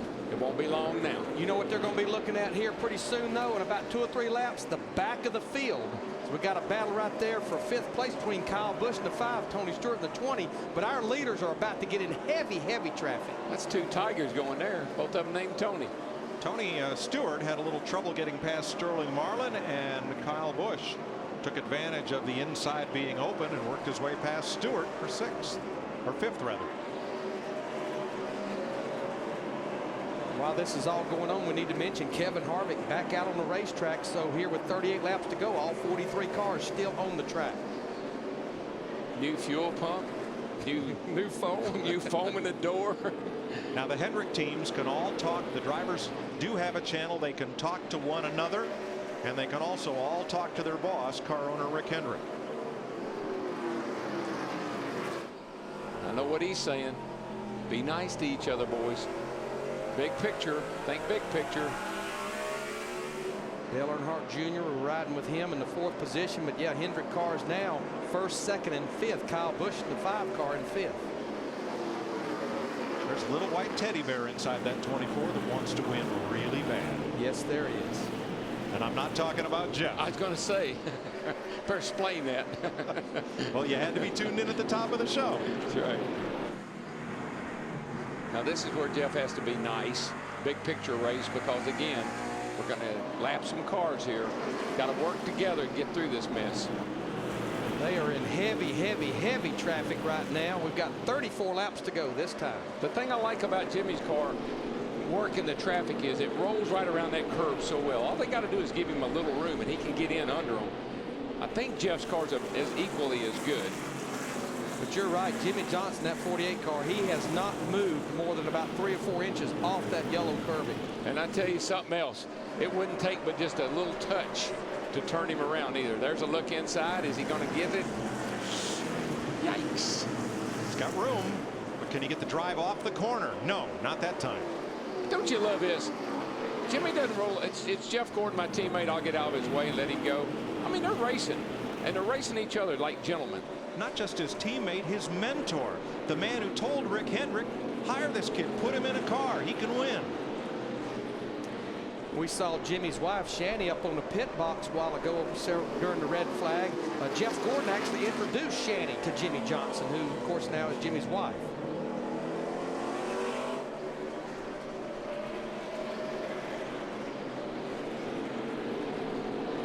"32 laps to go. That grandfather clock is ticking away." That's it. Nice and straight off the corner. These two guys have had a little bit of a run-in a time or two. There's another one. Montoya. It's a tight group right there. Looks like Montoya's got the best of them, though. It's a battle for 15th between these 3 guys, all still on the lead lap. And the battle for rookie of the race is Montoya and David Reagan, the next car in front of him. And he's closing in on him, too. Montoya seems to be closing in a little bit. I like this battle up front, though. These guys, I have so much respect for both of them. How they race people, how they race each other. Rick Hendrick, a great operation, man. David Gilliland slow on the inside of the racetrack, but out of the way of traffic. And on the outside of the track, Truex is slow. Had a problem earlier in his #1 car. Gilliland goes to the garage, and Truex will make it to the pits. No problem there. Darrell, just watching our 2 guys up front, looks like Gordon gets down into the corner better. Johnson can get off the corner better in the 48 car. Double wide traffic ahead. Here goes Gordon to the inside. Boy, Jimmy didn't cut him any slack. Nope, they bumped. Gordon's car wouldn't cut. Jimmy come right down in front of Jeff because he knew he had to take that line away from him. He gave him a little bump right there down in 1 and 2 that time, but actually it hurt the momentum of the 24 car. That's kind of like saying, hey, dude, you cut me off back there. You know, don't do that again. Spin, Yaley in the wall, turn 1. And the caution is out. And a fine race by J.J. Yaley is going to end at least 1 lap down. It's funny how we had the 38, the 1, the 18, all at once. And it sounds like a brake-related issue of some kind. He said it wouldn't turn, like a brake issue. Very similar to what we heard out of Jeff Gordon earlier in the race. Oh, that. Whoa. Not sure about, right around on it. Looks like it might have locked up the brakes, possibly.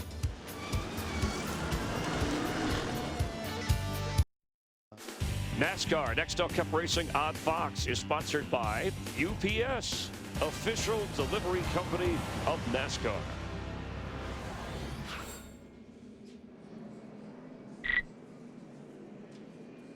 Nextel helps NASCAR and NASCAR fans get things done. How about our Nextel getting it done call of the race?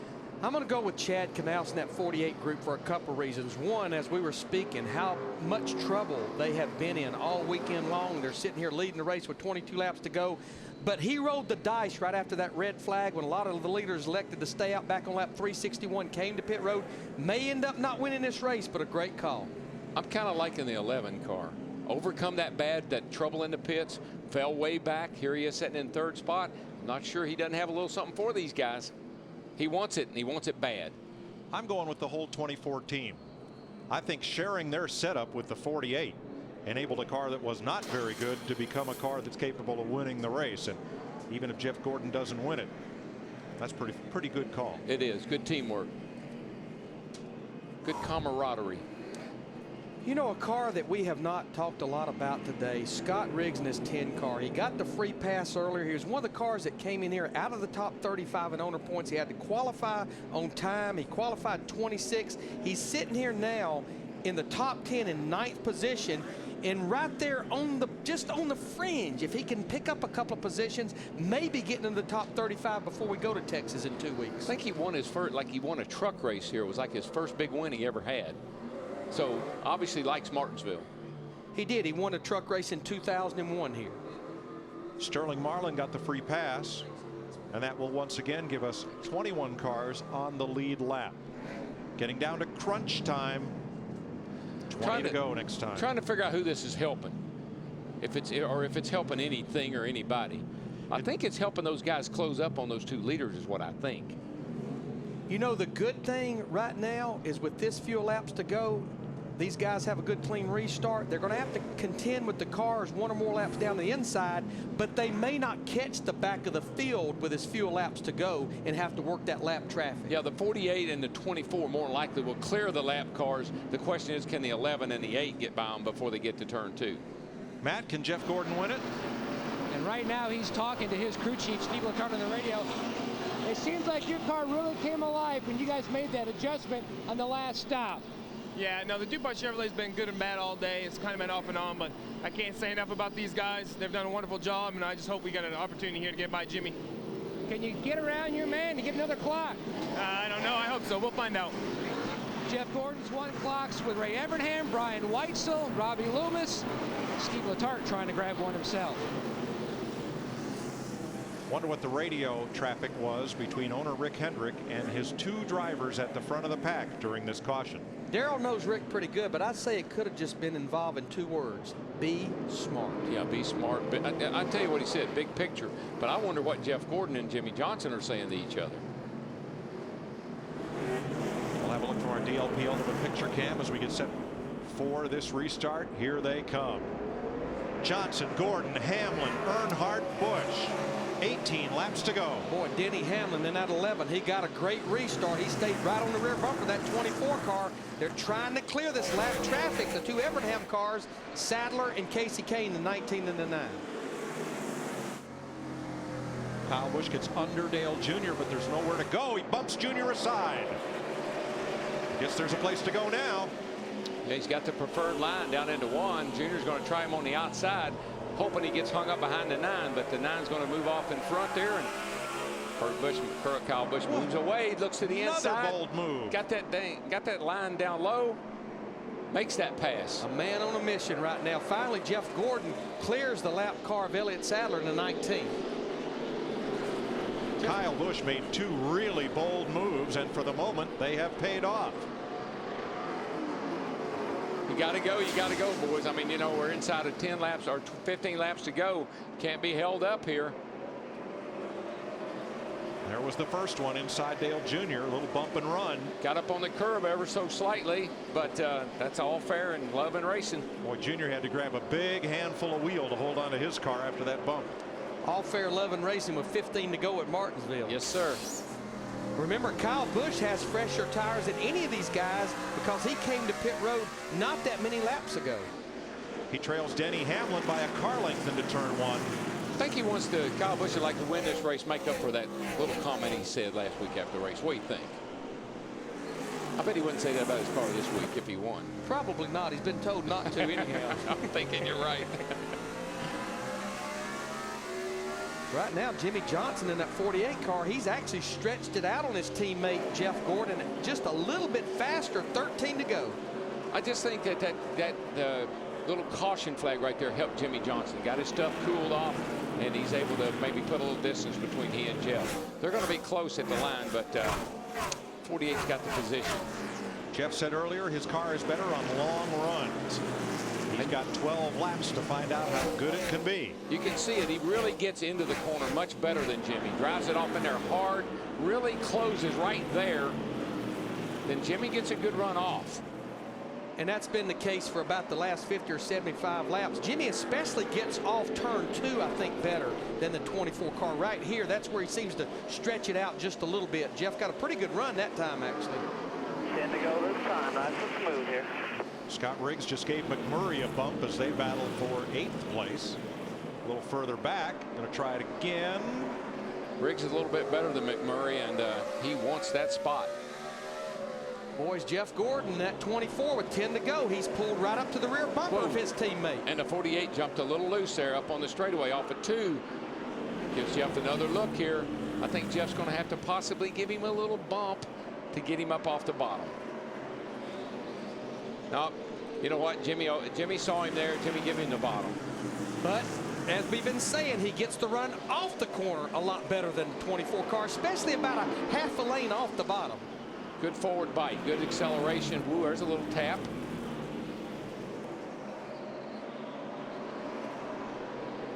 Seems like down here getting in, he's going to give him that kind of dime in the corner. Didn't work for him that time, lost a little ground. I think, Darrell, to pass Jimmy Johnson, Gordon is going to have to move him out of the way. I think you're right. He's going to have to give him a little bit of a bump to get him wiggling and get him up out of the bottom. 7 to go this time. Riggs did complete the pass on McMurray. That was for 8th place. This could be it right there, right there. He's got to get to him, though. Yeah, well, those are little bumps that are just aggravating Jimmy and really trying to break his concentration.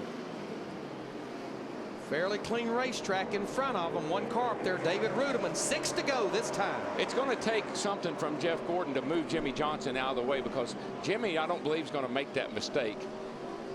Jeff took a little different line that time in 1 and 2. Came in high, took a late apex. He's diming in the corner. He's trying to get a nose under Jimmy because Jimmy is so good on the very bottom. I think Jeff knows he's got to get a nose up under him to get him out of there. There you see the 2 head coaches, the 2 crew chiefs, Steve Letard on the left, Chad Knaus on the right. Whoa, they know there's not another thing they can do now. Jimmy made a good 1 and 2 that time. Got a car length on Jeff down the back. Jeff closes back in hard, getting in the corner. Again, he's trying to do that diamond thing, get the thing up the hill just a little bit, get nice momentum off. This is it. He's going to go for it right here. He'll look to the inside, going into turn 1, 4 to go. He's got room. See what happens here, though. On the exit, the 48 gets that good run. He'll win the drag race back down the backstretch. If that was anybody else, Jeff Gordon would have come up right there. But there it is, bump, bump. I think he's going to do it this time. He lost his momentum, though. No, Jimmy Johnson come down on him. He said, "You're not going to bump me out of the way. I'm your teammate." 3 to go. Teammates battling for the win and the clock and the bonus points at Martinsville. I tell you what Jeff Gordon's going to do. He's going to do that same move coming to get the white flag. Jeff Gordon says on the radio, he's giving me no choice. And he isn't. Jimmy's doing everything he can to keep him back there. Jeff's going to have to move him if he wants to win this race. Don't wreck him, just move him. It'll be the white flag when they come back to the line. I believe if he's got anything for him, we'll see it off of turn 4. Right, he can't get to him in turn 2, Darrell. White flag, but no surrender. One more good one here, bud. It's the last lap. This is it. He's going to look under him there. Jimmy got a little bit off. He had to get out of the gas a little bit. The hitch should be ready for it. Here we go. He's going to move him. He's going to move him. He's going to move him. Here comes the Gordon. inside. He's got the inside. They touch once, twice. Drag race.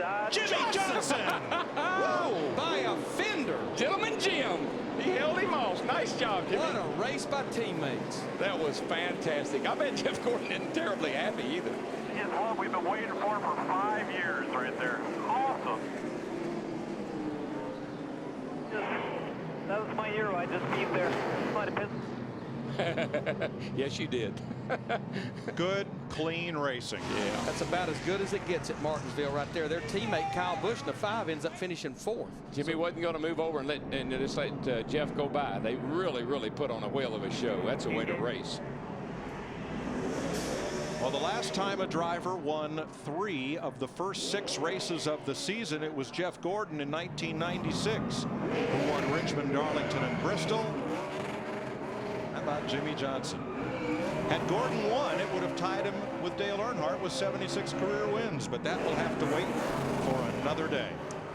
Mike, you talked about those 3 wins. Just remember, we talked about this a little while ago. Jimmy Johnson makes the chase. That gives him 30 bonus points already going into those final 10 races. You just have to have so much admiration and respect for that whole crowd, man. I mean, just think the shape they were in yesterday. Congratulations to Chevy driver Jimmy Johnson, winner today from Chevy, an American Revolution.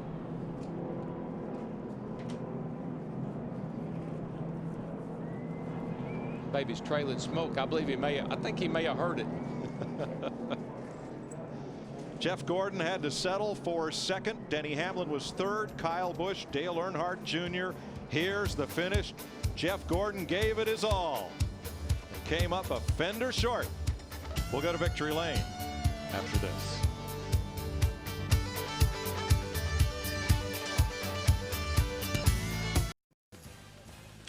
Welcome back to Martinsville Speedway, where the clock chimes for number 48. Oh, what a great day, and what a great race by this crowd. Great day for Hendrick Motorsports. I want to give a call to our 2 rookies, David Reagan, Juan Pablo Montoya. Finished up there in the top 16, ran all 500 laps of this race. What a great side-by-side finish as Hendrick Motorsports wins its 7th of the last 9 Martinsville races. Steve Burns is in victory lane. And Mike, Jimmy Johnson climbs out of the race car, his 26th NASCAR Nextel Cup victory.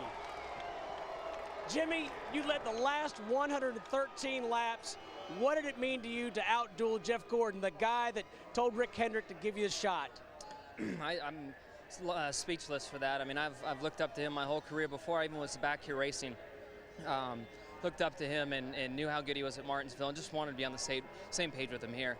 And have a duel like that at the end, that was probably the hardest driving I've ever done. And then to have my bumper beat off by my teammate and in a way that didn't jeopardize either one of us was really a class act by Jeff, and just great preparation from this race team to give us 2 cars to go out there and fight for the win like this. Jimmy, how did you plan your defense of that racetrack? He was so close to you for the final laps.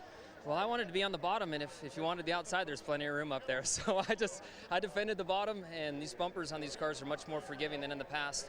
I gave him the inside lane a few times. He had, I could see him coming, and I didn't want to squeeze him and run him up on the curb, so I left him the inside lane. But coming down to the checkered flag, he gave me a shot in 3 and 4, and at that point, I just turned left and crowded him and tried beating him back to the start-finish line. Congratulations on a thrilling victory. Thank you, buddy. Thank you. Matt? A top 5 last week at Bristol, a 2nd place finish here at Martinsville.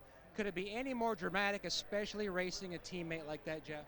Yeah, I mean, that was an awesome race. We had an awesome car, the DuPont Impala. And, I mean, the only way I could get by him was to wreck him, and he's my teammate. And I tell you what, it's going to be some interesting racing going forward because he blocked me really bad. I thought that, I thought I had, a chance at him a couple of times. He shut the door pretty good. But, I'm real proud of Hendrick Motorsports 1, 2, 3, I believe. And, like I said, I'm not going to wreck a guy to win a race. I tried to move him. With these cars, it's tough to do, and he did exactly what he should have done. So, I'm happy for Jimmy, happy for Hendrick that they won the race. But, I'm really disappointed that we didn't because I felt like we should have. Jeff Gordon, second at Martinsville.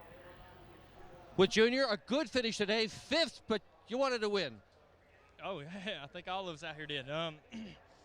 We had a great car. I want to thank my crew. I'm frustrated that we didn't finish as well as we led a lot of laps here, but we didn't have the car there at the end. Hendricks Motorsports and Denny and them guys, they had great cars. Congratulations to them, and we'll take it. But, we're tired of running so good here and not winning. We'd like to really get a win here, but, if we stay patient, our day will come. Debris in your eye. Well, we documented how badly Denny Hamlin wanted to win this race. Denny, you had to settle for 3rd. Is that good enough? And how hard were you driving those last 18 laps? As hard as I could go. It's just the 19 kind of raced the 24 and I harder than what I hoped. But it was a good race. Those guys started coming back to me late in the run, but I just couldn't run with them on the short go when we got caught on the outside of the 19. So one of those deals. We came up short again, and hopefully we'll get them in October. All right, thanks, Krista. So an emotional Jeff Gordon. He blocked me badly. Happy for his Hendrick teammate, Jeff Hammond. If it's anybody else, does Jeff Gordon wreck Jimmy Johnson or that guy in front of him? Well, I think Jeff Gordon wins the race today if it wasn't his teammate. Again, I think he did everything he could short of turning him around because Jimmy's too good. He knew it was coming. He blocked him the right way. And then Jeff, like I say, he did not finish him off. He pushed, but he didn't take him out. Anybody else, he'd have been around. Official margin of victory, 0.19 seconds. It was that close, and we know that Jimmy Johnson did hold off his teammate, Jeff Gordon. As you check out the standings, Jeff Gordon remains the point standings overall. We head to the Easter break in the Texas in 2 weeks. Jeff Gordon, your points leader, followed by Jeff Burton and Jimmy Johnson up to 3rd. Remember, Mark Martin didn't race in this race. He'll be back in a couple of weeks. He was the points leader. Dale Earnhardt Jr. up to 11th after flirting with a possible victory here. Well, right now, Chris, all I can say is you look the rest of the points run down as far as when we go to Texas right now, the guys will be going from the COT car back to the car they've been running with all year long. You want to call it yesterday's car, that's what they have in Texas. It'll be fast at Texas. They'll be back to coil binding. Totally different package when we get to Texas. Talk about who has the car tomorrow figured out. Well, Hendrick Motorsports has won the 2 races with Kyle Busch. And just to confirm, as you heard Jeff Gordon refer, it was actually Hendrick 1, 2, and 4. Denny Hamlin winding up 3rd for Joe Gibbs Racing. But Hendrick Motorsports, they won the last 3 races, 2 by Johnson and, of course, Kyle Busch. And tomorrow would have been the 27-year-old birthday of Rick Hendrick's son, who, remember, died in a plane crash here in Virginia back in October of 2004 on his way coming to this racetrack in Martinsville.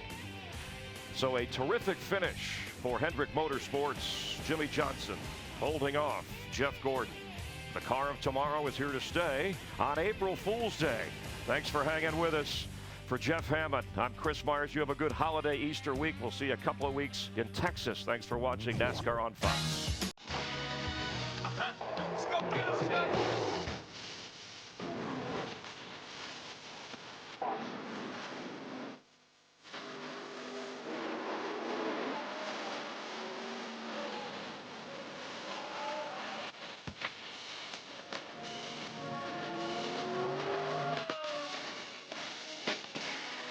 Show me what you got, buddy. This is it.